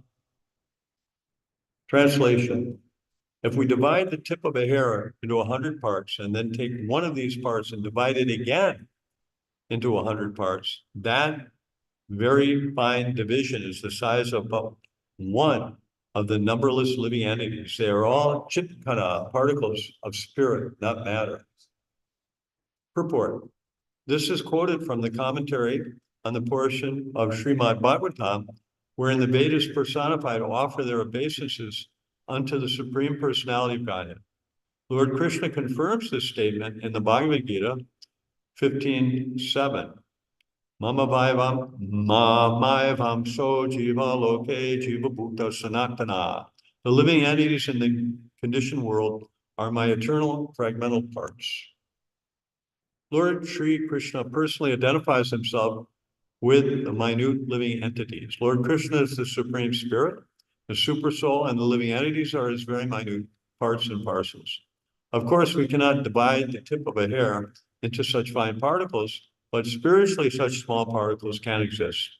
Spiritual strength is so powerful that a mere atomic portion of spirit can be the biggest brain in the material world. The same spiritual spark is within an ant and within the body of Brahma. According to his karma, material activities, the spiritual spark attains a certain type of body. Material activities are carried out in goodness, passion, and ignorance, or a combination of those. According to the mixture of the modes of material nature, the living entity is awarded a particular type of body. This is the conclusion. Text 141. Balagra satabhagasyam shat adhaka pitasya cham bhago jiva vigneha iti chaha parashruti. If we divide the tip of hair into 100 parts and then take one part and divide it into another 100 parts, that 10,000th part is dimension of the living entity. This is the verdict of the chief Vedic mantras. Purport. The first three padas of this verse from the Panchadasi Chitradeep 81 are taken from the Shveta Upanishad 5.9. Text 142. Sukshmana apyaham jiva. Lord Krishna says, among minute particles, I am the living entity. Purport. The living entity is one with and different from the Supreme Personality of Godhead. As Spirit Soul, the living entity is one in quality with the Supreme Lord. However, the Supreme Lord is bigger than the biggest, and the living entity is the smallest of the small. This quotation is the third pada of a verse from Srimad Bhagavatam 11:16-11. Text 143. Aparim mita druvas tanu rito yada yadish sarvagatas.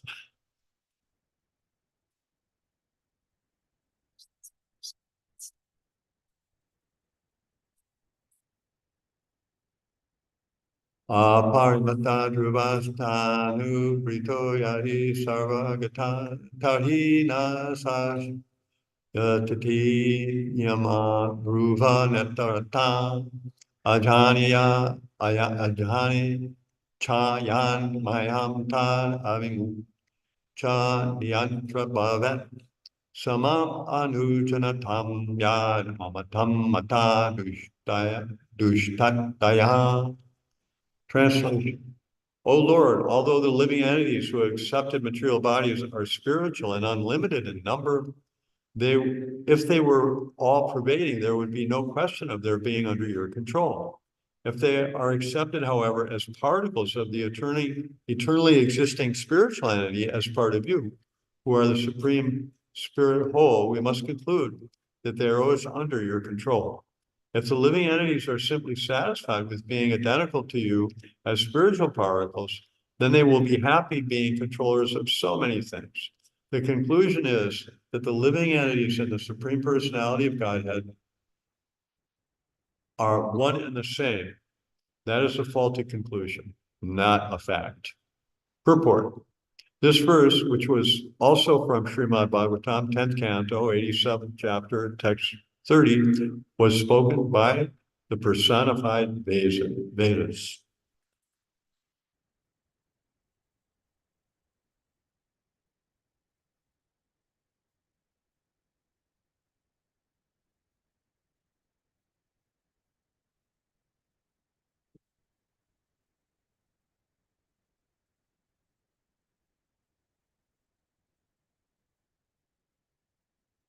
So the ladies from the reflecting and even it's optional. Like the so one probably likes to do it. So he's doing it, but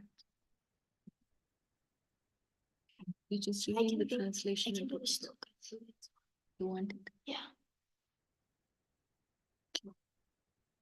So I will So like start. Sloka translation per book, right? Sure.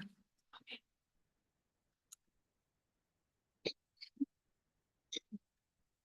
Text 144. Paramadhyast stavara jangama dviveda jangame triyapjala stalchara vipeda. The unlimited living entities can be divided into two divisions, those that can move and those that cannot move.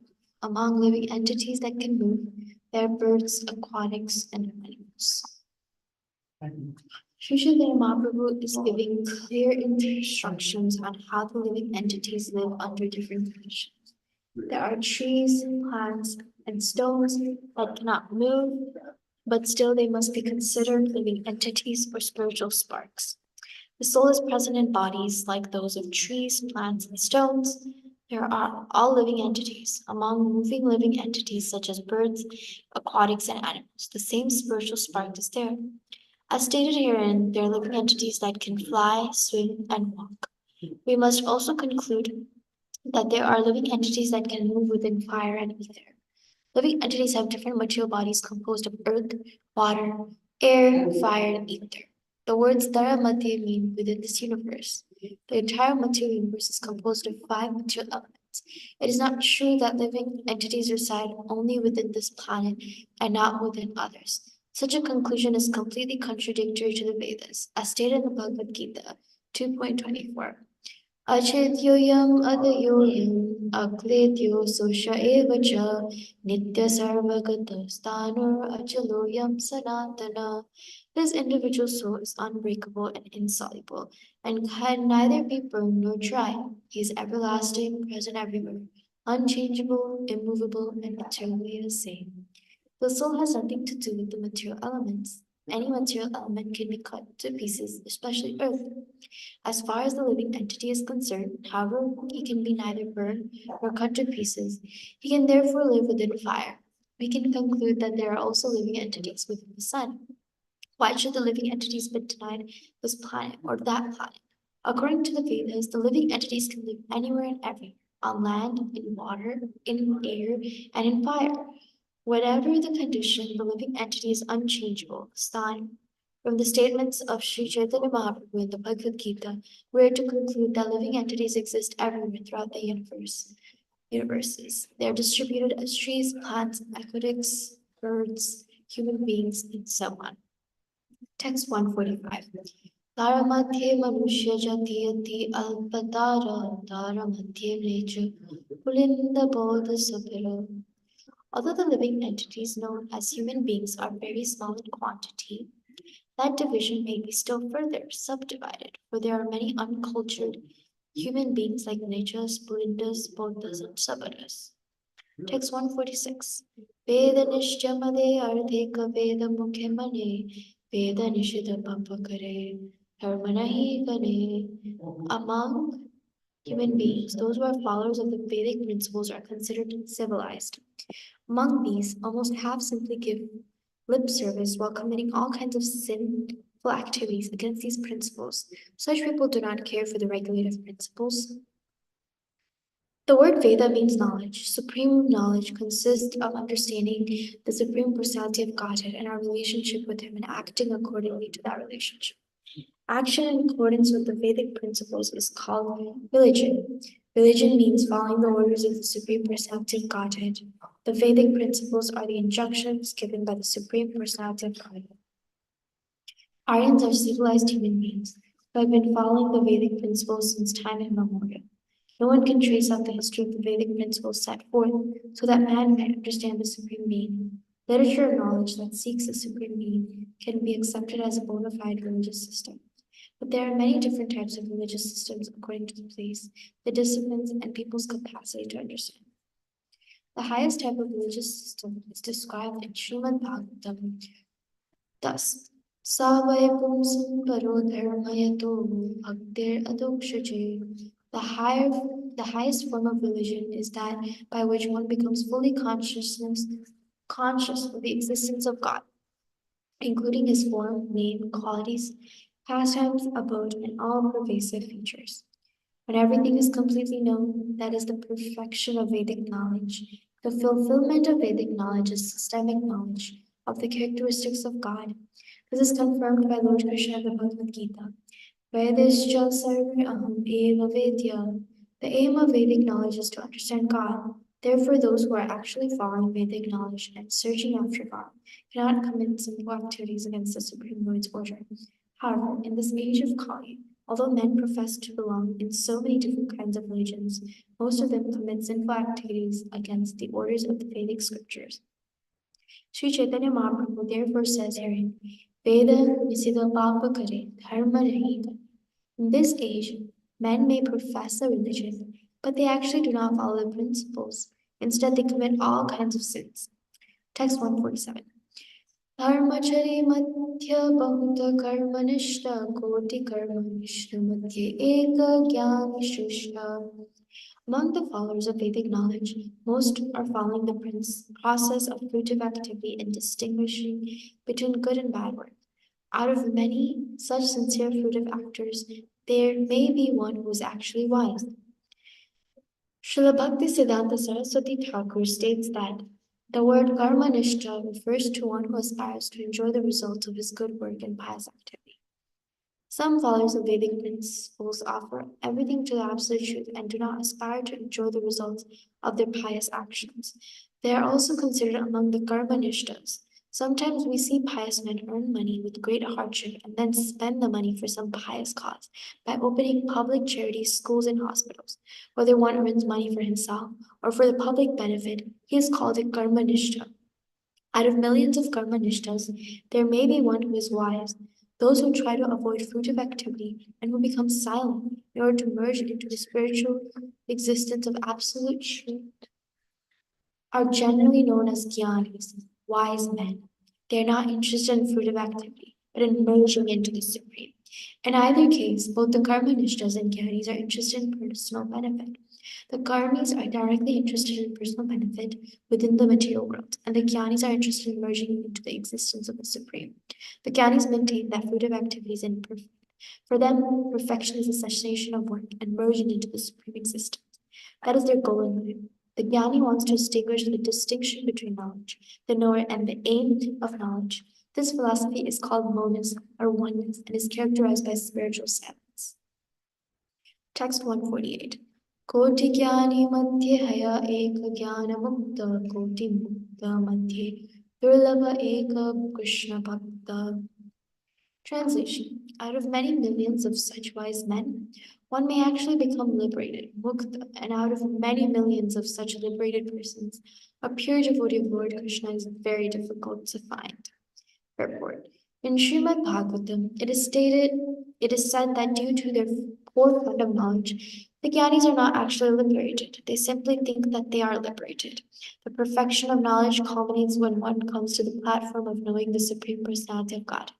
Brahmeti Paramatmeti Bhagavaniti Sabdayete. The absolute truth, Satya Vastu, is described as Brahman, Paramatma, and Bhagavan. Knowledge of impersonal Brahman and the Supersoul is imperfect until one comes to the platform of knowing the Supreme Personality of God. It is therefore clearly said in this verse, Koti Mukta Madhye Durlabha Eka Krishna Bhakta. Those who search after the knowledge of impersonal Brahman or localized Paramatma are certainly accepted as liberated, but due to their imperfect knowledge, they are described in Srimad Bhagavatam as Vimukta Manina. Since their knowledge is imperfect, their conception of liberation is imperfect. Perfect knowledge is possible when one knows the Supreme Personality of Godhead. This is supported by Lord Krishna in Bhagavad Gita 5.29. Optaram yagya tapasam sarvaloka maheshwaram suhritam sarvabhutanam gyantamam santim rachati. A person in full consciousness of me, knowing me to be the ultimate beneficiary of all sacrifices and austerities, the supreme lord of all planets and demigods, and the benefactor and well-wisher of all living entities, attains peace from the pangs of material miseries. Research is going on for the karmis, jnanis, and yogis, but until the search is complete, no one can attain peace. Therefore, the Bhagavad Gita says, Gyantva mam santim rachati. One can actually attain peace when he knows Krishna. This is described in the next verse. Text 149. Krishna bhakta niskama ateva santa bhukti mukti siddhi kami sakali santa. Translation. Because the devotee of Lord Krishna is desireless, he is peaceful. Fruitive workers desire material enjoyment, jnanis desire liberation, and yogis desire material opulence. Therefore, they are all lusty and cannot be peaceful. Purport. The devotee of Lord Krishna has no desire other than serving Krishna. Even so-called liberated people are full of desires. Fruitive actors desire better living accommodations, and jnanis want to be one with the Supreme. Yogis desire material opulence, yogic perfections and magic. All of these non-devotees are lusty, kami, because they desire something. They cannot have peace. The peace formula is given by Krishna in the Bhagavad Gita. Bhaktaram yagya tapasam sarvaloka maheshwaram suridam sarvabhutanam gyatamam santim rachati. One who simply understands that throughout the entire universe, Krishna is the supreme enjoyer and benefactor of all kinds of sacrifices, penances, and austerities, which should be performed only to attain his devotional service. That Krishna is the supreme being and thus the proprietor of all material worlds. And that Krishna is the only friend who can actually do good to all living entities. Suridam Sarvabhutana. One who understands these three principles about Krishna immediately becomes desireless, niskama, and therefore peaceful. A Krishna Bhakta knows that his friend and protector in all respects is Krishna, who is able to do anything for his devotees. Krishna says, Kaunteya pratijanihi name bhakta pranashyati. O son of Kunti, declare it boldly that my devotee never perishes. Since Krishna gives this assurance, the devotee lives in Krishna and has no desire for personal benefit. The background for the devotee is the all-good himself. Why should the devotee aspire for something good for himself? His only business is to please the Supreme by rendering as much service as possible. A Krishna Bhakta has no desire for his own personal benefit. He is completely protected by the Supreme. Avasya Rakshibe Krishna Vishwasapala. Bhakti Vinod Thakur says that he is desireless because Krishna will give him protection in all circumstances. It is not that he expects any assistance from Krishna. He simply depends on Krishna just as a child depends on his parents. The child does not know how to expect service from his parents, but he is always protected nevertheless. This is called niskama, desirelessness. Although karmis, jnanis, and yogis fulfill their desires by performing various activities, they are never satisfied. A karmi may work very hard to acquire $1 million, but as soon as he gets $1 million, he desires another million. For the karmis, there is no end of desire. The more the karmi gets, the more he desires. The jnanis cannot be desireless because their intelligence is unsound. They want to merge into the Brahman effulgence, but even though they may be raised to that platform, they cannot be satisfied there. There are many jnanis or sannyasis who, after taking sannyas and giving up the world as false, return to the world to engage in politics or philanthropy, or to open schools and hospitals. This means that they could not attain the real Brahman, Brahma Satyam. They have to come down to the material platform to engage in philanthropic activity. Thus, they again cultivate desires, and when these desires are exhausted, they desire something different. Therefore, the jnani cannot be niskama, desireless, nor can the yogis be desireless, for they desire yogic perfections in order to exhibit some magical feats and gain popularity. People gather around these yogis, and the yogis desire more and more adulation. Because they misuse their mystic power, they fall down again to the material platform. It is not possible for them to become niskama, desireless. The conclusion is that the devotees who are simply satisfied in serving the Lord can actually become desireless. Therefore, Caitanya Mahaprabhu says here, Krishna Bhakta Niskama. Since the Krishna Bhakta, devotee of Krishna, is satisfied with Krishna, there is no possibility of fall down. Text 150. Muktanam api siddhanam narayana parayana sudurlabha prasantatma kotishva api mahamuni. Translation: O great sage, out of many millions of material liberated people who are free from ignorance, and out of many millions of siddhas who have nearly attained perfection, there is hardly one pure devotee of Narayana. Only such a devotee is actually completely satisfied and peaceful. Purport. This verse is quoted from Srimad Bhagavatam. The Narayana Parayana, the devotee of Lord Narayana, is the only blissful person. One who becomes a Narayana Parayana is already liberated from material bondage. He already possesses all the perfections of yoga. Unless one comes to the platform of Narayana Parayana and passes over the platform of Bhakti Mukti Siddhi, he cannot be fully satisfied. That is the pure devotional stage. Anya vilasata sunyam jnana karmadi anavritam anukulyena Krishno shilanam bhaktir uttama. One who desires nothing but Krishna and who is not influenced by the process of jnana marga, cultivation of knowledge, actually becomes free from ignorance. A first-class person is one who is not influenced by karma, fruit of activity, or yoga, mystic power. He simply depends on Krishna and is satisfied in his devotional service. According to Srimad Bhagavatam, Narayana Para Sarvena Putashana Vipyati. Such a person is never afraid of anything. For him, heaven and hell are the same. Not knowing the situation of a Narayana Parayana, rascals become envious. By the grace of Narayana, a devotee is situated in the most opulent position in the material world.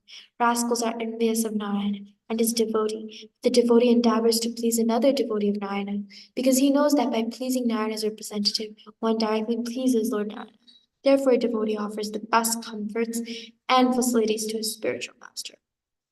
Outsiders who have no knowledge of Narayana are envious of both Narayana and his devotee. Consequently, when they see the Narayana devotee is opulently situated, they become even more envious. But when the devotee of Narayana asks such foolish people to come live with him in the same comfortable situation, they do not agree, because they cannot give up illicit desires, meat-eating, intoxication, and gambling. Therefore, the materialist refuses the company of a Narayana Brahmana. Although he is envious of the devotee's material situation, in Western countries where ordinary men, storekeepers, and workers see our devotees living and eating sumptuously and yet not working, they become very eager to know where they get the money. Such people become envious and ask, how is it possible to live so comfortably without working? How is it you have so many cars, bright faces, and nice clothes? Not knowing that Krishna looks after his devotees, such people become surprised, and some become envious. Text 151. Brahmananda Brahmite Kona Bhagava Bhagyavan Jiva Guru Krishna Prasade Aya Bhakti Lata Vicha. Translation. According to their karma, all living entities are watching. According to their karma, all living entities are wandering throughout the entire universe. Some of them are being elevated to the upper planetary systems, and some are going down into the lower planetary systems. Out of many millions of wandering living entities, one who is very fortunate gets an opportunity to associate with a bona fide spiritual master by the grace of Krishna. By the mercy of both Krishna and the spiritual master, such a person receives a seat of the creeper of devotional service. Purport. When we speak of Brahmananda, we refer to the whole universe or to the cluster of many millions of universes. In all the universes, there are innumerable planets, and there are innumerable living entities upon those planets, in the air, on land, and in the water. There are millions and trillions of living entities everywhere, and they're engaged by Maya in suffering and enjoying the results of their fruitive activity. Life after life is the position of the materially conditioned living entities.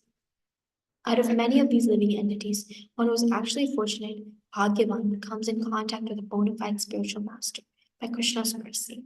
Krishna is situated in everyone's heart, and if one desires something, Krishna fulfills one's desire. If the living entity by chance or fortune comes in contact with the Krishna conscious movement and wishes to associate with that movement, Krishna, who is situated in everyone's heart, gives him the chance to meet a bona fide spiritual master. This is called Guru Krishna Prasada. Krishna is prepared to bestow his mercy upon all living entities, and as soon as a living entity desires the Lord mercy, the Lord immediately gives him an opportunity to meet a bona fide spiritual master.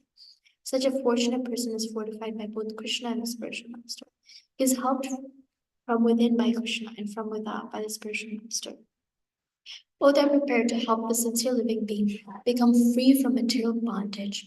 How one can become this fortunate can be seen in the life of Śrīla Narada Muni. In his previous life, he was born of a maidservant. Although he was not born into a prestigious position, his mother was fortunately engaged in rendering service to some Vaishnavas. When these Vaishnavas were resting during the Chaturmasya period, the boy Narada took the opportunity to engage in their service. Taking compassion upon the boy, the Vaishnavas offered him the remnants of their food.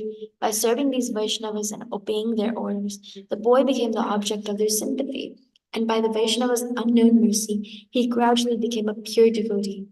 In the next life, he was Narada Muni, the most exalted of Vaishnavas and the most important guru and acharya of the Vaishnavas. Following in the footsteps of Narada Muni, this Krishna conscious movement is rendering service to humanity by giving everyone a chance to come in contact with Krishna.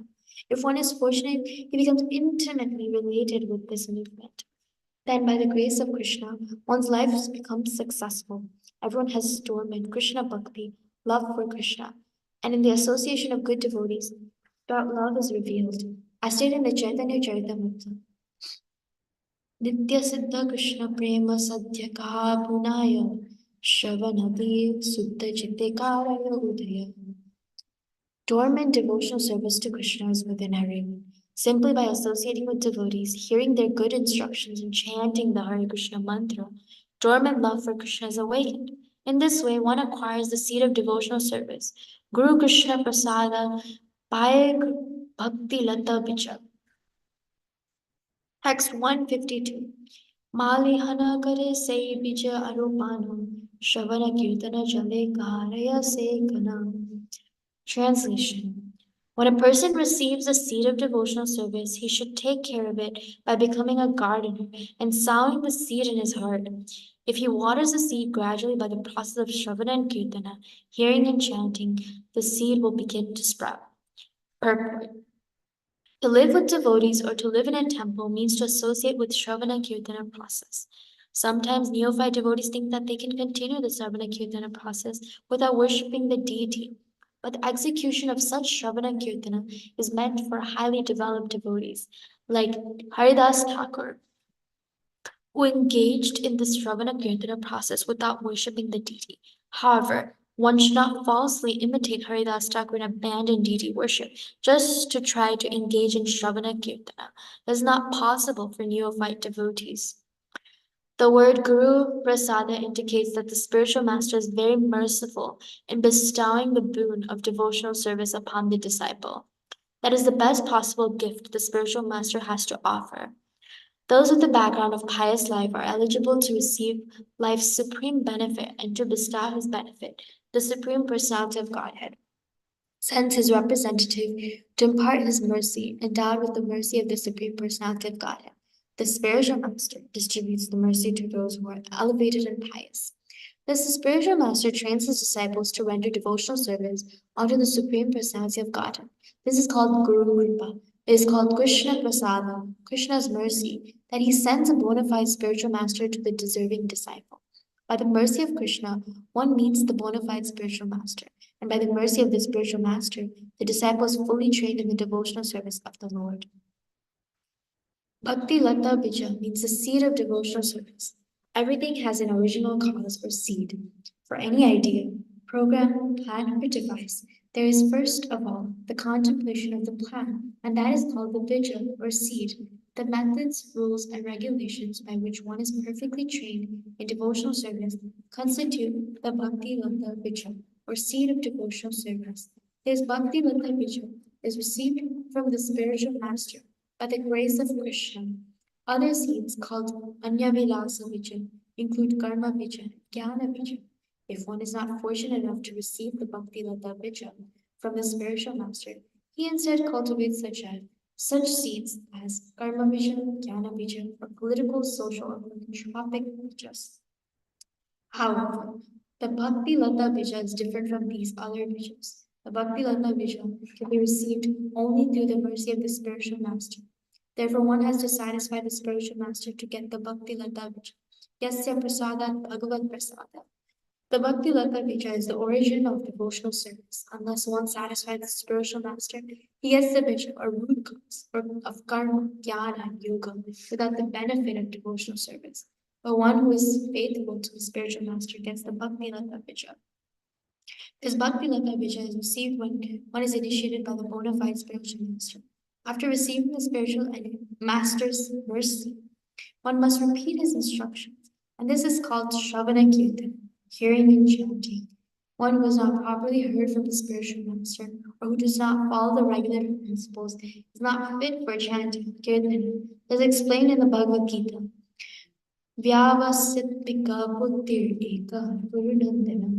One who has not listened carefully to the instructions of the spiritual master is unfit for chanting or for preaching the cult of devotional service. One has to water the Bhakti Lata Bija by receiving instructions from the spiritual master. Text 153. Upajaya Bhate Lata Brahmanda Vediyaya Viraja Brahmaloka Vedi Parama Vyomapaya. Translation. As one waters the Bhakti Lata Bija, the seed sprouts, the creeper gradually grows to the point where it penetrates the wall of this universe and goes beyond the Viraja river, lying between the spiritual world and the material world. It attains Brahmaloka, the Brahman effulgence, and penetrating through that stratum, it reaches the spiritual sky and the spiritual planet, Goloka Vṛndāvana. Purport.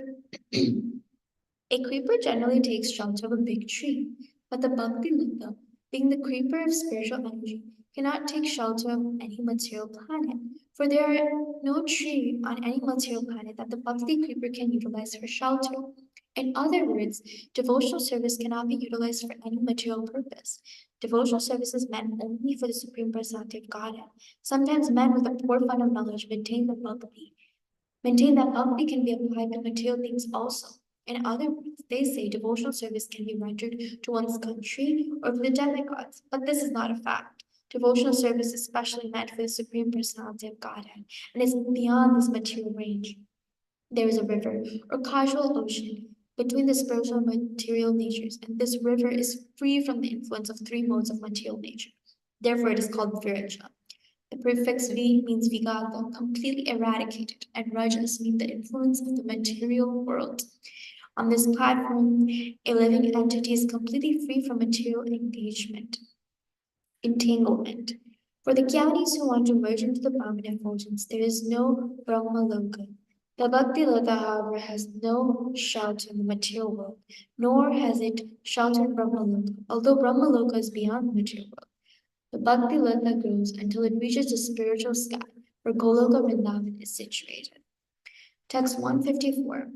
Tabeyaya tat upari Goloka Vṛndāvana Krishna Charana Kalpa Vrikshikara Arumana.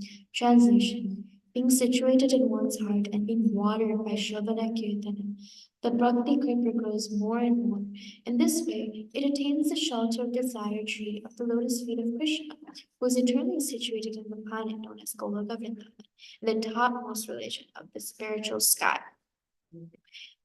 Purport. In the Brahma-samhita, it is said, Ananda Chinmaya Rasa Pratibhavintabhistavirya eva nijar bhatya kalpi goloka eva nivashati akila bhuto govindamadi purusham tamaham bhajami. I worship Govinda, the primeval Lord. He resides in his own realm, Goloka, with Radha, who resembles his own spiritual figure, and who embodies the ecstatic potency, Ladini.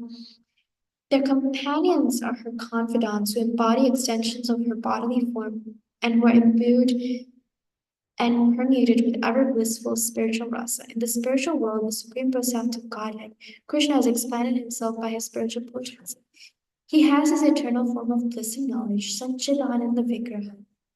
Everything in the Goloka Vrindavan planet is a spiritual expansion of Satchit Ananda. Everyone there is of the same potency, Ananda Chinmaya Rasa. The relationship between the Supreme Personality of Godhead and his servitor is Chinmaya Rasa. Krishna's and entourage and Paramahansa are the same Chinmaya potency. In this way, the Supreme Personality of Godhead is expanded throughout the spiritual world, and when that Chinmaya Rasa potency expands through the material potency, it becomes all-pervading. The idea is that although the Supreme Personality of God exists in his own planet, Goloka Vrindavan, he is also present everywhere. Adantarasta Paramanu Jayatrastam. He is present within all the universes, although they are innumerable, and he is also present within Adam. Ishvara Sarva Bhutana Mriteshe Arjuna Tishtati. He is also present within the heart of all living entities. This is his all-pervasive potency. Goloka Vrindavan is the highest planet on the spiritual world. In order to go to the spiritual world, after penetrating the covering of the material universe, one must penetrate Brahmaloka, the spiritual effulgence. Then one can come to the Goloka Vrindavan planet. There are also other planets in the spiritual world called Vaikuntha planets, and on these planets, Lord Narayana is worshipped with awe and veneration. On these planets, Santa Rasa is prevalent, and some of the devotees are also connected with the Supreme Personality of Godhead in Dasa Rasa, the mellow of servitorship. As far as the mellow of fraternity is concerned, in Vaikuntha, this rasa is represented by Gaurava Sakya, friendship and awe and veneration. The other fraternity rasa, exhibited as Vishramba, friendship and equality, is found in the Goloka Vrindavan planet. Above that is service to the Lord in Vatsalya rasa, parental love, and above all is the relationship with the Lord in the mother rasa, conjugal love. These five rasas are fully exhibited in the spiritual world in one's relationship with the Lord.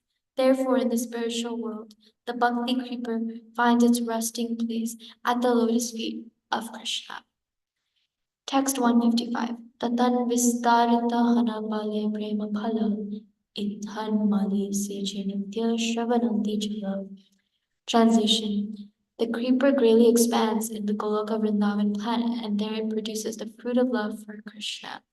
Although remaining in the material world, the gardener regularly sprinkles the creeper with the water of hearing and chanting. Purport. In Goloka Vrindavan, the devotees have very intimate relationships with the Supreme Personality of Godhead. The devotee engages in the Lord's service in great ecstatic love. Such love was exhibited firstly by Sri Caitanya Mahāprabhu in his teachings to the people of the material world. The fruit of the devotional creeper is the pure desire to serve and please the senses of the Supreme Personality of Godhead. Krishnendriya Pritichadhare Premanam. In the spiritual world, one has no desire other than to please the senses of the Supreme Personality of Godhead. The conditioned soul within the material world can neither understand nor appreciate how a pure devotee in the material world can render confidential service to the Lord out of feelings of ecstatic love and always engage in pleasing the Supreme Lord's senses. Although seen within this material world, the pure devotee always engages in the confidential service of the Lord. An ordinary neophyte devotee cannot realize this. Therefore it is said, Vaishnaveda Kriya Mudra Vignehana Puchaya. The activities of a pure Vaishnava cannot be understood, even by a learned scholar in the material world. Every living entity is wandering within this universe in different species and on different planetary systems, according to its fruitive activities. Out of many millions of living entities, one may be fortunate enough to receive the seed of the Bhakti Lata, the creeper of devotional service. By the grace of the spiritual master and Krishna, one nourishes the Bhakti Lata by regularly sprinkling it with the water of Shravana, Kirtana, hearing and chanting. In this way, the seed of the Bhakti Lata sprouts and grows up and up through the whole universe until it penetrates the covering of the material universe and reaches the spiritual sky. The Bhakti Lata continues to grow until it reaches the topmost planetary system, Goloka Vrindavan, where Krishna lives.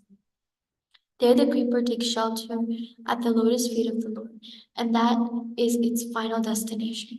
At that time, the creeper begins to grow the fruits of ecstatic love of God. It is the duty of the devotee who nourishes the creeper to be very careful. It is said that the watering of the creeper must continue. Ihan mali sache nitya shravanati jala. It is not that at a certain stage one can stop chanting and hearing and become a mature devotee. If one stops, one certainly falls down from devotional service. Although one may be very much exalted in devotional service, he should not give up the watering process of Shravana Kirtana. If one gives up that process, it is due to an offense. This is described in the following verse. Text 156. Yadi Vaishnava Aparada Uttehati Mata Pade Vachinditara Sukhiyaya Pata. If the devotee commits an offense at the feet of a Vaishnava while cultivating the creeper of devotional service in the material world, his offense is compared to a mad elephant that uproots the creeper and breaks it. In this way, the leaves of the creeper are dried up. Purport. One's devotional attitude increases in the association of a Vaishnava. Tandera Charana Seva Bhakta Sanivasa Janame Janame Haya E Abhivasha. By his personal example, Narottam Das Thakur stresses that a devotee must always remember to please his predecessor Acharya. The Gosvāmis are represented by one's spiritual master. One cannot be Acharya, spiritual master, without following strictly in the succession of the Acharyas. One who is actually serious about advancing in devotional service should desire only to satisfy the previous Acharyas.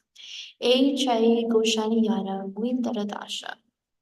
One should always think of oneself as a servant of the Acharyas. In thinking this, one should live in the society of Vaishnavas. However, if one thinks that he has become very mature and can live separate from the association of Vaishnavas, and thus gives up all regulative principles due to an offending a Vaishnava, one's position becomes very dangerous. Offenses against the holy name are explained in Adi Lila, chapter 8, verse 24. Giving up the regulative principles and living according to one's whims is compared to a mad elephant, which by force uproots the bhakti lata and breaks it into pieces. In this way, the bhakti lata shrivels up. Such an offense is especially created when disobeys the instructions of the spiritual master. This is called Guru Avagnya. The devotee must therefore be very careful not to commit offenses against the spiritual master by disobeying his instructions. As soon as one is deviated from the instructions of the spiritual master, the uprooting of the bhakti lata begins, and gradually all the leaves dry up. Text 157. Tadve maliyatna karikara avarana aparada hastirayachana hay utkama. Translation. The gardener must defend the creeper by fencing it all around so that the powerful elephant of offenses may not enter. Purport. While the bhakti creeper is growing, the devotee must protect it by fencing it all around. The neophyte devotee must be protected by being surrounded by pure devotees. In this way, he will not give the maddened elephant a chance to uproot his bhakti creeper. When one associates with non-devotees, the maddened elephant is set loose. Sri Caitanya Mahāprabhu has said, Asat Sangha Tyaga E Vaishnavacharya. The first business of a Vaishnava is to give up the company of non-devotees. A so-called mature devotee, however, commits a great offense by giving up the company of pure devotees. A human being is a social animal. And if one gives up the society of pure devotees, he must associate with non-devotees, Asat Sangha. By contacting devotees and engaging in non-devotional activities, a so-called mature devotee will fall victim to the mad elephant offense. Whatever growth has taken place is quickly uprooted by such an offense. One should therefore be very careful to defend the creeper by fencing it in. That is, by following the regulative principles and associating with pure devotees. Even if one thinks that there are many pseudo-devotees or non-devotees in Krishna conscious society, still one should stick to the society. If one thinks the society's members are not pure devotees, one can keep direct company with the spiritual master. And if there is any doubt, one should consult the spiritual master. However, unless one follows the spiritual master's instructions concerning the regulative principles in chanting and hearing the name of the Lord, one cannot become a pure devotee. By one's mental concoctions, one falls down. By associating with non-devotees, one breaks the regulative principles and is thereby lost. In the Caitanya of Rūpa Gosvāmī, it is said, Atyahara prayasasram Prajalpo niyam graha, jnana sandasya lolam cha, sadbir bhaktir vinasyati. One's devotional service is spoiled when he becomes too entangled in the following six activities. 1. Eating more than necessary or collecting more funds than required. 2. Over-endeavoring for mundane things that are very difficult to obtain. 3. Talking unnecessarily about mundane subject matters. 4. Practicing the scriptural rules and regulations only for the sake of following them and not for the sake of spiritual advancement. Or rejecting the rules and regulations of the scriptures and working independently or whimsically. 5. Associating with worldly minded persons who are not interested in Krishna consciousness. And 6. Being greedy for mundane achievements.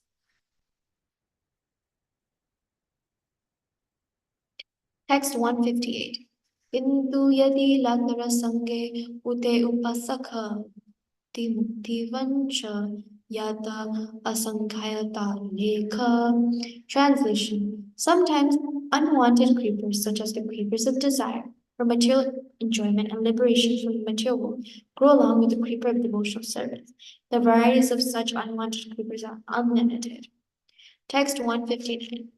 Nissadachara kutinati jiva himsanam labha puja pratistati yata upasakagana. Translation. Some unnecessary creepers growing with the bhakti creeper are the creepers of behavior, unacceptable for those trying to attain perfection.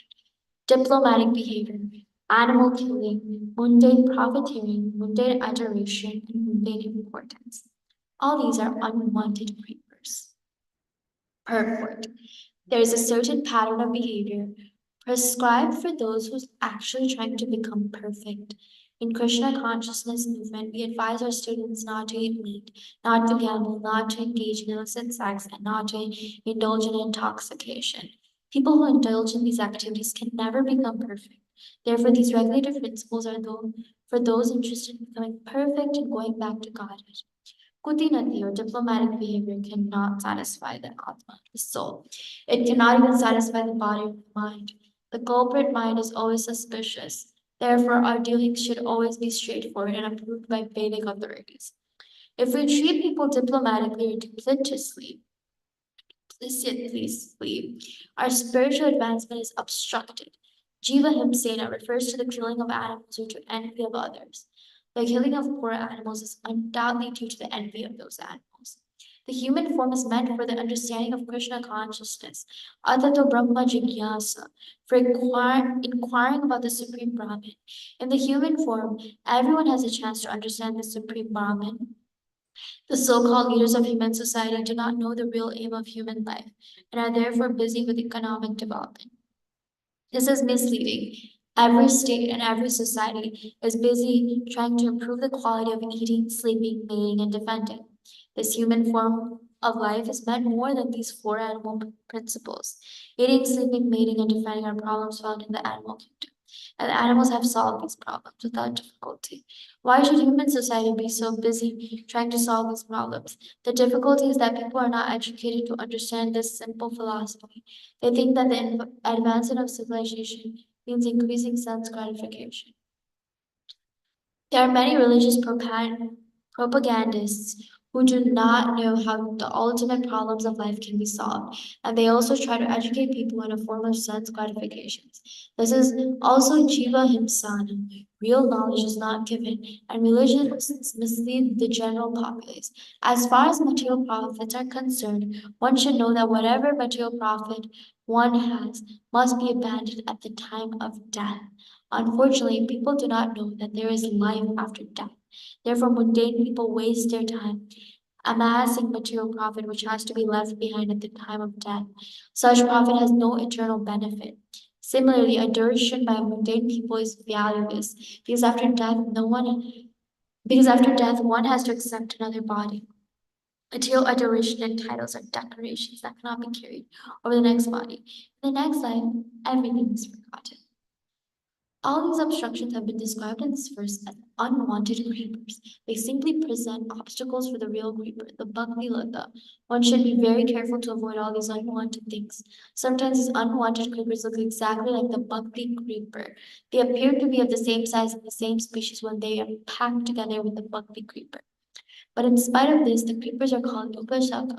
A pure devotee can distinguish between the bhakti creeper and a mundane creeper, and he is very alert to distinguish them and keep them separate. Text 160. Seka jalapana upasaka padiyaya sabdahana mulasaka padile navaya. Translation. If one does not distinguish between the bhakti creeper and the other creepers, the sprinkling of water is misused because the other creepers are nourished while the bhakti creeper is curtailed. Purport.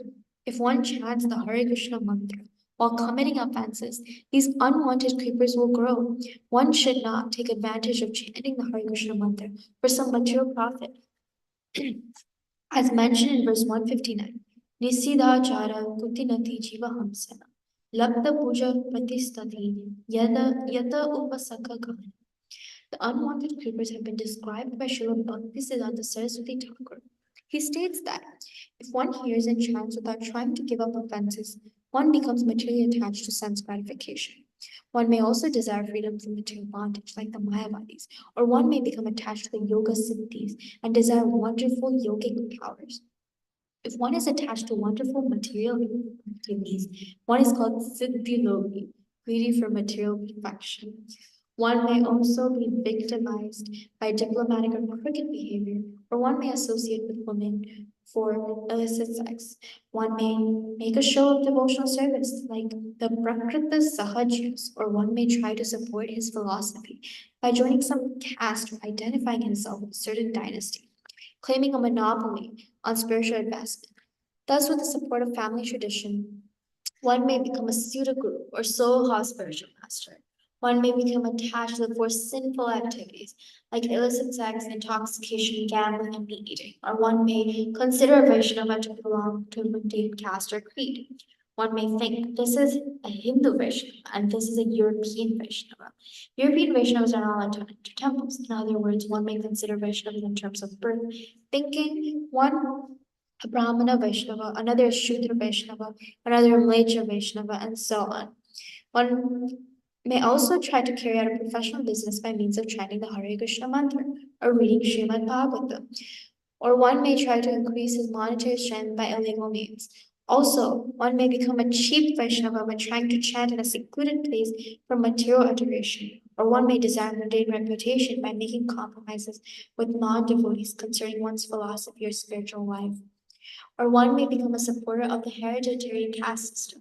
All these pitfalls of personal sense gratification, just to cheat some innocent people. One makes a show of advanced spiritual life and becomes known as a sadhu, mahatma, or religious person. All this means that the so-called devotee has become victimized by all these unwanted creepers, and that the real creeper, the bhakti lata, has been stunted. Text 161. Pratame upasakara karaya chetana tabe mulasakavati ya Vṛndāvana. Translation. As soon as intelligent devotee sees an unwanted creeper growing beside the original creeper, he must cut it down instantly. Then the real creeper, the bhakti lota, grows nicely, returns home, back to God, and seeks shelter under the lotus feet of Krishna. Purport. If one is misled by unwanted creepers and is victimized, he cannot make progress back to God. Rather, he remains within the material world and engages in activity having nothing to do with pure devotional service. Such a person may be elevated to the higher planetary system, but he remains within the material world. He is subject to the threefold material miseries. Text 162. Prema phala pakhi pade mali asvadaya lata avalambi mali kalpa vrikshapaya. Translation. When the fruit of devotional service becomes ripe and falls down, the gardener takes the fruit and thus takes advantage of the creeper and reaches the desired tree of the lotus feet of Krishna and Goloka Vṛndāvana. Text 163. Tahan se kalpa vrikshera karaya sevana sukhe prema bhala rasakara asvadana. Translation. Their devotee There the devotees serve the lotus feet of the Lord, which are compared to a wish-fulfilling tree. With great bliss, he tastes the juice of the fruit of love and becomes eternally happy. Purport. The word Daham indicates that in the spiritual world, one can taste the juice of the fruit of devotional service and thus become blissful. Text 164. Eda parama phala parama purushartham yanra age trinatulya purushartham. Translation. To taste the fruit of devotional service in Goloka Vṛndāvana is the highest perfection of all. And in the presence of such perfection, the four material perfections, religion, economic development, sense gratification, liberation, are very insignificant achievements. Purport.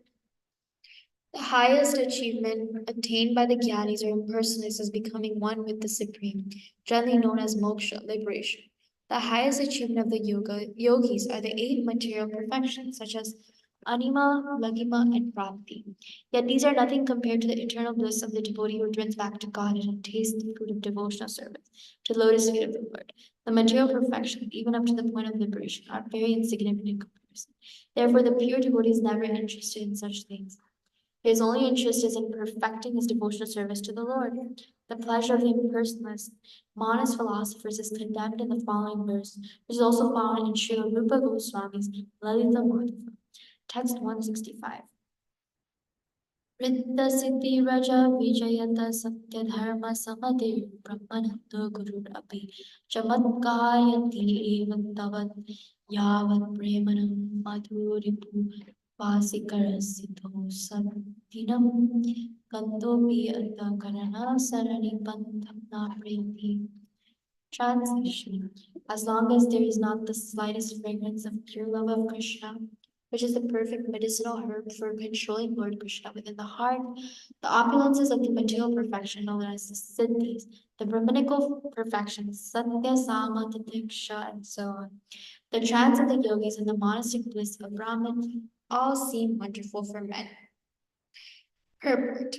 There are different types of perfections known as siddhi vraja, and also the perfections of achieving Brahmanical qualifications, yogic trance, and merging into the Supreme.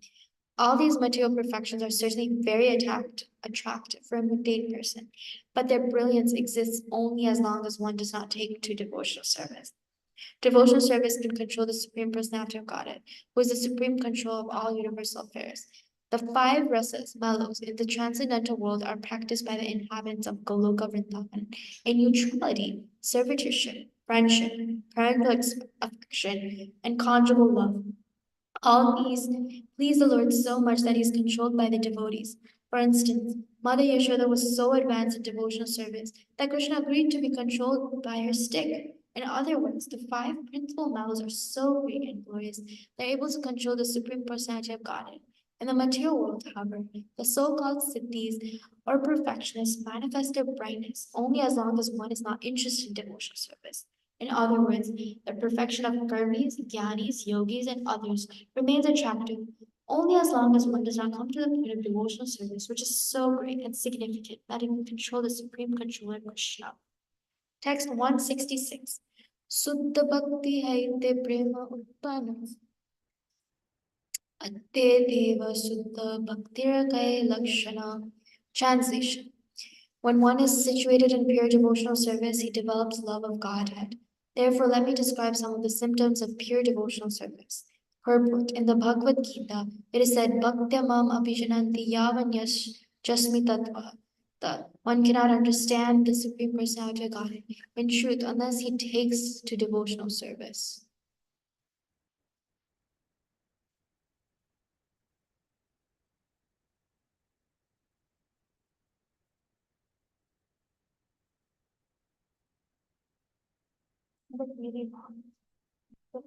Yeah. Guys, like stop this.